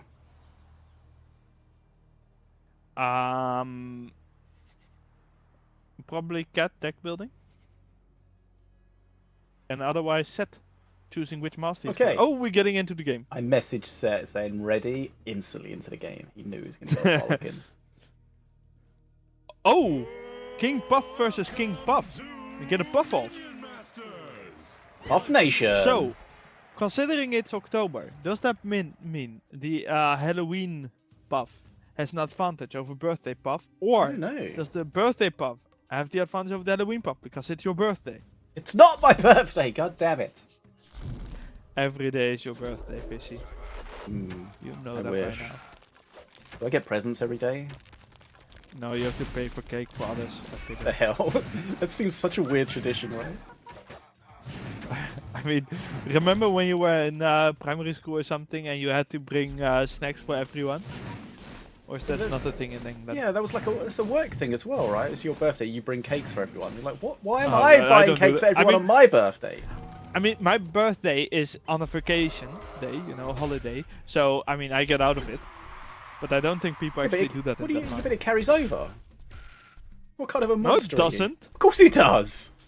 I mean, I mostly work from home these days anyways, you know. I can't leave this dumbass alone. But I don't think that's a thing in Denmark.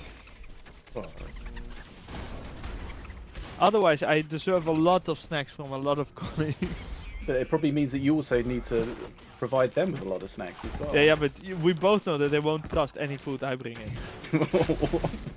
What the hell does that mean? You got some kind of weird history of trying to poison people? I mean... Wouldn't you try to poison people if they were Danish? What the hell? What are you saying? I don't know, but apparently foreigners always think that Danes are Dutch. So, impersonation, you know, it's That's a weird. crime. Well, you think they sound Dutch or what? Well, I don't think so. I think they sound very different. But apparently, foreigners, especially I mean, you're Americans, basically think both. that. I am definitely nothing like Danish. Believe me, no Dane understands what I say. It doesn't matter what language I speak. Oh, those plugins are horrible. Yeah, that What was that set? was not great. Yeah, he knows. That bitch bomb. It's a lot of damage. I do like it when players, you know, use the emote to, you know, show that they know what they did wrong. Okay, KATT Having has said got that, a big XP you know, lead here. he has an XP lead. This is the same Masters, but it's like, it's not over yet, you know? No, but I feel like Especially in a KP against the KP, thing is- whoever gets there first to perk 3 gets a I massive mean, boost. yes, but also let's not forget that KP counters KP. Yeah. Whoever does the second bridge swap wins the bridge swap, assuming equal amount on the bridge, roughly. You know? This is Yeah. perk 3, of course. Before perk 3, that's nonsense. Okay, getting rid of that reboomer's nice. Annihilator goes down. Cleaver's got a spirit. That Cleaver is gonna take ages to get that bridge, so he plays the Blood Yeah, Imp. needs some support. We know Blood Imp is always dangerous, but KATT has so much HP left compared to Set. Oh, Iron God, Grenade those- bottom? No? Oh, well, those Blood Imps killing that Battle Monkey. That was good. Okay, Blood Imp takes a big hit from a Cleaver there. Yeah, Blood Imps I basically mean, allow you to it does- trade HP for mana, really, right? You're getting cheap cards at the cost of HP. Yeah, for mana or XP, right? Depending on how you play it. But you could argue that mana can get translated to XP, so yeah, sure, mana. Right, perk 3 for KATT. Oh, that Shockrock felt a little bit awkward to me. Not sure if I like it. Well, I mean, I'm sure that I don't like it actually. But... Right, that's a good bridge. And switch. here, Set doesn't have the perk 3 yet, so even if he had bridge swap, which he doesn't, you know, you can see that on the timers at the on the perk, right? Yep, this is You going to be difficult always for know Set the to hold opponent has on. bridge swap if you want. Yeah, I mean, It just feels like the power spike that not KATT's to hold got on here, is but you gonna know, be too to much. hold on in the future.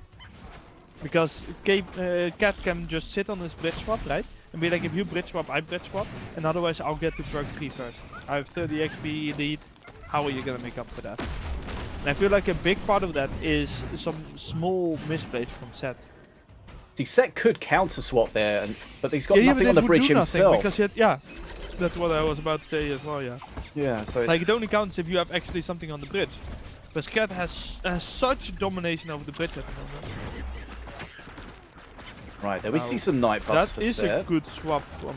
Yeah, because the Annihilator is doing so much work as well. Ooh, and those bosses being on phase. Oh, and that is not with the impact for entry or Can he whatever. stop it's them? called. He's dead. 2 he's dead, HP! Wait, what? How? Okay. Oh yeah. But how did the bosses go off of phase? I don't know. Weren't they all on phase? I thought they were all on phase. I feel like the last one was still on face, it just didn't get its hit off. No, I thought it was on the cleaver at the end. It rotated a little bit or something. Right. 2-1 to KATT now. The chat right now, Smoshi goes, "Oh my god, oh, good job, Set after that Blood Imp play." Oh god, yeah. You know, when it just I'm sure he knew as soon as he played it. He was like, "Oh." yeah, like the devil facepalm was nice. Right. So, 2-1 to KATT. Yeah, I mean, sort of what we expect from this matchup. Close, but KATT being the slightly better player. I think that if Set wants to win, he needs to change deck at this point. You know? Yeah. What do you think? Switching to Korgoth or something? At least something else, you know, like like I know KATT has to play a different master, so probably a different deck, but KATT will be ready to deal with what you're playing, and KATT has shown that when they play a deck that is not Korgoth, they are quite capable of dealing with it. Yeah.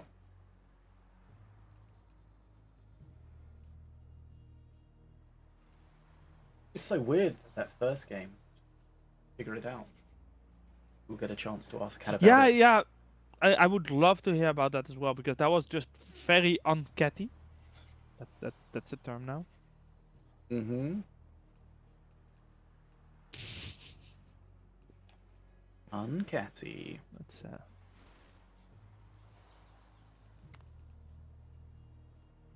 Okay, hopefully we don't I wait too don't long know. for this one. Just I just expect better from KATT than that. You know, that's the thing. I have high expectations of our tournament players. I mean, because he very rarely makes mistakes. He's kind of like Deadshot. Yeah. Where they very rarely make mistakes. And to be fair, for a big part Set as well. And then even these best players make mistakes, as Set expertly showed. Yes. You know, thanks for the demonstration. We all make mistakes, even the best players. But that will cost you a game if you do it. Yeah, this level, there's sometimes so little between them that just one mistake can really be punishing. And Minion Masters, unlike a lot of games, doesn't really have a comeback mechanic. If you're behind, you're just behind. Mm-hmm. So you do kind of have to make sure you don't get behind, or have a deck that is fine with being behind, you know, like playing a late game deck.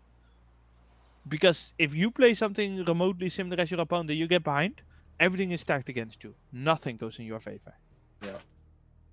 you're doing the same thing over and over again and you're falling behind, as the player that's behind, you've got to do something different. You've got to try to force the match to change, because, you know, sometimes we get into these matches where it's just the same interaction over and over again, and it always ends up the same way, and always goes in the same players, in their benefit. Sometimes you just got to switch things up, try to force it. Just a case of changing the rotation of your cards, if you can do. Yeah, I mean there are certain decks that actually really need the rotation to be correct, right? Like Mephisto's KATT deck is a good example, where you want to have the cards in the right cycles that you can actually, you know, play your combo in the right orders, that the Reckinator is in front and the Zeppelins come behind it and stuff like that. And sometimes that means you have to make some awkward or inefficient plays early in the game to make up for that. And that's the price you pay for playing a specific combo, right? But it's also a skill to efficiently reorder your deck to what your opponent is playing. Also, sometimes you just have to commit to taking more face damage so that you can be more efficient in other places. And sometimes you need to make the choice that you are gonna counter something of your opponent inefficiently because it's their core. Like if you destroy the opponent's core card, like let's say Korgoth, right? And you can destroy Korgoth consistently for 12 mana, but that means they have no push. Yeah. Then it might be worth it. Now the Korgoth deck is not the greatest example because there's a lot of other shit coming your face, you know. But there are decks like that, where if you just destroy that core thing, they're nothing. Yeah. Like a good example is the Rammer decks, right? You can spend more than 4 mana to counter a Rammer if you prevent face damage by it. Because if they play Rammer, their core is killing you. So if you prevent face damage, you can overspend for that. Right, here we go. Next game. This what could master be the do we last game think in KATT? this. I'm hoping a Valorian. Oh! Oh my god. Relax. Oh, I was happy about getting. Were you excited about it being Valorian, or are you excited about you being right? When the battlefield calls, Yes. I answer. Both. How Right. is this confusing to you? Valorian, Set King not Puff. changing master, and probably also not changing deck. Looks like it. I mean, you do always say that he always plays the same deck, and he sure makes sure that you're right. Yep. Sure makes sure. Brilliant, Ignis. Yep. Your vocabulary Sure. is out of this world. Surely make sure that he's for sure. Now with the Sean Connery accent.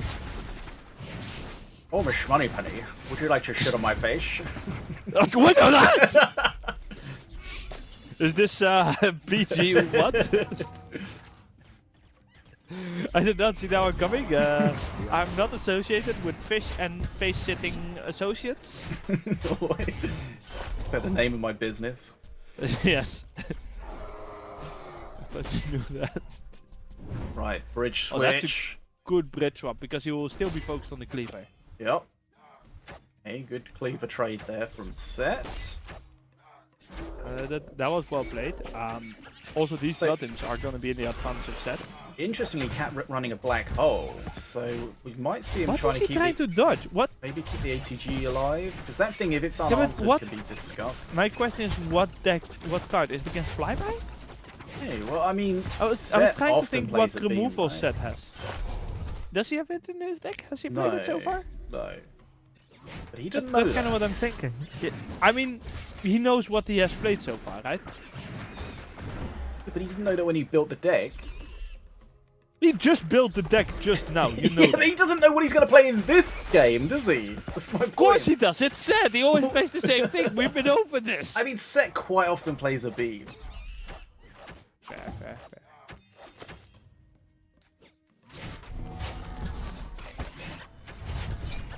Searing Knight. So strong, and that proxy devastating. Oh, are we gonna get the black hole? Doesn't feel worth it. Now I'm just disappointing. You don't if think it's worth it? I mean, boy! Better than hit in face, though. 15% better. I It's mean, still better. Barely. Every hit point matters. Yeah, but now you also get this damage against you. So it might have been worse. Oh! Was that a misplay from KATT, getting kind of bamboozled by the bridge switch then? Felt like it. Might have been. I believe it just went in, did This nothing. feels dangerous for KATT, to be honest. Okay. Does a good job pulling everything away with Yeah. the defenso. And the heal buff actually doing good work for Set.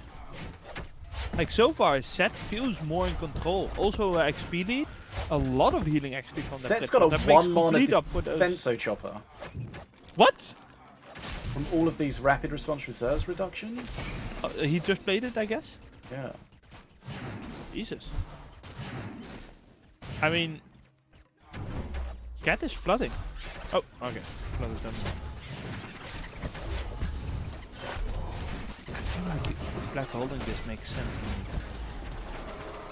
Like especially because it's he needs to play the black hole at some point because of wait. They're both playing RR. Does have some reductions on it.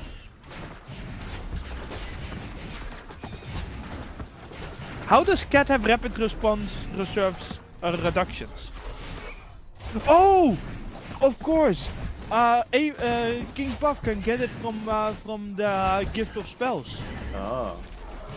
Because the thing is, KATT had banned RRR, right? Yeah. But because of King Puff, he can still face it.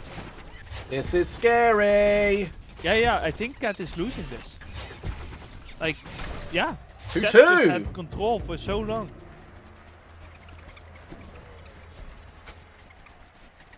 Goodness. And that was unexpected. I got really confused by the RRR though. Again, perk 3 King Puff, that power spike, just Yeah. unanswerable. Been waiting Yeah, to see and, Valorian, but even Valorian before got... that, I feel like KATT had a lot of struggle before that already. Like he struggled really hard against Setsu's deck here. Did you And say a lot of that Setsu? was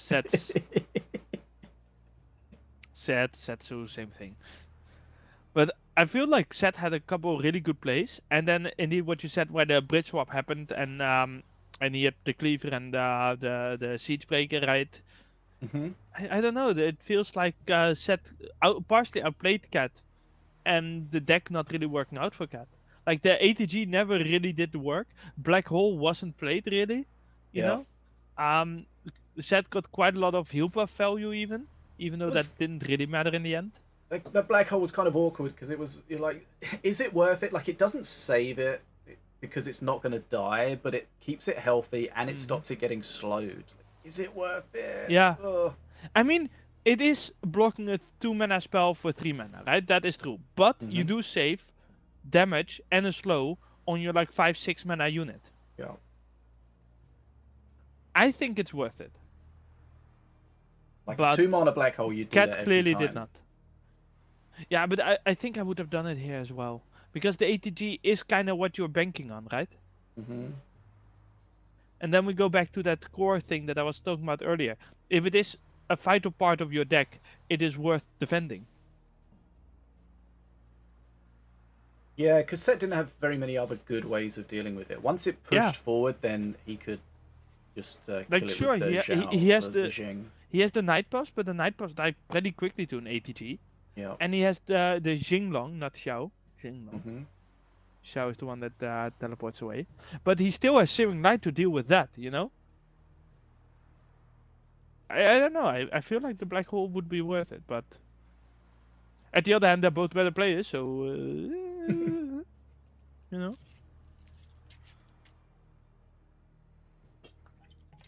It was just... It was frustrating. Like, almost any other spell, you would just black hole it, but the flyby... Yeah. It's like one of the cheapest spells in the game. And even though you have all the time in the world to actually black hole, it still is... do you want to do it? Right. 2-2. This is poised. Remember, the winner of this will go through to the grand final, where they'll play either DSOO or Ficus. Yes. That's in the second semi-final. These guys, this is the second time they've played today. Set won the first By 2-1. Mm-hmm. I think so, yeah. And this is once again super close. And I'm wondering what we're gonna see now, right? Because okay, Set doesn't have King Puff, and I think King Puff has shown in this tournament to be one of the stronger masters. Mm-hmm. So different master, probably same deck. It's either going to I'm be the same expecting deck some- or Korgoth. I'm kind of expecting a Diona or something, perhaps an R3 KT. I think both work well with this deck. You could go Setsu, but that feels a little bit iffy with the amount of spells. And then KATT, I mean, I have no clue. Yeah. It's KATT. That's the difficulty of playing someone like KATT. They have such a Yeah. repertoire of different... Which is also why it kind of makes sense for decks. Set to just be like, why not play the same deck actually? Because you don't know if you're gonna face something that is the same or not. But at the other hand, like I would personally be afraid that my opponent can counter me too easily if I just go like same deck. Mm-hmm. But I mean, it's worked for him for so long. Yeah. I mean, we've seen it multiple times in the past that if you're really good with the deck, you can get around a lot of the deck gap, if that makes sense. Because you know the weaknesses of your deck so much better than someone who just builds a counter deck and plays with it for the first time, you know? Yeah.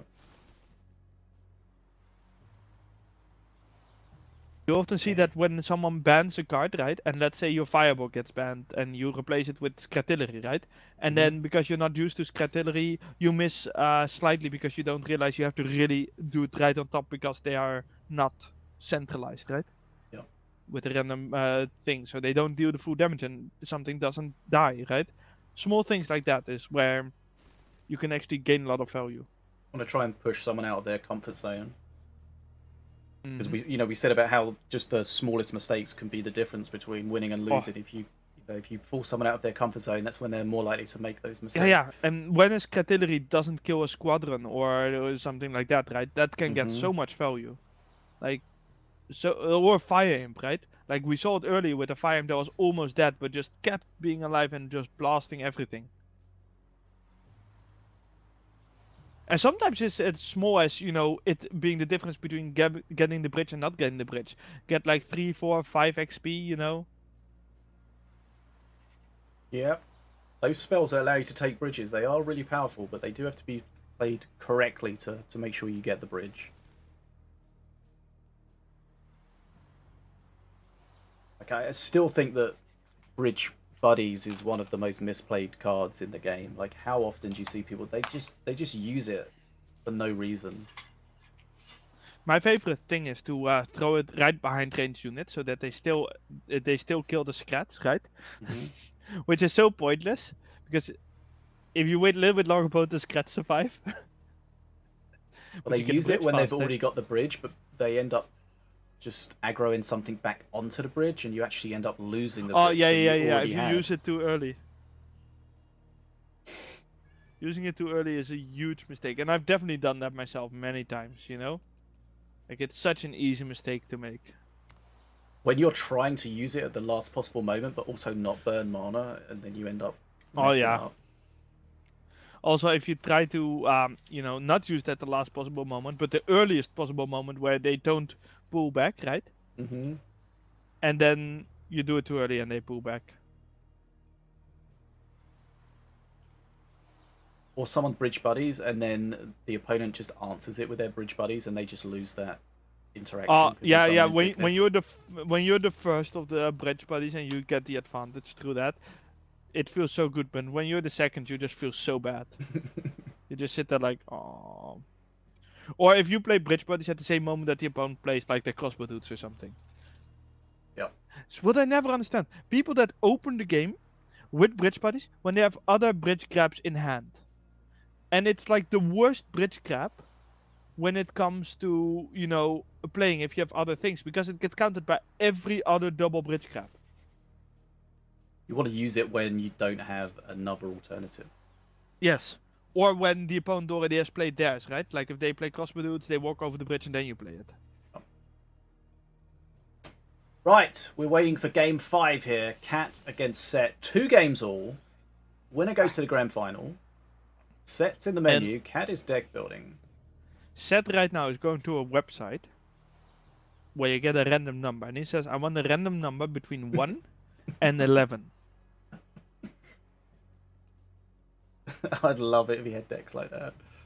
They're just numbered 1 to 13. Yeah, but 2 he has already used, right? So he only has 11 left. Yeah. And in 2.0 it will be 14. Exactly. He's going to have a new deck slot.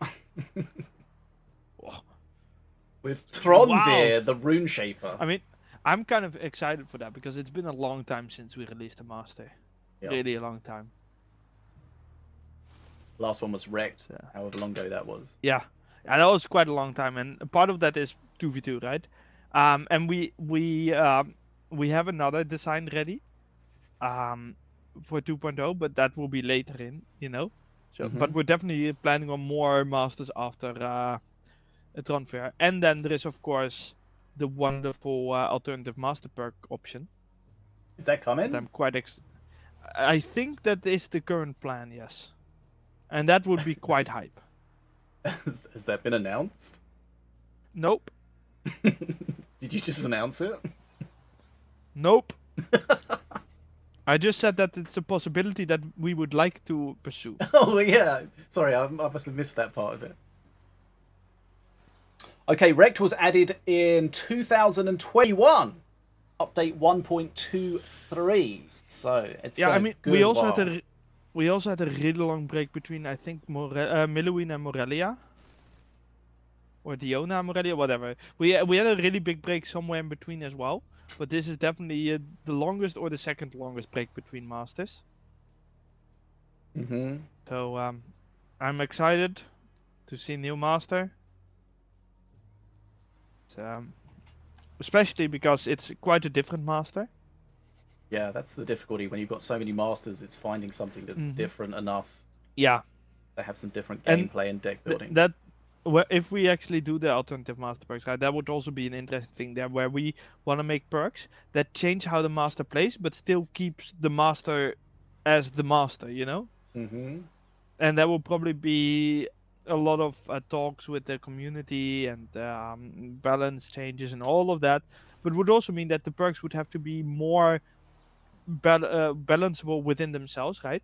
Like each perk needs to have a lot of levers, because otherwise you will always go for one perk in the two options because one is always better than the other. And if they're both based on perk 1, and perk 1 is the one that we can balance, but not the perk 2s, we would have an issue, right? Because their relative offset would be the same. So that's going to be an interesting thing to figure out. But imagine being able to change your master slightly during gameplay.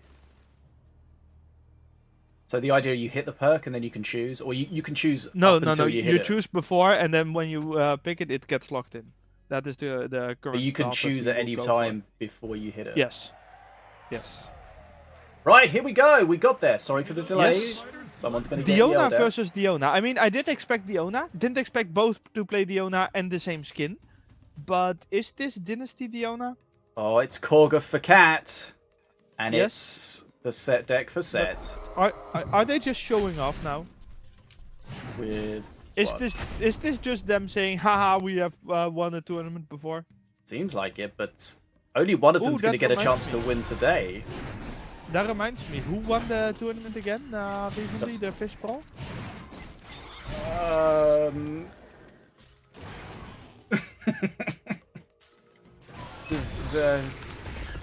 Yes. Yeah, they won! I want to say Darkrow, but I don't know if I'm just... Oh, that's Stun Trap versus Stun Trap. I feel like it was Darkrow. Okay. Ooh, that's not actually killing them. That makes you wonder if it is a proper counter or not, right? Yeah. So KATT got kind of lucky where he had the basically opening hand Korga. So he gets to get it out as quickly as possible. But as we saw in the first game, he got it activated very quickly. He's got an awkward hand. And they never played it. Yeah, this is a super awkward hand. That's kind of the problem of Diona, right? The traps do give you that risk if you play a deck that is not very flexible. And then we get back to that whole thing that I was yelling about earlier, right? That when you play a deck like this, you are playing an inflexible deck, and that just can be really awkward. Okay, Korgoth available. Are we going to see it? Also an extremely cheap Dragon Pack there. Yep. That attacks so slowly, does the Siege Breaker. Doesn't hit air, of course. I mean, if it would hit air, it would attack so slowly, it would have died before that. Okay, Benso's gonna chew those up. Finally, then. Are we gonna see Korgoth come out immediately? Is he gonna hold it? Right, Yeah, so Korgoth's okay. out now. Like a complete I mean, polar he's also behind in XP, so I do think it is the right play, and I still don't understand why he didn't do that last time. Now, Okay, Korgoth so- is special damage, right? Or is he ranged? He's special, right? Unsure. Bats. Now that could be a wild thing here. But also that's a battle shield. Yeah, gotta be careful with that. Trying to keep everything away from the Battle Shihu. Doesn't want to trigger it. It's not really too much to worry about until it goes crazy. Right. Gotta see the bats now. Here they come. One bat for every mana spent in this period. 5 seconds. Defenso Chopper though! Last two in. Also, that Korgoth is just A lot of the dealing bats survived. quite a bit of damage. Yep. Korgoth gets the face. And Quite a lot of if damage. those bats jump on the monkey, yeah, they don't really, but then this still cleans up. And that Reboom is getting to face. This is a good amount of... Oh, good taunt trap. Oh, that's Like, a that's lot of nasty. face damage. That's Boomer's gonna go be again! another- Oh no, he gets shut down Good by the good Shao. impactful entry. And that is the heal. Chao. He does get a heal, but that Okay, pop Taunt is Trap a still little dead. bit too late. Yeah. Does mean that now he rotates and he will get slaughtered quite hard. Okay, Oh, the bug again. That bug can be fixed. Korgoth gets kind of slaughtered. Vote 3 for Set here. Set needs to be careful though, because he's pretty low HP. Cat's going to be looking out I mean, for the potential XP kills. is so close that trap on I have phase. trouble. I'm sort of trouble seeing how Seth is gonna win this with how close the XP is right now. You know? Nice trap. Oh, slightly too late with the trap counter. on Tried the to trap. save the reboomer. Not quite fast enough. The crossbow trap does its damage very quickly. The cleaver does mess up the what it's called, siege breaker, quite hard. Korgoth Yeah, also Korgoth's- destroying those two, and that is 11 it's mana a lot worth of damage minions. on the Korgoth though. Yeah, but I mean it does kill 11 mana while giving you one Ruffles extra going mana, for a right? heal in there. Good counter there. I'm not sure what. Okay, where is Ruffles? The trap. Oh, it's the other trap Ruffles. killed the counter. Oh, now it's that Ruffles. Okay. Did they both have heals at almost the I- same I- spot? That was really I confusing. think they did. Right, XP XP still super close. I have really trouble saying who is winning this at the moment. I don't even know if that's a real Dragon Pack. I think it is, but I'm not Yeah, sure. it is. Yes, Defenso's gonna shred that. Yeah, but I mean, Defenso is also dead. And it was a 6 mana Dragon Pack then, I believe. Might have been a Right. flood from KATT. That trap is gonna deal with the monkey though. And that means, easy bridge grab top. Korgoth's KATT has likely both to make traps that ready, bottom so does bridge Seth. very difficult for Set to get Yeah. a hold of at all. I mean, good use of traps, but not good enough, I guess. Got a black hole to defend that as well. Big push at the bottom. Set doesn't have a huge amount of HP. Oh, and the bosses are also quite nasty here. Wait, what was the black hole stopping? Unsure. Okay, I thought I missed something. But Mana Frenzy with 20 XP more needed for Zed. I think looks we'll like see KATT's KATT gonna take in the this. finals. That's still a pretty healthy Korgoth. Yeah. And this makes me only more confused why he didn't play Korgoth in the first time. And he also flooded quite a bit of mana there actually, KATT. But he has the next Gorgoth in hand. Oh, it became a Mardred! He needs to play the Mardred quickly so that he gets the Gorgoth cycle. I don't think it's going to matter. Those bats are going to shred Set's face. Yeah. KATT's into But the I mean, grand that's- final, and that... It's more interesting to see it rotate. Come on, we want to see more. Yeah, but that was definitely not Yeah? overall as a best of 5 straightforward for KATT. No, but I mean, if we ignore that first match, right, it becomes a lot more straightforward. That first match was just so weird how Gorgoth wasn't played. Mm-hmm. Maybe we'll get an answer out of the man himself at some point. Okay, so KATT is our first grand finalist of today. Of course, we have the second semi-final, hot on the heels of that one. We're going to do it the same order as the players. So we got DSOO against Ficus. So, DSOO and Ficus. Right, okay.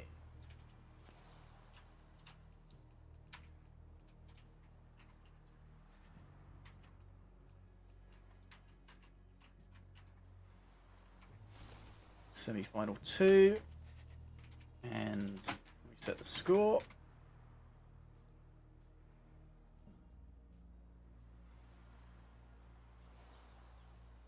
Okay, the good news is the players have given us their bans, so we are ready to dive straight in with that. Ooh, nice. So, DSOO, we've got That is, APEP, Caged Prowler, High Inquisitor Ardera, and Herald Armoon. And then those bands back towards DSOO from Ficus, wrecked. Bristol Archers. Wait, what? We've definitely seen him play those. Yeah, but I mean, I think Strange that's the ban. biggest surprise ban so far. Arcane Barrage and Tranquil. Okay. Yeah, the Arcane Barrage is clearly targeted. That's extremely targeted. The Archers I'm really surprised about. Yeah, they seem quite easy just to replace. Right, so there we have it. And again, no Korgoth bans. So I'll be very surprised if we don't see a Korgoth here. One thing we haven't seen at all today, of course, is the new Avea.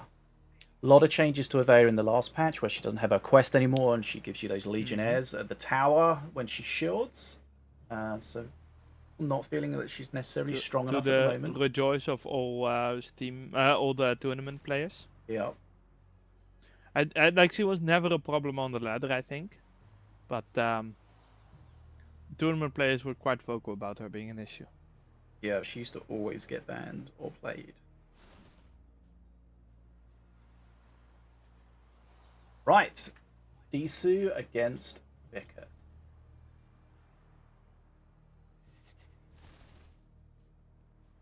Woo!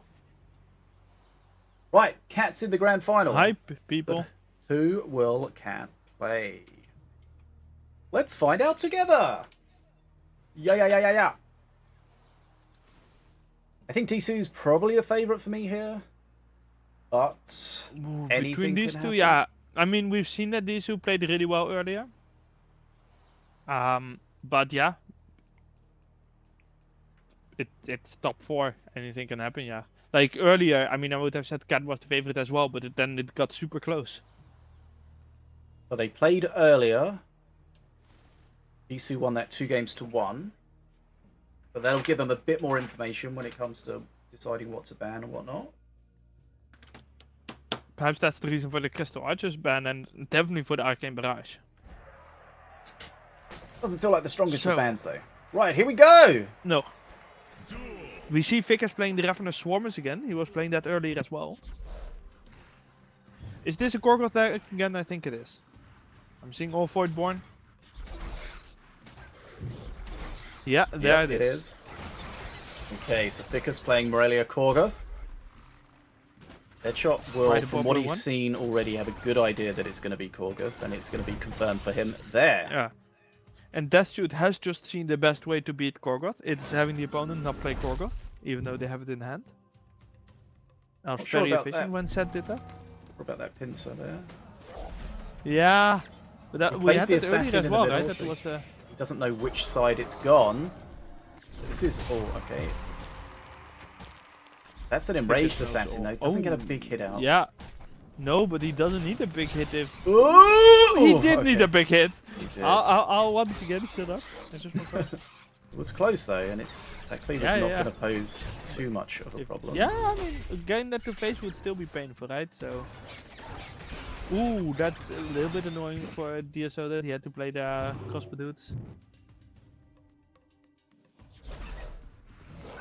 Having to play the Ravenous Swarmers unactivated is also awkward.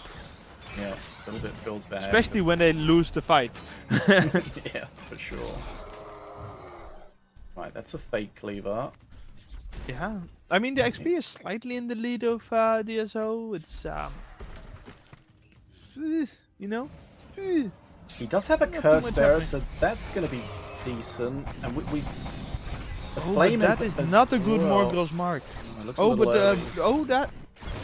That's a kind of Ah, problem. but the Ruffles trap, is yeah, Ruffles though. Ruffles had a yeah, bad but the time trap there. would have stopped.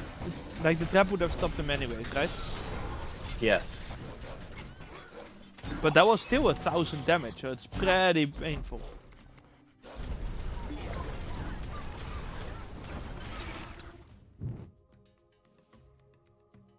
But I think DSOO knows he's got some good tools to deal with this Korg. Flame him, the raged assassin. I mean, yeah, but let's not Curse forget bearer. that the fire imp was just used, so he does have to cycle to the assassin, Yeah. or you know use that. Yeah, with the trap that feels so stupid how everything here is happening, good or bad. But he has enraged Yeah, the Korg. like that's why I'm like, was that good or bad? I'm not sure how we feel about that. I mean, he is gonna die there, right? So I guess it was fine. Okay, if he shuts down almost all of this value from the Void Altar, that could be huge. Yeah, I don't know And what he the might do cost it! of the Void Altar Okay, he was, gets but- one thing from it, and it's the, well... Oh, and it's actually the best one for him to get. Like that is the hardest to Rage counter for Reboomer. DSO. Yeah, but that doesn't do anything, does it? Does it Okay. increase the damage of Reboomer? I don't know. Chat, tell mean, us, because we don't it know the doesn't- game. I mean, it increases the damage on a Gax, right? I think we removed that, right? It used to. Sure it does. I mean, I really don't know anymore. We made so many changes. That raged assassin though. Oh, but the taunt actually messing him up. He messed it up for himself. Right, perk 3 for DSOO now. That extra trap could really help out. True, but I mean, the dragon could also really help out. There was an interesting case though of the Morgros Mark kinda messing up his own play, right? Because the Morgros Mark caused the assassin that was on face to walk towards Korgoth but never really deal damage. Oh, the flame. Yeah, the flame in Yeah. there. God. Godly! Okay, uses the Morgul's Mark just to get some swarmers here so we can get a bridge. Now, are we gonna see the same thing as KATT was trying to do? With the dragon. Yeah. Wait, what? What? That might be a... Yeah, that might have been a he played something and then it got invoked into something else. You see that a lot. Oh yeah, I was like, that's such a weird play. But that makes sense. 'Cause I had a duos game the other day and it had a random black hole and I said to my teammate, I said, was that your black hole? No. And I said, well, and I looked at the decks and I was like, well, it must have been because no one else had the potential to get it. Yeah, that's rough. Almost makes you wonder if That we should do dragon something where got shit on. if there should be something of if a card gets played within 0.5 seconds of being invoked with extra place to origin or something, but that's that might be iffy, you know. It's gonna Or if you have require the some card looking like selected, it can't be invoked. It doesn't work like that. Not an option. There is no between client communication for that. Okay. Also, that would allow you to control which one gets invoked, which is also not an option. Right, Deadshot putting the pressure on here. Needs to take this bridge, but he's probably going to have his Curse Bearer in the wrong spot. Playing Assassin against Curse Bearer is a little bit awkward. Okay, Deadshot's getting Mana Frenzy. This could be... Oh, we're already there? Yeah, this could game be... was so insanely boring, to be honest, that I you were kind having a of good lost time. track of the game. Like, nothing happened. We had such interesting matches before, and now we just get this. I mean, this is just Korgoth getting punished here. Deadshot's got the bridges. He's going to have so much mana. There's just no way he holds There's on no here. way you win this as figures, but it's like, once again, that thing where I don't like people this good playing Korgoth, because I feel like it's a too, you know, inflexible deck. Yeah. It's also not too much fun to look at, to be honest. DSOO just destroying with the Curse Bearer and the Brothers of the Void. The dragon at the top got shredded. Yeah, I mean, Brothers of the Void, definitely a great card. Love it. Love the design. Love to play it. Hate to play against it. Okay, so DSOO takes an early lead here. And yeah, well played. It's interesting because the Korgoth's such a strong strat, and we feel like, you know, Ficus may have played his strongest hand and had it slapped away. Yeah, but I feel like DSOO was ready for it with the Curse Bearer and Brothers of the Void, you know, and then what are you gonna do?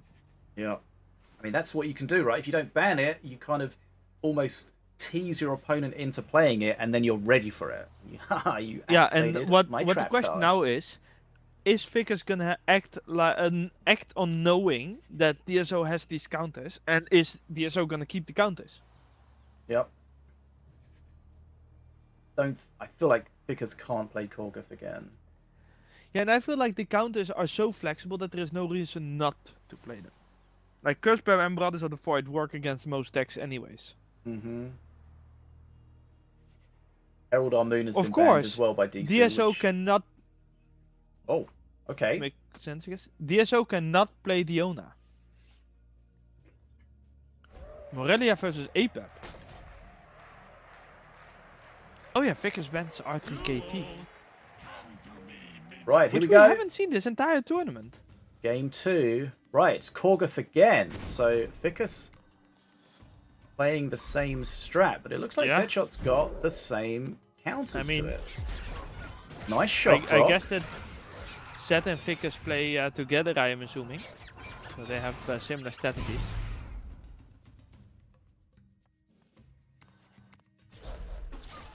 And I mean, you know what they say. Don't break what works or whatever the hell the thing is. Don't if it works, don't fix it. I don't know. I don't speak English. Yep, nailed it.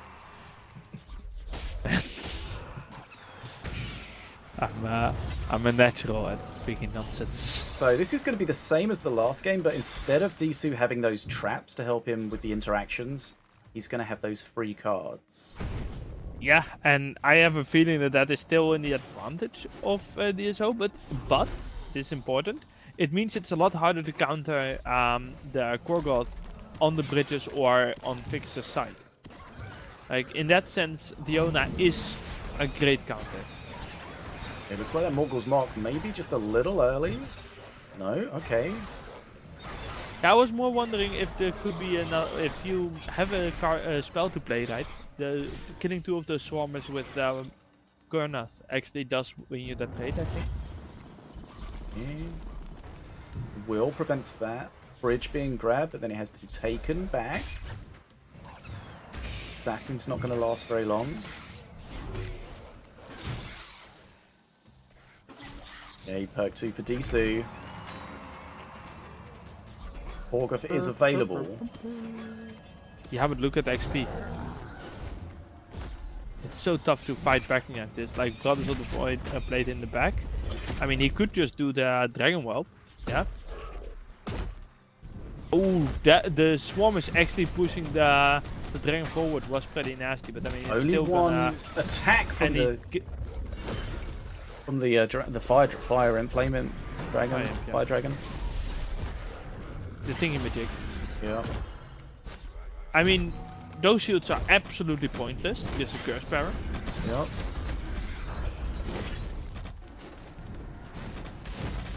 Kill that reboomer, but this is a bit of a push coming from Pickers here. Yeah, yeah. And he This needs is to have actually scary. some bridge presence for a little bit, just to try to. I don't think he's gonna do if any damage here. I mean, but that Azali XP can is- actually deal a good amount of damage. Like, Azali does. Oh, there is the assist.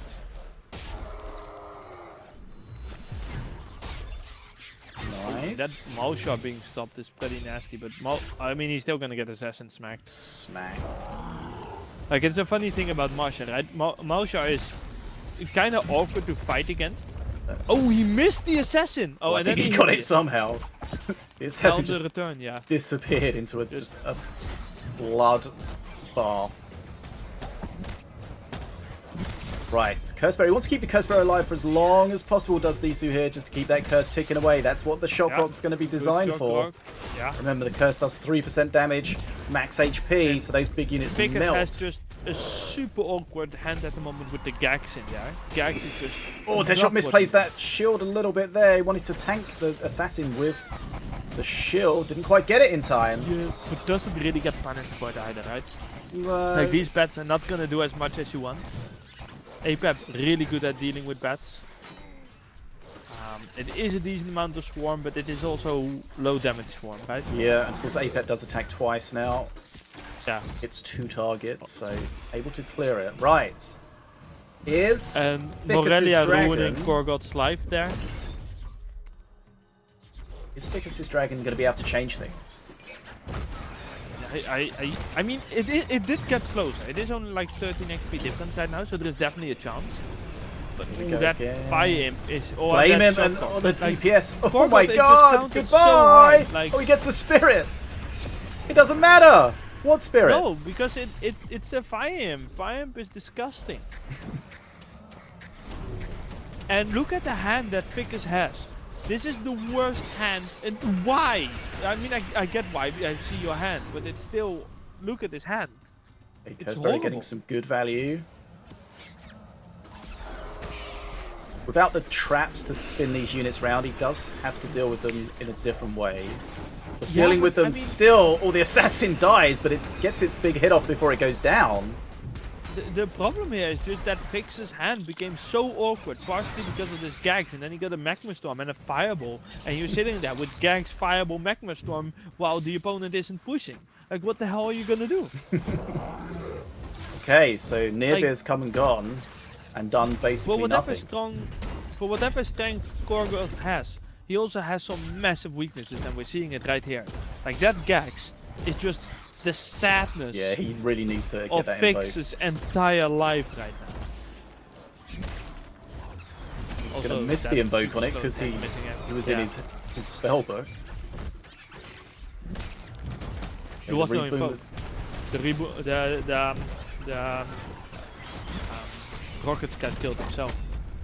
And that went to a different card. Like, it's so awkward because you don't have that high of a chance of actually hitting it, you know? So you need so many invoke triggers before you're certain. So it's to the point where it looked like he was even considering just playing it. Boom. And it's Goodbye. just Mana so Frenzy. bad. Yeah, If he you're is struggling against Korgoth on the ladder, just take this deck from DSOO. And just try to well. play Yeah, it how absolutely DSOO would. destroying it. And Well, there's I mean, the Gax! the But it's DSO not going to did a help really- him very much. yeah, it's gonna kill him faster than it's gonna. Like, DSO literally can block it. That's the worst part, you know.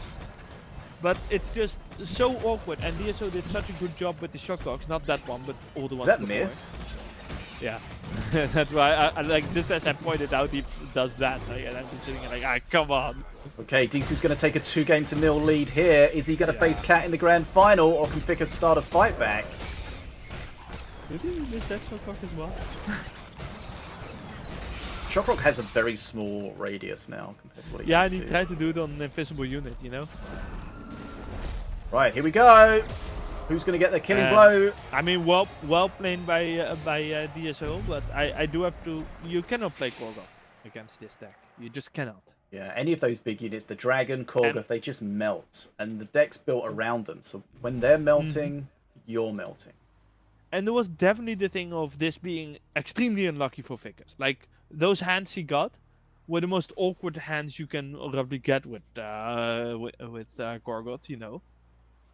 But the Brothers of the Void and the Curse Bearer just say, I don't care. Yeah. The Shockrock also really good.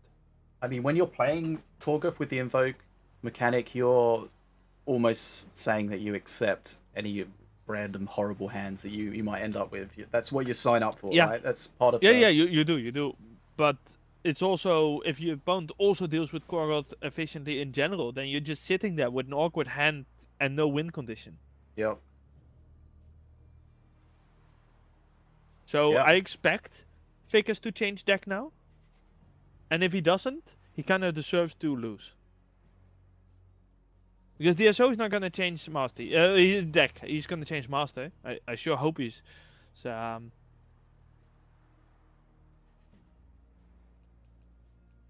He's got to try something different. This Deadshot's deck will just beat that 99 times out of 100. yeah.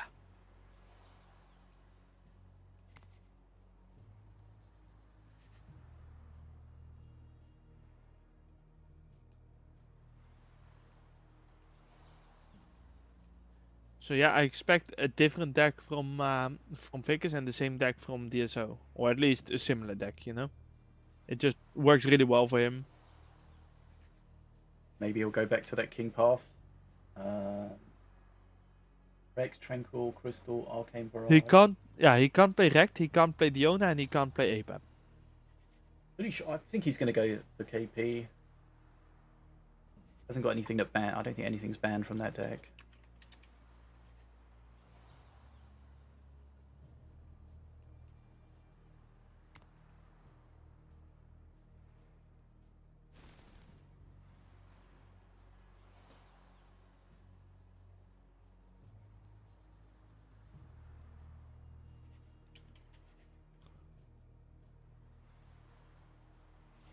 Right.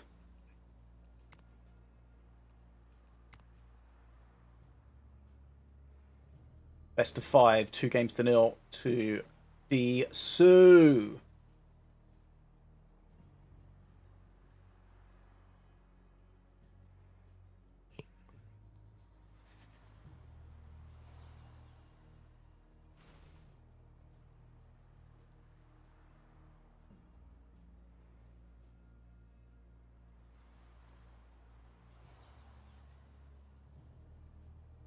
Power of the Curse Bearer, the power of the Fire Imp.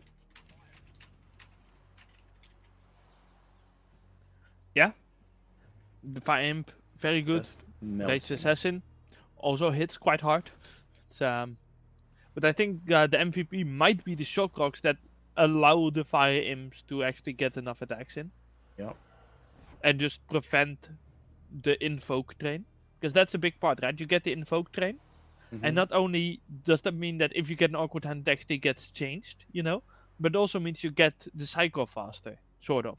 You don't actually get the cycle faster, but you get, you know, the opponent has to deal with more value. Whereas if you don't get the invokes and you get one invoke here and there, you might get an awkward hand without actually getting the invoke train going. Right. Game 3. Is DSOO getting into the grand final? Is Vickers starting a fight back? He's wearing the set skin. Vickers thinks R3KT is overpowered. He has banned it, and now he's playing it. Like DSOO's playing the same deck, just with Morelia. Not a Of surprise. course, with a I mean, different setup. he has no reason to change, right? And Vickers had to change. Like, if Vickers didn't change, like, then what is he doing? Well, that Swarm of Living just to take that top bridge, that shot like that. Yeah, that's really awkward. Well, what? That should be lost then. Let's fix that one. That's a good counter though. I mean, not too much happening so far, but there are some... with these decks, I think we'll get more interesting matches, right? We have R3 KT who can do some wacky shit once you get to perk 2 and perk 3. Oh, that cleaver. Like at the start, he takes too long to actually get the next swap in, right? But at perk 2, he would actually have been able to swap away from that assassin, for example, right? 15 seconds. Right. Remember, Rec dot changed quite a lot in the last patch. Oh yeah. Vicus almost baiting out that shock rock, waiting until the last minute to put those scrats down. Nicely done. It looks like Vicus is just gonna go for a big push here, but that deals with so much of it though. Yeah. Those scrats. Those Vicus could actually have played... Look how much damage Deadshot's taken though. Yeah, and the interesting is Vicus actually had a moment there where he could quickly play the Tantrum Throwers and then swap his Rec, if he wanted to kill some of that swarm and do a little bit more face damage. He actually had the timer done in time. Of course, DSOO can heal. Okay, double heal I think. Let's not forget about that. Did the rocket cat just jump out of the trick?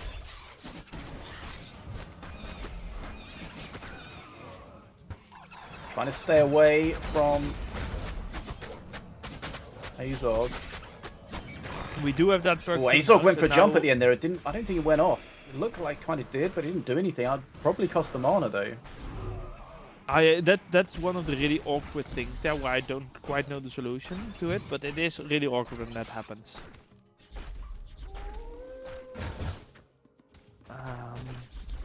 Now this Rect will be one that has an extra jump, I think. Although that rocket cat is kind of ruining his life. Yeah, that actually ruined his life completely. If he had survived. But look at what's on that shoot's face. That is so much damage. And I was about to say kind of surprised that Scatillery isn't there yet, but okay, then it came. When he doesn't heal, goes for the skeletons. That feels greedy. Very Will we get away with that? Like I would, if I was Fix, I would almost play the Azog guy just to try and get to face, but that's extremely greedy. Oh, he just flood.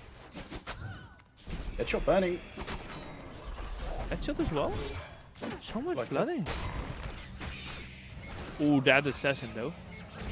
Oh, the propeller scratch keeping him invincible. Oh, that is so big. And that warrior was so close to getting to face. But here we see him actually being able to jump. He's also close to perk 3. And yeah, just shoot the Scatillery. Just do it. It's already on face. Deadshot's going to be very low here. Trying to hold on. And was like, he's so close. Like next time, every time he jumps, he has a one-punch blast now. The dragon will have to do absolute miracles. You can never allow Rec to get to face again. And that will be tough, because you need to kill him fast enough. Oh, okay, he gets one heal. Yeah, but the thing is, he had to do this now, because now he has to swap again. So he can swap again, and just do the same thing again. And can DSOO block it again? That's gonna be really rough. Like, that timer isn't that long. Deadshot wants to get the dragon out, but he can't hold on. And all he has to do is one punch blast, like just one punch blast. Here, bomb. And now, look at how close it was. If he had to swap he went for another one punch blast. He went for the heal on those skellies. Needs to be a little bit more patient to get the heal off something that's gonna, or the scrats I think, that could have survived. Like, at this point, the question is, what does Vicus do? Does he just cycle to this Scatillery? This is a race between the Scatillery and the Spellbook. Spellbook's come in 2 seconds. Yeah, but the thing is, Vicus here's the heal. could have saved... No! And he doesn't get it! He's missed it again! Oh! That's a lot of heals that he's missed. Yeah, and this is also an Azog, you know, that can jump to face. He's so far behind on XP anyway, I don't think it DSOO matters. has lost, because how do you defend against this? Like, Here we go! Just jump face, yeah. Vicus comes back! Well played by Vicus, well played, like, just getting shit to face. But impressively. Like, it was kind of surprising how DSO didn't defend against some of those raged pushes. Like, that werewolf is dangerous. Yeah, that Rage Werewolf puts in a lot of damage. Right, 2-1. Ficus has started the fight back. Whew, okay. Deadshot messed up a lot of heals. I mean, it's very difficult to heal off the Scrats because they just die so easy. But Yes. But I mean, you have to... he was losing anyways, but missing all of those heals then... I mean, don't choose the heals if you're going to miss them, of course, but I mean, rather actually hit them. And of course, there was the situation where he chose the Skellies instead of the heals at one point. Yes. So specifically That was going... also surprising. So there was And potentially 3 hills, 600 HP that he could have got. the thing is, with the skeletons, at least you get some value. But if you actually choose the heal and miss it, that means you lose your perk 1 and your perk 2 for that duration. And what is that, 25 seconds? Yep. Feels That's bad, a man. lot of lost value right there. Right. So, Ficus was forced kind of to switch. He did, and he's come out on top in that one. 2-1. I'll be right back. Roger.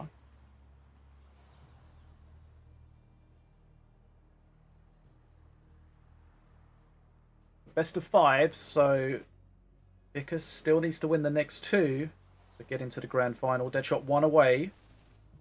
Conquest rules apply, so if you do win with a master, you can't play that master again, so that means Wrecked has come and gone for Ficus. Diona and Apep for DSOO, plus of course the cards that they banned, or the masters that they banned. So Apep was banned by DSOO, so Ficus cannot play Apep, and Ficus banned Wrecked. So DSOO cannot play Wrecked. I feel like I almost got DSOO and Ficus confused and said Dickus. I feel like DSOO is going to play King Puff next. I feel it. It's written in the stars. We've seen how strong King Puff has been today. And I feel like he can be relied upon.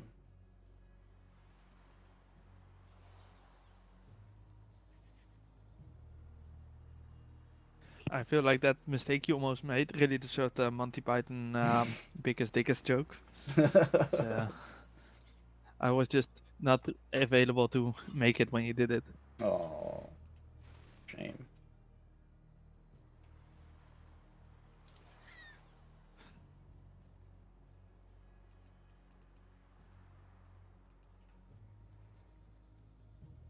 Oh yeah, I should actually do that as well. I just noticed the time. My cat wants wet food. And if I don't, she's gonna be very bothersome during the stream. Right, game 4. Ooh. What masters are we seeing? We are seeing King Puff, as predicted, against Morelia. It's almost like you know things about this game. Right, we saw this King Puff earlier. We saw how strong it could be. Let's see if it's strong enough to get DSOO into the grand final. I mean, yeah, I feel like so far King Puff has felt like the strongest master in this tournament. And Morelia hasn't impressed too much to me. Mm-hmm. We've seen the dragon Like, just come and go and get slaughtered so many times. I feel like it's been a little bit overrated. The ATG is always annoying to deal with. Especially this deck of Ficus doesn't have too much flying thing. And DSO probably playing the Swarmers to make sure you can't easily heal on it, you know, to get some extra damage. That is just getting extra damage by not allowing your master to defend though. Like, he was a little bit slow in playing those skeletons. And that just cost you like 100 HP right there. Mm-hmm. Deadshot needs to be a little bit careful here. Doesn't want to get everything shredded. Azog's probably going to jump to that aim. Golem! Yeah, okay. Right. But I was really surprised by that blue golem. Yeah, I agree with that. Artillery, get shit to face, kill. The pressure on. I mean, this is a nasty push that Ficus did there, killing the blue golem. Blue golem's going to go down. Like, the blue golem went backwards instead of forwards and died. Yep. Didn't really have too many different options there. That was just rough. And there we have the ATG again. Yeah, just heal on it, makes sense.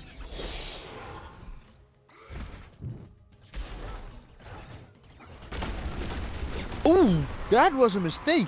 Didn't really hit much. No, those kind of mistakes can cost you games, especially when you're already the one with low on HP, right? It's kind of scary. And that The boomer Cleaver's going to get hit to phase. and the Cleaver also got phase. And the then Azog's going to Azog. clear this up. Skritiri's in here. Are we going to have a game 5? Is this just gonna end the game already? This looks like yeah, it. Yeah, like that jump, Azog's, nice jump. Okay, Azog's down. Yeah, but he has no healing. Scrap yeah. power! I think the Marine may have got the last hit.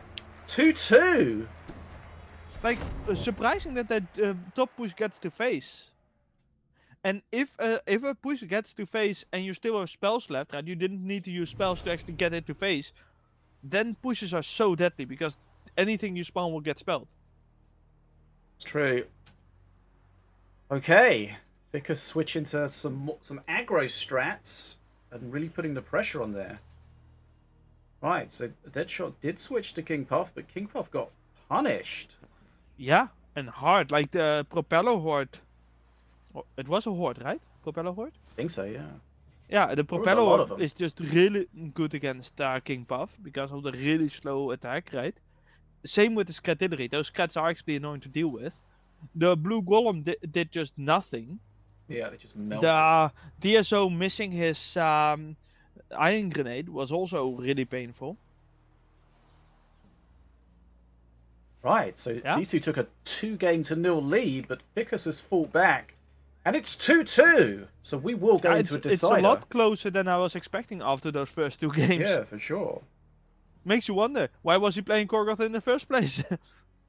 Maybe Korgoth's not as strong. Have we seen Korgoth win today? Yes, KATT played it and won. Okay, have we seen a human play Korgoth and win? No. That was supposed to be a compliment, by the way. Yeah, we all know that KATT is AI. He's feline. That's a well-known thing. Feline AI. I'm feline great. Straight to jail. Nice joke. Right. Don't think you're allowed to say that about your own jokes. I mean, someone's got to enjoy them. And if I don't, then no one will. No, Jackia has a bad sense of humor, so he will enjoy it. Oh my god. We get to our 5th game. Right, it's the decider. The winner of this goes into the grand final to beat... No, sorry, to play... I don't know why I said beat. To play KATT. To potentially beat. To try to beat Ficus KATT. playing Diona and DSO playing KATT. Biggest Wait, Ficus. which master? So, Ficus has won with Morelia and Correct. R3KT? That Yeah. one, right? Yeah. Yeah. Okay. Right. Just make sure that we're all following the rules. And DSO had banned APEP, right? Yes. Yes, correct. So we're all following the rules still. No This false looks like- masters. Just a repeat of the last game, just a different master. For Ficus. I mean, I do always enjoy Azog, like not to play against, but I think it's a fun card to play. It's really annoying to counter though. The That jump, jump did didn't not really work out though. work out at all. Oh, interesting impetus blast. Wait, why would you play the- No, it Okay. died. Like Ficus was hovering the propeller horde at bottom, and I was like, why? Why would you even? I don't think I can trust Ficus's hover. Look at the ATG drain getting aggroed back. That's sometimes it can be annoying, but other times it can Yeah. be exactly He needs what to you play need. the horde on it, I think. He has a skeleton propeller horde that Oh. was activated there. Couple of skellies walking off to get the bridge. That's nice. So he's just accepting the face damage of the ATG. Fair enough, I guess. If that Scud can kill the Marine, yeah, bots face. But I mean, as I said, if you don't have the spell to then support it, it lowers the damage. Because now imagine if that ATG was spelled or that the Dawnwalker was spelled, right? Yeah.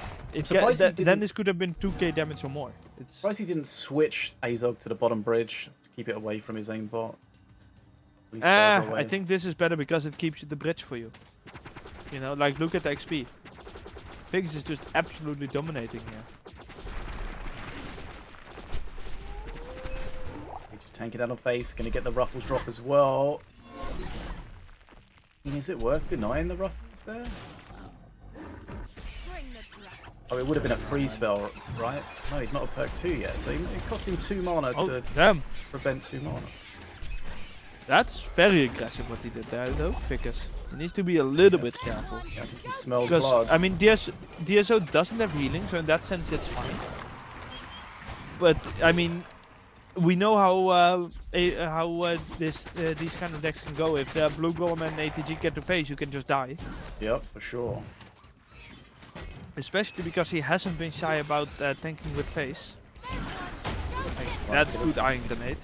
Like this Ruffles ATG, if that stops the dies. heal, I don't know if it stops the heal or not. Oh, Okay. that Impetus Blast! Gonna get some good value out of this ATG drone. It's gonna stay alive as well. It's gonna get out of master range. I feel like he kinda hoped that the ATG would turn around or something. Oh, if that even grabbed the bridge, it would have been insane. Good swap, ATG good drone's swap. still getting value. Yeah. That ATG, I mean, he must have a second ATG in hand again by now or something. He certainly does. Oh, that Scratillery feels so awkward by not grabbing the bridge. Yep. Is Deadshot coming back into this? It feels like it. Like If he can get I'm perk surprised 3, that I think he's got a good chance. I'm honestly surprised that the XP difference is still so big.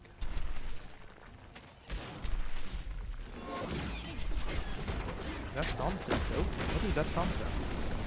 That one scrat living's going to be annoying. Yeah, but yeah, annoying is the word. Like it's not that amazing, you know, because the owners can attack as well at some point. Almost perk 3. Catching up on XP as Deadshot here. Is the comeback on? Force the bridge switch before perk 3. Yeah, that's a little bit Just- awkward. Awkward Also, is the that word. taunt trap is bad. That ATG is gonna get some value again. There are the Marines though. That Blue Golem is nasty though. Because he has support. Oh, a good Impetus Blast again to deal with the Horde. Hey, this is real close. This could go both ways because Figgis does not have an HP advantage anymore. And that is very rough when you fight against King Pop. Like, sure, that Scratillery did work, but that means you don't have that same offensive power that you had earlier, right? And now Yep. DSO has that offensive power. You see it, the spells really mess up the defense. Hey, Deadshot's holding the bridges for ages here. Figure's clearing this up, but taking Even so though you long to getting do blocked so. by the Swarmer, like, it's almost equal now in XP. Bridge switch coming. It's It's going to be just too late for the cleaver, but that's fine. I thought for a moment that Figgis kind of just decided that his only chance was to just, I mean, it's a small swap, but it is the right play, I think. That golem's going to get DSO close to face, and remember, it is raged. That thing Yeah. can end the game Oh, very yeah, quickly, yeah, I think and it's DSO about to has happen one right there. now. Yeah, boing. Deadshot's in the final. And one more. Doink. Oh, well played.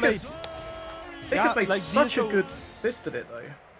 Yeah, but DSO managed to stay in the game, and at some point, Figgis just got a little bit too greedy, I think, with his spells. Didn't do it in combination with his pushes. Like his Scratilleries were just less good than they were at the start of the game. And Yeah, DSO just using his Impetus Blast to deal with the Horde, using his Iron Grenade to deal with the bosses when they came up. Yeah, And the Deadshot ATG was- just being a beast. he just had it locked in as what he had and what it was going to counter. And he was just ready for it every time. The Impetus Blast with the scrats. And the... It felt a little bit like it was the first half of the game was DSO figuring out what he had to do. And the second half was DSO doing what he had to do. It was like a boxer that got kind of knocked down in the first round, and it took him like a little while to shake off To warm up and the beating, and then he kind of sort of figured it out and came back. Okay, yeah, that was a surprising comeback, but well played. very well played. Okay, so that means it's going to be KATT against DSOO in our grand final. You just joined us. Very warm welcome to everybody here. I'm here, as you can see, with FDM, Minion Masters developer. Sinobie's behind the scenes. This is Night's Duel number 29. We got a $400 prize pool, and we're going to figure out very soon where the majority of it is going to go. Also an important question. Does KATT realize that they should not play Korgoth against DSOO? You think he would have watched that and been aware? Because that after just those 2 games of DSOO against Vickers, if I was KATT, I would be like, yeah, let's go for different decks. Yep, they got shut down so hard, so often, and I think that's been the case overall with Korgoth today. When we've seen him played, he just hasn't really dominated. We've seen people dying before Korgoth almost gets out. We've seen... Other question. If you're DSO, do you ban Azog? Because that actually did quite a lot, I feel like, in this match. It was difficult for him to deal with. When you don't have, like, a defenso chopper or something just to... or a cleaver. It can be a real pain. And like you just want to pop something in the pocket to defend, but then of course it's just going to jump and kill it. Like Azog definitely is one of those things where if you don't have hard hitters that also hit relatively fast, it can be super annoying to deal with. And DSO also really showing well how good a spell like Impetus Blast can be. Yeah. Like that killing the Propeller Horde instantly each time was so powerful. It's so tricky. Like if you're in a situation where you've got Propeller Horde, you know your opponent has the Impetus Blast, the Impetus Blast and the Propeller Horde every time. Like what do? Do you stop playing it? Do you try to play it around the Impetus Blast? Like, you need to somehow bait the Impetus Blast first, I think, because you're just gonna give the opponent faster cycle than you otherwise. Yeah. And it depends, right? Like is your deck awkward enough that you need to make that bad trade? That's the question. So you see these matches where we spoke before about how players get into, during a match, they just get into this locked cycle where the same things happen over and over again, which is great if you're coming out on top, but if you're coming out behind, like you've got to try to do something. Like what's the mindset when you just keep doing the same thing and you just come out behind every time? Like personally, I like to play a deck that can both kill on face and go on XP, right? And then depending on how it goes, I choose one of my 2 win conditions. But if you have a state like this, where sure they both have both win conditions, you know, but if you are losing on both, right, at some point you just have to accept, okay, either I'm losing this or I shake things up and then I'll probably still lose, but at least I have a chance. Yeah. But the worst thing is that wasn't what really felt like was happening to Vickers, because Vickers was so dominating in that first half of the match that he probably couldn't make that mindset change. He was like, I'm winning, why am I not winning? Yeah, he's trying to go for the throat. And it looked like early on, it looked like it was going to be his game for sure. And that whiplash, you're sitting there after the game being like, how did I not win that? How did I manage to lose? It's King Puff things. Right, I'll BRB and then we'll dive into the grand final.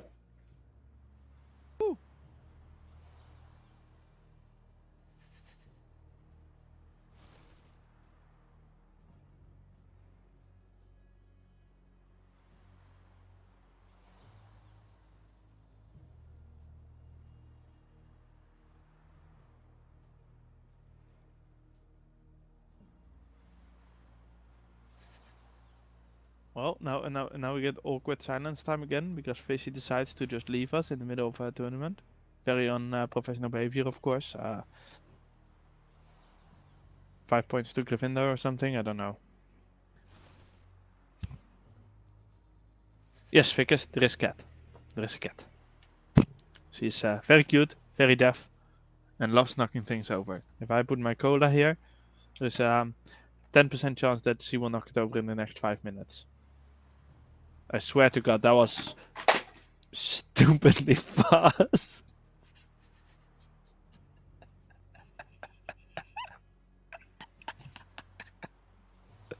I mean, what can I say? I know my cat. Oh, we have bans. That is interesting. That's interesting. Okay, I have actually something interesting to say instead of just showing my cat off, who's of course also very interesting. But both players banned APAP. So we're not seeing APAP. APAP has been consistently banned throughout the tournament. Not really a surprise. To be honest, almost nothing of this is a surprise. hello, welcome back. I was just Thank you. going over the bans, and Oh, we got them? Okay. both have banned APEP, yeah. DSO went for Cage Prowler, Jahoon, and Ardera. Not really too surprising, although slightly surprising that there is no RRR, but DSO hasn't been focused on the RRR bans anyways. So sure, Jahoon is probably because KATT played it earlier, and the other two, DSO has been banning those the entire time. KATT banned RRR, which is pretty consistent, but also Cursebearer, which means he might want to go Gorgoth, and Morgul's Mark, which also means he might want to go Gorgoth. So KATT hinting at Gorgoth. Well, we did say earlier about how KATT seemed to be the only one that got value out of And win Gorgoth. with it. Yeah. Or, yeah. But if you also start banning for it, and then my question is KATT trolling DSO, or are we gonna see Gorgoth? Well, there is one way to find out. Okay, let's just bands up on the screen.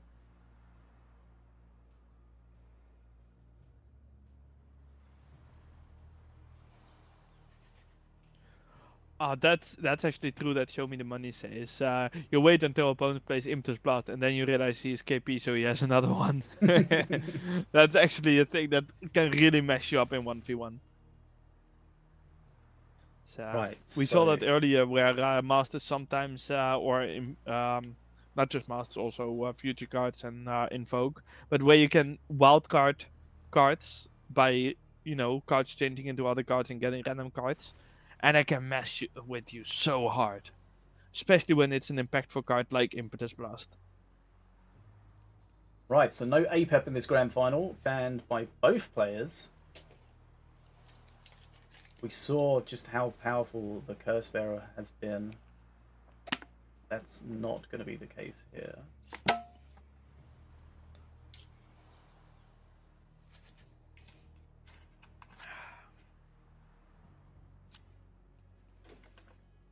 Right. Grand final time. Oh, there is a brilliant thing on the stream. If you look right now, Yep. like I was just saying that there was a 10% chance he will knock that cola off the table within 5 minutes, and she just instantly turns around to do it. Oh god. Well, let's do a It's so prediction. good. Right, who will be the champion? DSOO or KATT? Hey.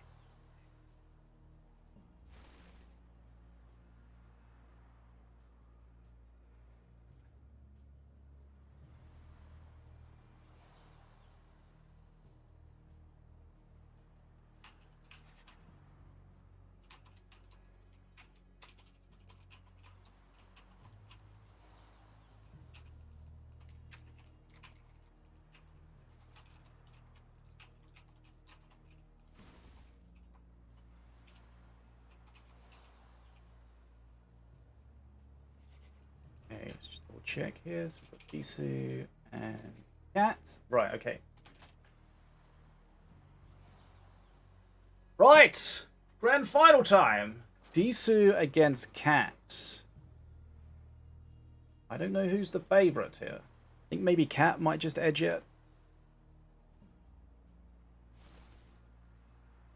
For me. So you've been owning since you have to play a new master each game. In the best of 5 part, there is the conquest rules, so you can't play a master once you've won with it.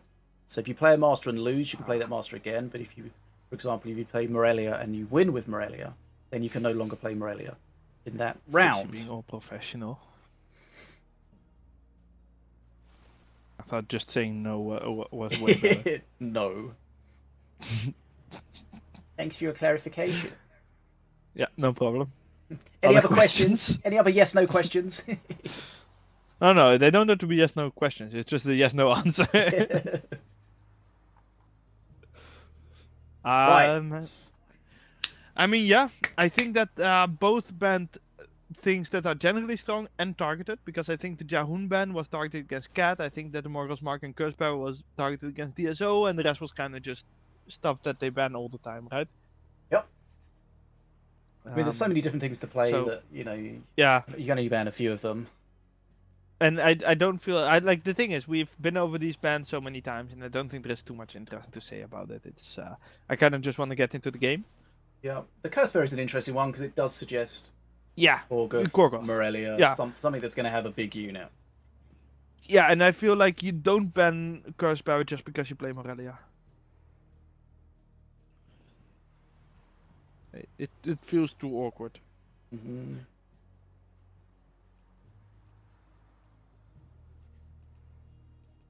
Let's get ready, let's get ready to rumble! Once they're done building decks, Both in the menu. it's also an interesting thing because both of them have had some really good games, but I also think both players have shown weakness. Mm-hmm. So I don't have a clear favorite. Like, of course, in my opinion, KATT's always going to be the slight favorite, but KATT has showed some weaknesses in this tournament. So I can definitely see this go DSO's way.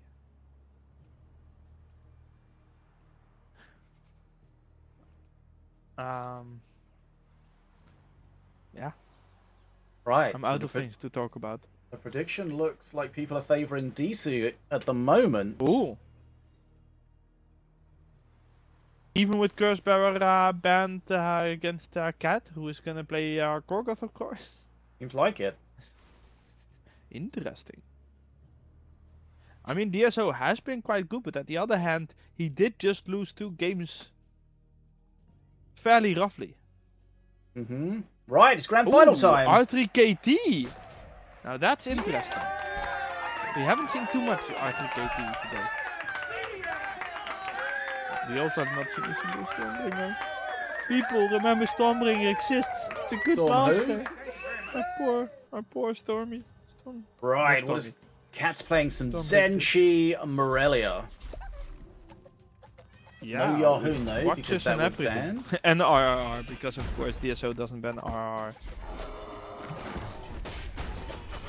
Now here That's we a have lot two of of the closest shrooms, attacking holy minions cow. in the world, standing next to each other, taking ages to kill anything. But that's a cleaver to face.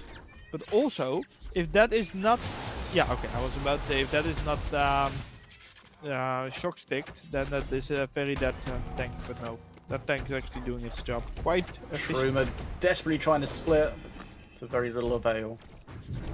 Well, it's also a good example of how the tank's small AoE actually is impactful. Yeah, every now and then it hits multiple things. Can you believe it? No, stop lying. A lot of the shrooms were wasted though. Yeah, they only Like, last actually for quite 30 a lot of seconds or them. whatever. One of the things I really hope we can get better indicators on in 2.0. Yeah, that would be cool. Because I don't feel like there is a good shriveling away. indication to know how long they've been, and it's so difficult to keep up with that. I don't think any player really can keep up with that.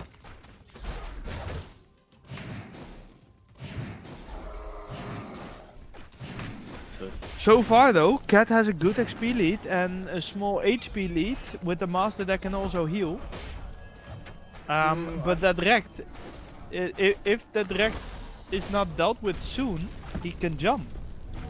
And being able to jump this early on, which he doesn't make use of? What?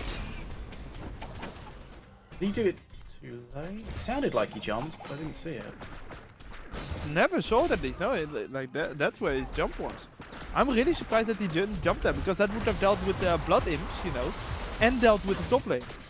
Hey, this is a decent amount of damage coming out from KATT here. He's got an Yeah, XP yeah. lead as well. These monkeys still need to be dealt with. Deadshot's under half HP here. And that assassin is not gonna do much. Not against the skeletons. Okay, whatever. I mean, the assassin is still gonna die, and the buff is just gonna walk towards that bridge. Is the real on top? With Shen's shot stick about, it's just so hard because they do a big push, and then you know you're just going to commit to defend it, and then you're just gonna, everything's going to get shocked. Yeah. Puts you in an awkward position. And ooh, that's also awkward for Datsu. Like having played the magma turret bottom just as the horde comes out at top. the jungle horde. He does a good job pulling everything down to the bottom though. To Yeah, but the thing is still kinda dead, you know? Like, I have trouble not seeing this not get any phase damage. Yeah. That I flame mean, him. the I don't fire- like that position at all. Yeah, but I mean, he also didn't have too many good positions. This is a lot of damage again. KATT has just so insanely much control here, Yeah. because not only the HP, but also look at the XP. He just wins here. Okay. DSO dies, yeah, but look at that, the coming dragon in at came the out. end there. Like, that's how insanely hard KATT was winning this. This was no contest, and surprisingly so. Whoa. Okay. So Morelia, KATT strikes first with Morelia. Yeah, but also with a deck that doesn't need Morelia, I think. Yeah, for sure. So DSOs are gonna have to find a solution. And I mean, there were a couple plays of DSO that were unlucky / not that great. You know, like he had the Magna Cannon just as KATT was playing stuff at bottom. That was unlucky. There was another play that wasn't that great that I don't remember. Oh yeah, the not jumping with Rekt when he was in bot lane. And we saw, yeah.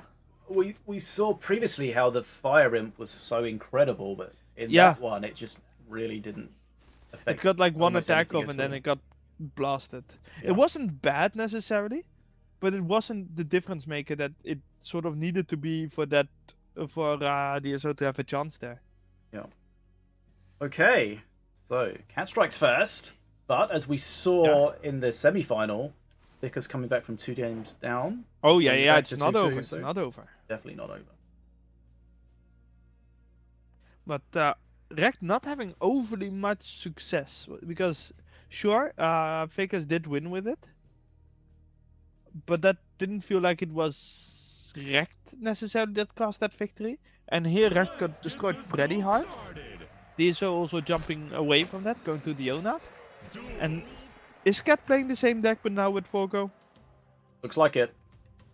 I still want to have a tournament where you're not allowed to play a card twice in the same thing. But that's so difficult to set up. But it's just, it would create some wacky and fun decks, I think. I would not want to be the organizer or anything like that of that though. Huntsman though? Well, Huntress, sorry. Huntress. I mean, who am I to say Huntress, Hunter, Huntsman, Huntswoman? It's a hunt person. And that cleaver is dead. And actually splitting, that's pretty good for DSO. Is this just... Wait, Black hole! that... Was that Adventuring Party? Oh, yeah. Or that black hole was shit? Or was it from DSO? Oh, it wasn't. It was from DC, of course. Okay, then it was good. This is a pretty nasty push though. I mean, these woodsmen are so tanky and so hard hitting. Yeah, That's a lot of yeah, damage. with rage it's whew.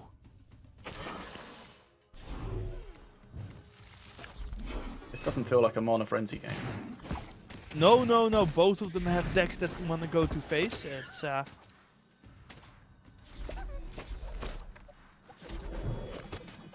mean, the teenagers doing their best. I thought you were talking about DC.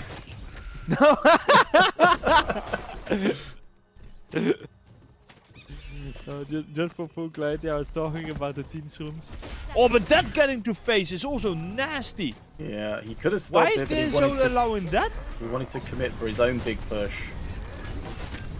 That feels very risky. Yeah, that was a lot of damage. Yeah. Oh, I kind of expected one more hit from the tank, but still, it's... Ooh. I feel like that was a mistake.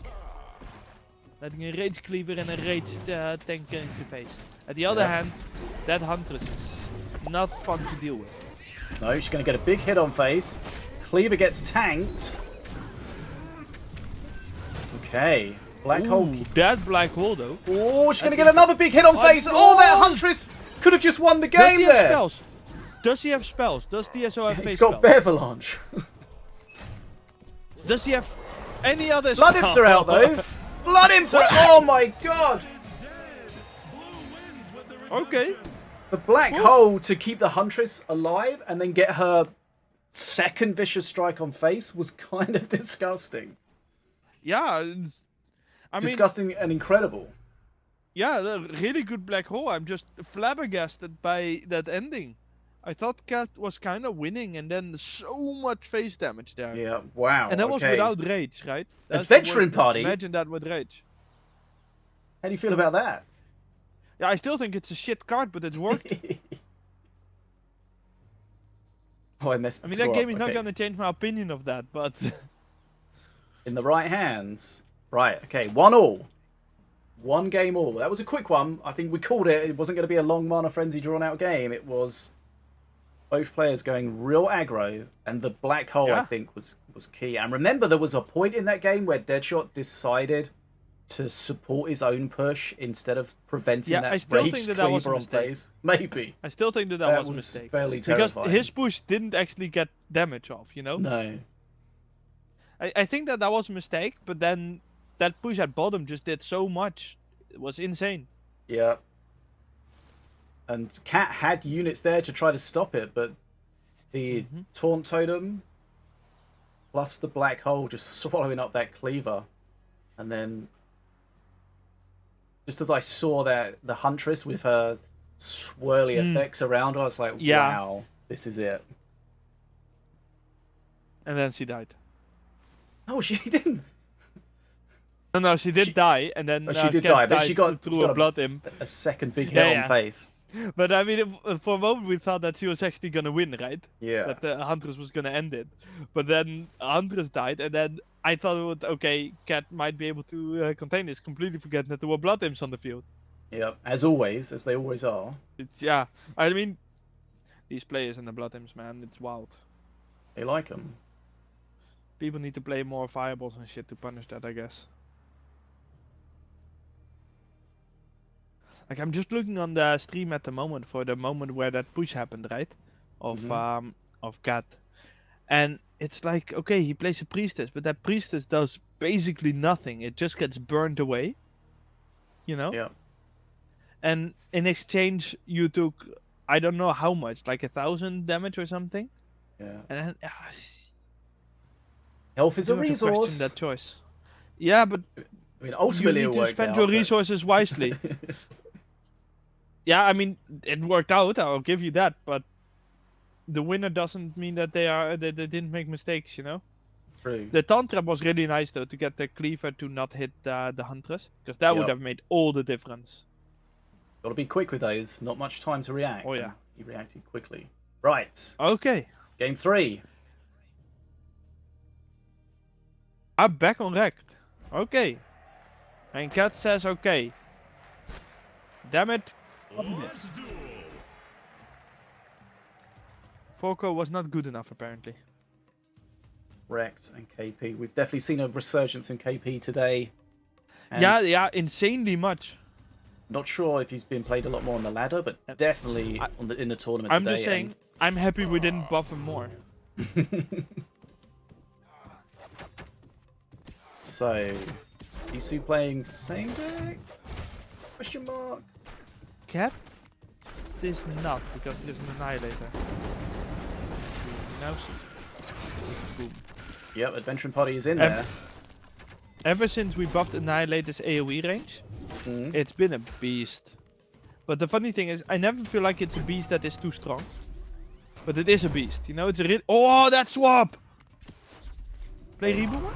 Oh, Big hit coming out from the Huntress. I'm Can't take it on I'm face. honestly surprised that he. Like, the thing is, I get taking it with face, but at the other hand, you're spear throwers. no. It's not that bad to lose a spear thrower. The black know? hole lets the reboomer get on top of everything. Oh, it's going to survive Ah, as well. Is KATT Win playing a for black Rod! hole, or was that DSO's black hole? I assume it was DSOO's. He tried to black because hole I- against the iron grenade, but then that allowed the yeah. reboomer to get on top of him. I mean, a good example of how difficult certain cards can be to play, because they have, you know, their drawbacks. And she's gonna get a Worldy's World soon. Get that revelry, Okay. get that rage on the woodsman. There's Big the hit. whirly bow.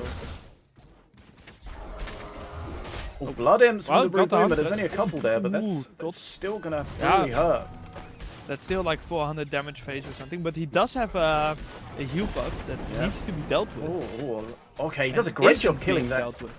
Killing that siege breaker. Oh my goodness. Yeah, but DSOO healed almost all of that damage that the blood imps gave.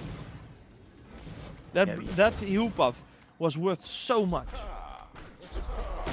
Oh, I do not like that. No, that might be I an think doing opportunity that on the cost kind of priestess would have thing. been so much better. Might. Ooh, and he plays another AU. Oh, swap. Okay, good. Well, Okay, good swap. No black hole available. Okay, that Annihilator is going to get a lot of value here. Okay. that was a great example I need to show. That just showed the power of the Bridge Switch. That was a scary looking push that just turned into nothing. Yes. And the power of Annihilator, of course. But that 10-second stun or whatever it is so nasty. Giving shield to the heal buff. Okay. I mean, both players are taking quite a lot of face damage. So Yeah, it's- I mean, this- that- oh that- my god, that's Whoa! enraged! Because she is raged, and that's just nasty. And here we see once again that heal buff of KATT now doing so much work. Still being there.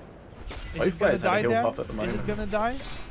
It is dead, but look at that damage! DSO is almost dead. Oh my god, Reboomer! That Oh, the cleaver on Reboomer is face! So close. Oh my and the god, cleaver. He And needs to the be in two iron places grenade. at once. This is over, KATT 1. Okay. King Puff, extraordinarily strong, especially against these big pushes. Yeah, that big push from Like, DSOO just... This felt like a fizzled out. master counter. Like, King Puff just counters this playstyle so hard. Like, good luck pushing with your 3 dudes. I swap and my 1 dude kills them all. Well played, but I think that this was a deck building loss. GG. Nope. Not to take away anything from KATT, but You can see at the need end to there, execute DSOO your just needs to be in target. 2 places at once. He was trying to wait for that Reboomer Yeah. to pop so he could shut it down. Then the cleaver was there as well. but also that he got the rage on the Huntress, and that the Huntress one-shotting the Groggy is also so nasty. Mm-hmm.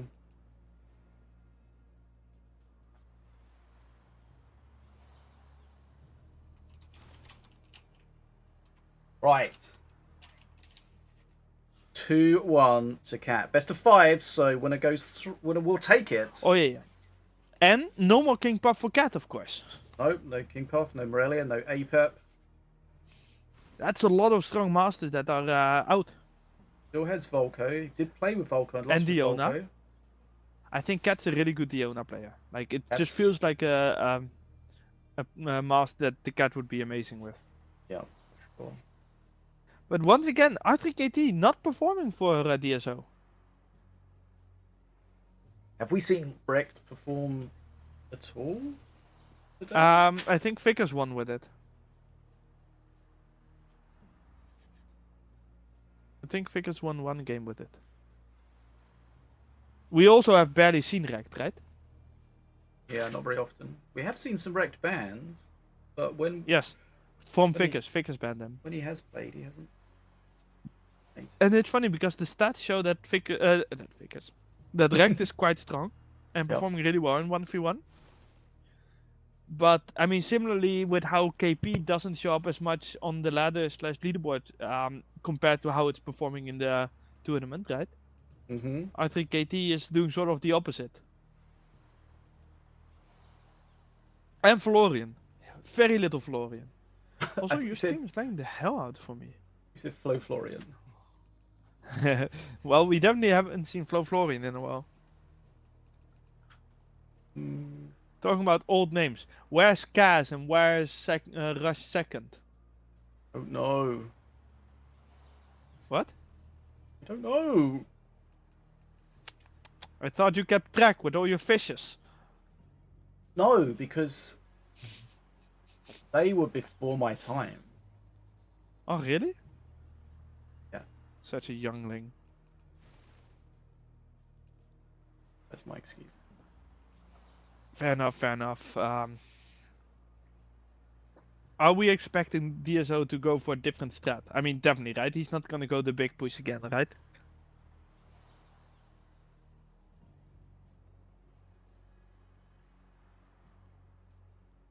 I mean, you feel like DSOO needs to play a little bit safe here since on his last life. Maybe KATT can be a little bit flamboyant.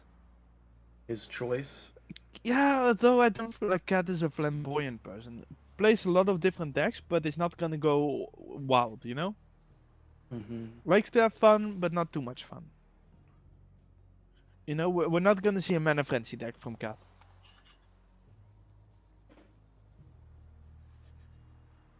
Considering how today has been going, KATT's gonna play Mana Frenzy now. Mana Frenzy, Mana Puff Madness. Did I say Mana Frenzy earlier? That's why I'm in Mana Puff Madness. I just woke up, okay? Okay. God. You're just in the first 6 hours of your day, waking up. I mean, I think I've been awake for 12 hours, but... Right, looks like DSOO's ready Not to my go. day. KATT is... In the menu? Looks like KATT's ready to go.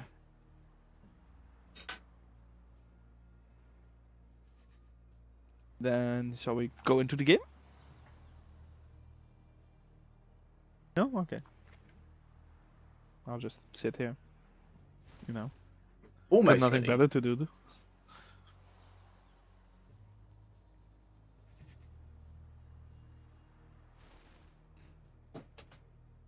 Right. 2-1 to KATT. Gonna close it out. Is DSOO, formerly the artist, formerly known as DeathShoot Waniani. Is he gonna force a game 5? Let's find out. Bam! Diona versus Morelia. The reverse matchup would probably not be allowed anymore. But this one is. Korgoth. KATT went for Korgoth at last. Okay, we've seen... Now, there is a good chance that DSO is not ready for it anymore. And there is no Curse Bearer, remember? Yep, no Curse Bearer. We did ponder whether that was... Okay. Those two See Magma the hand Storms of are a little KATT? bit That's annoying. just- Yep. A little bit? That's just... so feels bad. Wants to try to hold on to them. Invoke them again. Like, Might KATT use right one of now them, is yeah. sitting with a hand and just thinking, the fuck do I do here? Okay. I mean, yeah, yeah, he kind of has to play it, right? Oh, that black hole's too late! I mean, that thing is still gonna deal decent damage, right?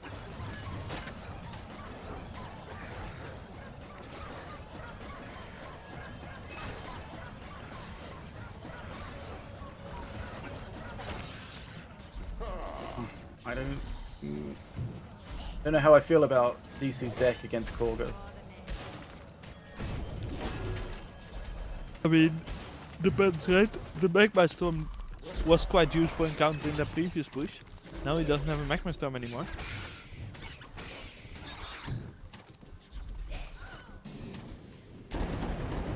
Deadshot needs is- to be really aggro, and he is. He needs to try to... Yes, and KATT doesn't have the best defensive Well, this is a possibilities. lot of damage, okay?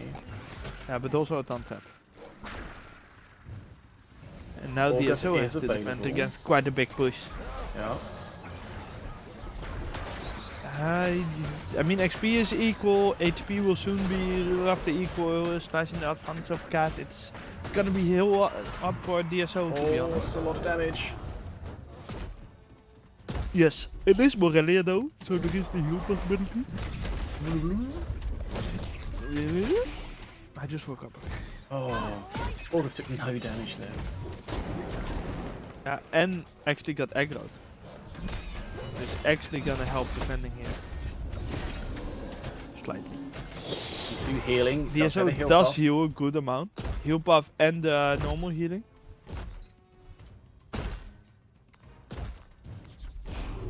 Right. No Curse Bearer, no Flame Imp. This is going to be tricky. Yeah. Has to spawn them apart so he doesn't get the Revelry bonus either. Okay, the Like- skeletons do actually do quite a bit here. Okay. Because the Huntress with the Priestess is actually tanking quite a bit. Ooh, Colossus in there, that's actually pretty rough. Yeah, Ooh, that and chain that's- needed to be a that, little bit earlier. Yeah, if that was slightly earlier, it could do something, but this just feels like DSO is just, you know... Oh, Bloodim's mopping out with, with a Colossus. Okay, most of them are going to die. Yeah. Yeah, Look but how I much mean, he can damage already... he's taking. Yeah, and like the next Korgoth is in hand. The This Colossus is- is almost at phase. This is just over. The Scrats are just going to kill him. Yeah, the Scratch That's the actually killing him, champion. that's- Yeah, He got I don't know Korgoth, that. played him... Is that his second Korgoth? No, I think, Well, I no, think he may lost have with it as played well. Yeah, but I think he only played him once that time in the game. Played Korgoth once, and then it was over. KATT makes Korgoth work. KATT has won back-to-back events. Number 28 against Darkrow, and now number 29 against DSOO. Great. Very well played to both players. Yeah, I mean, played well. It's just that I don't feel like DSO's decks were very flexible, you know? I mean, neither is the Korgoth deck, but...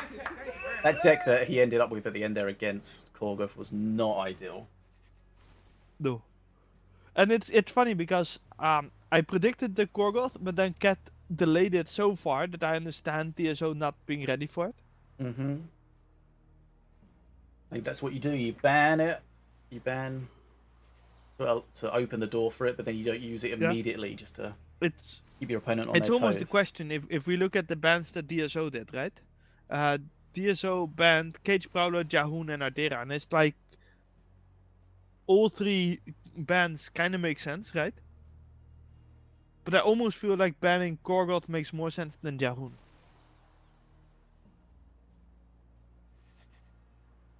I feel like Jahoon is easier to play around. But I mean, it's not like Jahoon is a bad ban, so.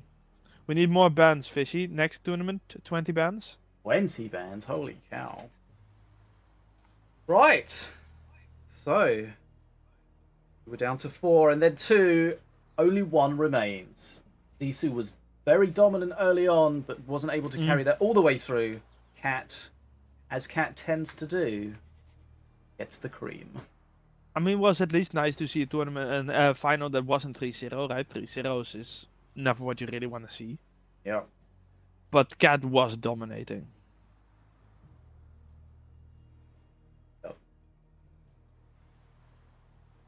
KATT makes Korgoth work when others around couldn't. Apparently But, the only one that does it.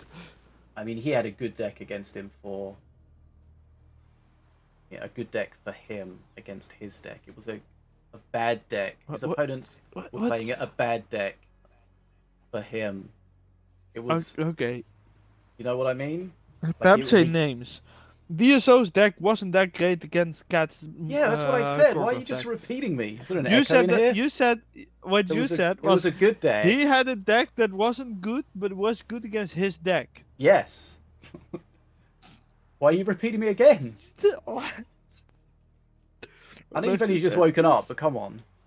Let's just end this. I need to sleep. Right. Let's see if KATT wants to talk. I mean, if KATT does come, we need to ask about that one game where he didn't play the Korgoth Mm-hmm. until super late. Because that one still feels weird. Yeah.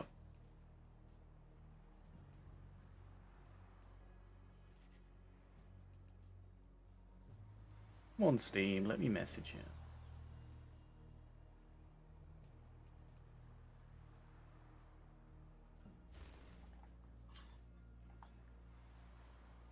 Working.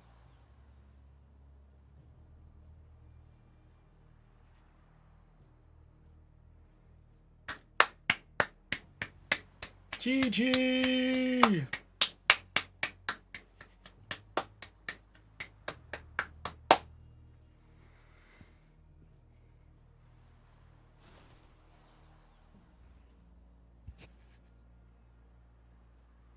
Okay, right. No interview. Let's see if we can ask him about it. Okay. Quick question. About an earlier game you played. Borgoth.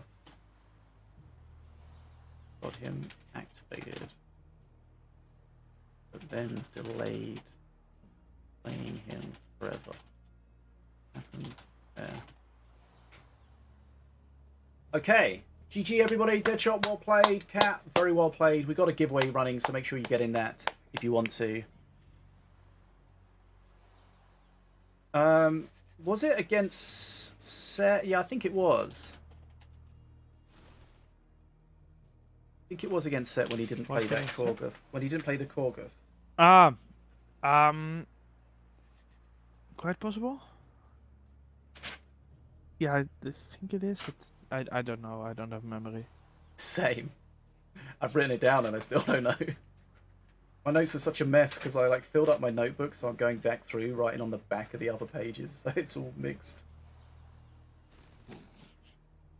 Can't really blame you.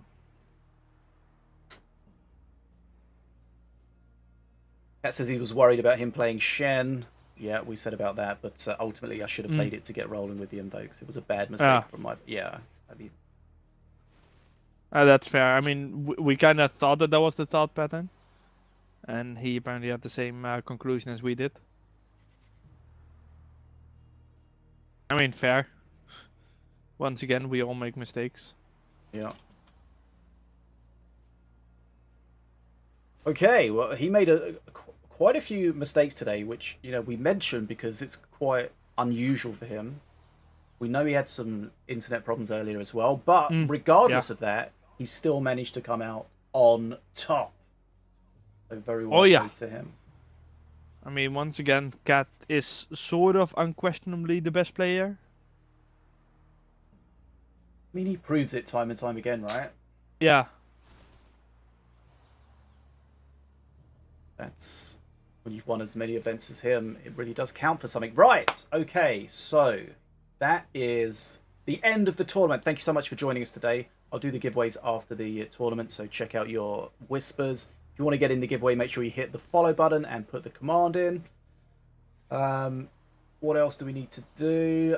Remember, there is a theory craft in PTR available now. So you can't test the upcoming changes, but you can read them and give your feedback based on what you think. So because this is going to be a long, like 2-month season, so we're going to have a balance patch somewhere amongst the midst of it, maybe around the normal time. And the main reason for that is because we are finalizing 2.0, trying to get in as good as state as possible, and allowing us to focus on 2.0 really helps with that. So easier patch for this one. Good. Back up your decks, remember that. And tell all your friends to play Minion Masters. So the future's looking good. We've got 2.0 coming, which is going to be on mobile as well. So that's very exciting to look forward to. Soon you'll be able to Minion Masters and chill. Yeah. KATT said he still won despite what happened today, but he had some luck, and he feels like in the past he's played better than he did today and not won. So I guess, you know, that can happen, right? But even not 100% KATT is more than a match for most players. Oh, definitely. So. Right, let's finish. That's what you get when you're too good at the game. Yeah. Let's see if we can finish the prediction. So, choose KATT. Boom. Prediction is done. Money's going to think I only did it because he reminded me, but I was in the middle of doing it before he said it. Okay, don't forget to look out for the plushie coming soonish. We looked at that earlier, which was pretty exciting. So if you missed that, do we still have it here? Yes. I mean, it's not gonna disappear. So I still have it open in a browser. We've got the NYRVIR plushie, of course, which is it's not available yet, and this is not necessarily its final form, but it's going to be look close to that. I think it looks awesome, and look out for that with the launcher 2.0, and of course that's going to be limited edition availability. So if you want to get hold of that, grab it while it's hot. Right, let's find someone to raid. I'm going to start my awkward wave whilst we're looking for someone to raid, so speeds things up a little bit. Minion Masters, Twitch.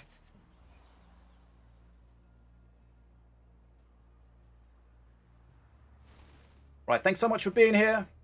Hope you guys had a good time. I had a good time. Thanks for joining me, FDM, and of course Sinobii behind the scenes. No problem, no problem. Keeping everything running smoothly. Okay.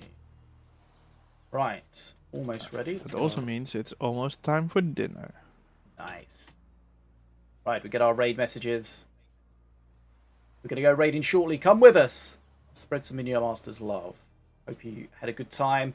Oh yeah, don't forget, sign up for the Minion Masters tournaments that are starting next week, which is my 1v1 and 2v2 Fishbowl Brawl. Over 20,000 rubies available as a prize. I'll put a link in there. It's a little bit out of date with the dates for the other one, but that one's fine. Thanks, KATT. Thanks for being here. Very well played, as always.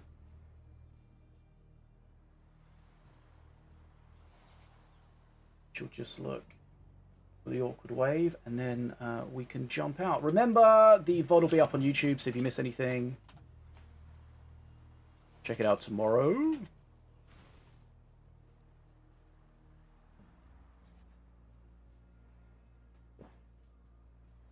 Right.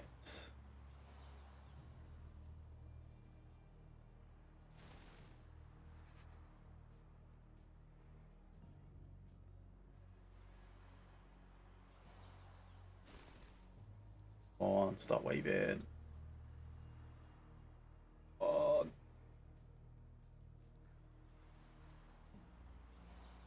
You and your stupid wave, huh?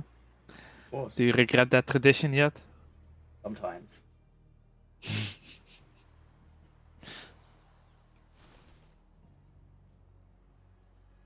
Everyone's got to have a thing. My thing is a stupid wave. I thought your thing was a shark head. And a shark head. Apparently I And have a many wall things. made out of fishes. Okay, I have lots of things, okay? I just like things.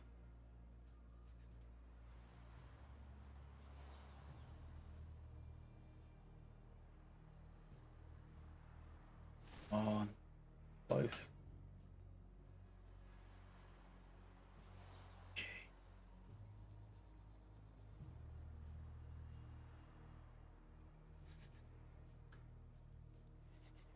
Okay. It's the plushie.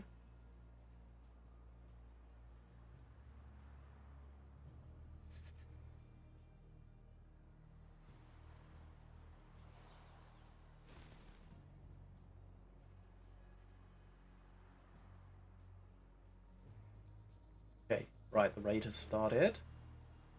That It's a countdown. miracle. I only see the plushie now. Damn, I must have really lost some time on the stream. Oh, okay. It happened lagging a little bit for me. Goodbye, everybody!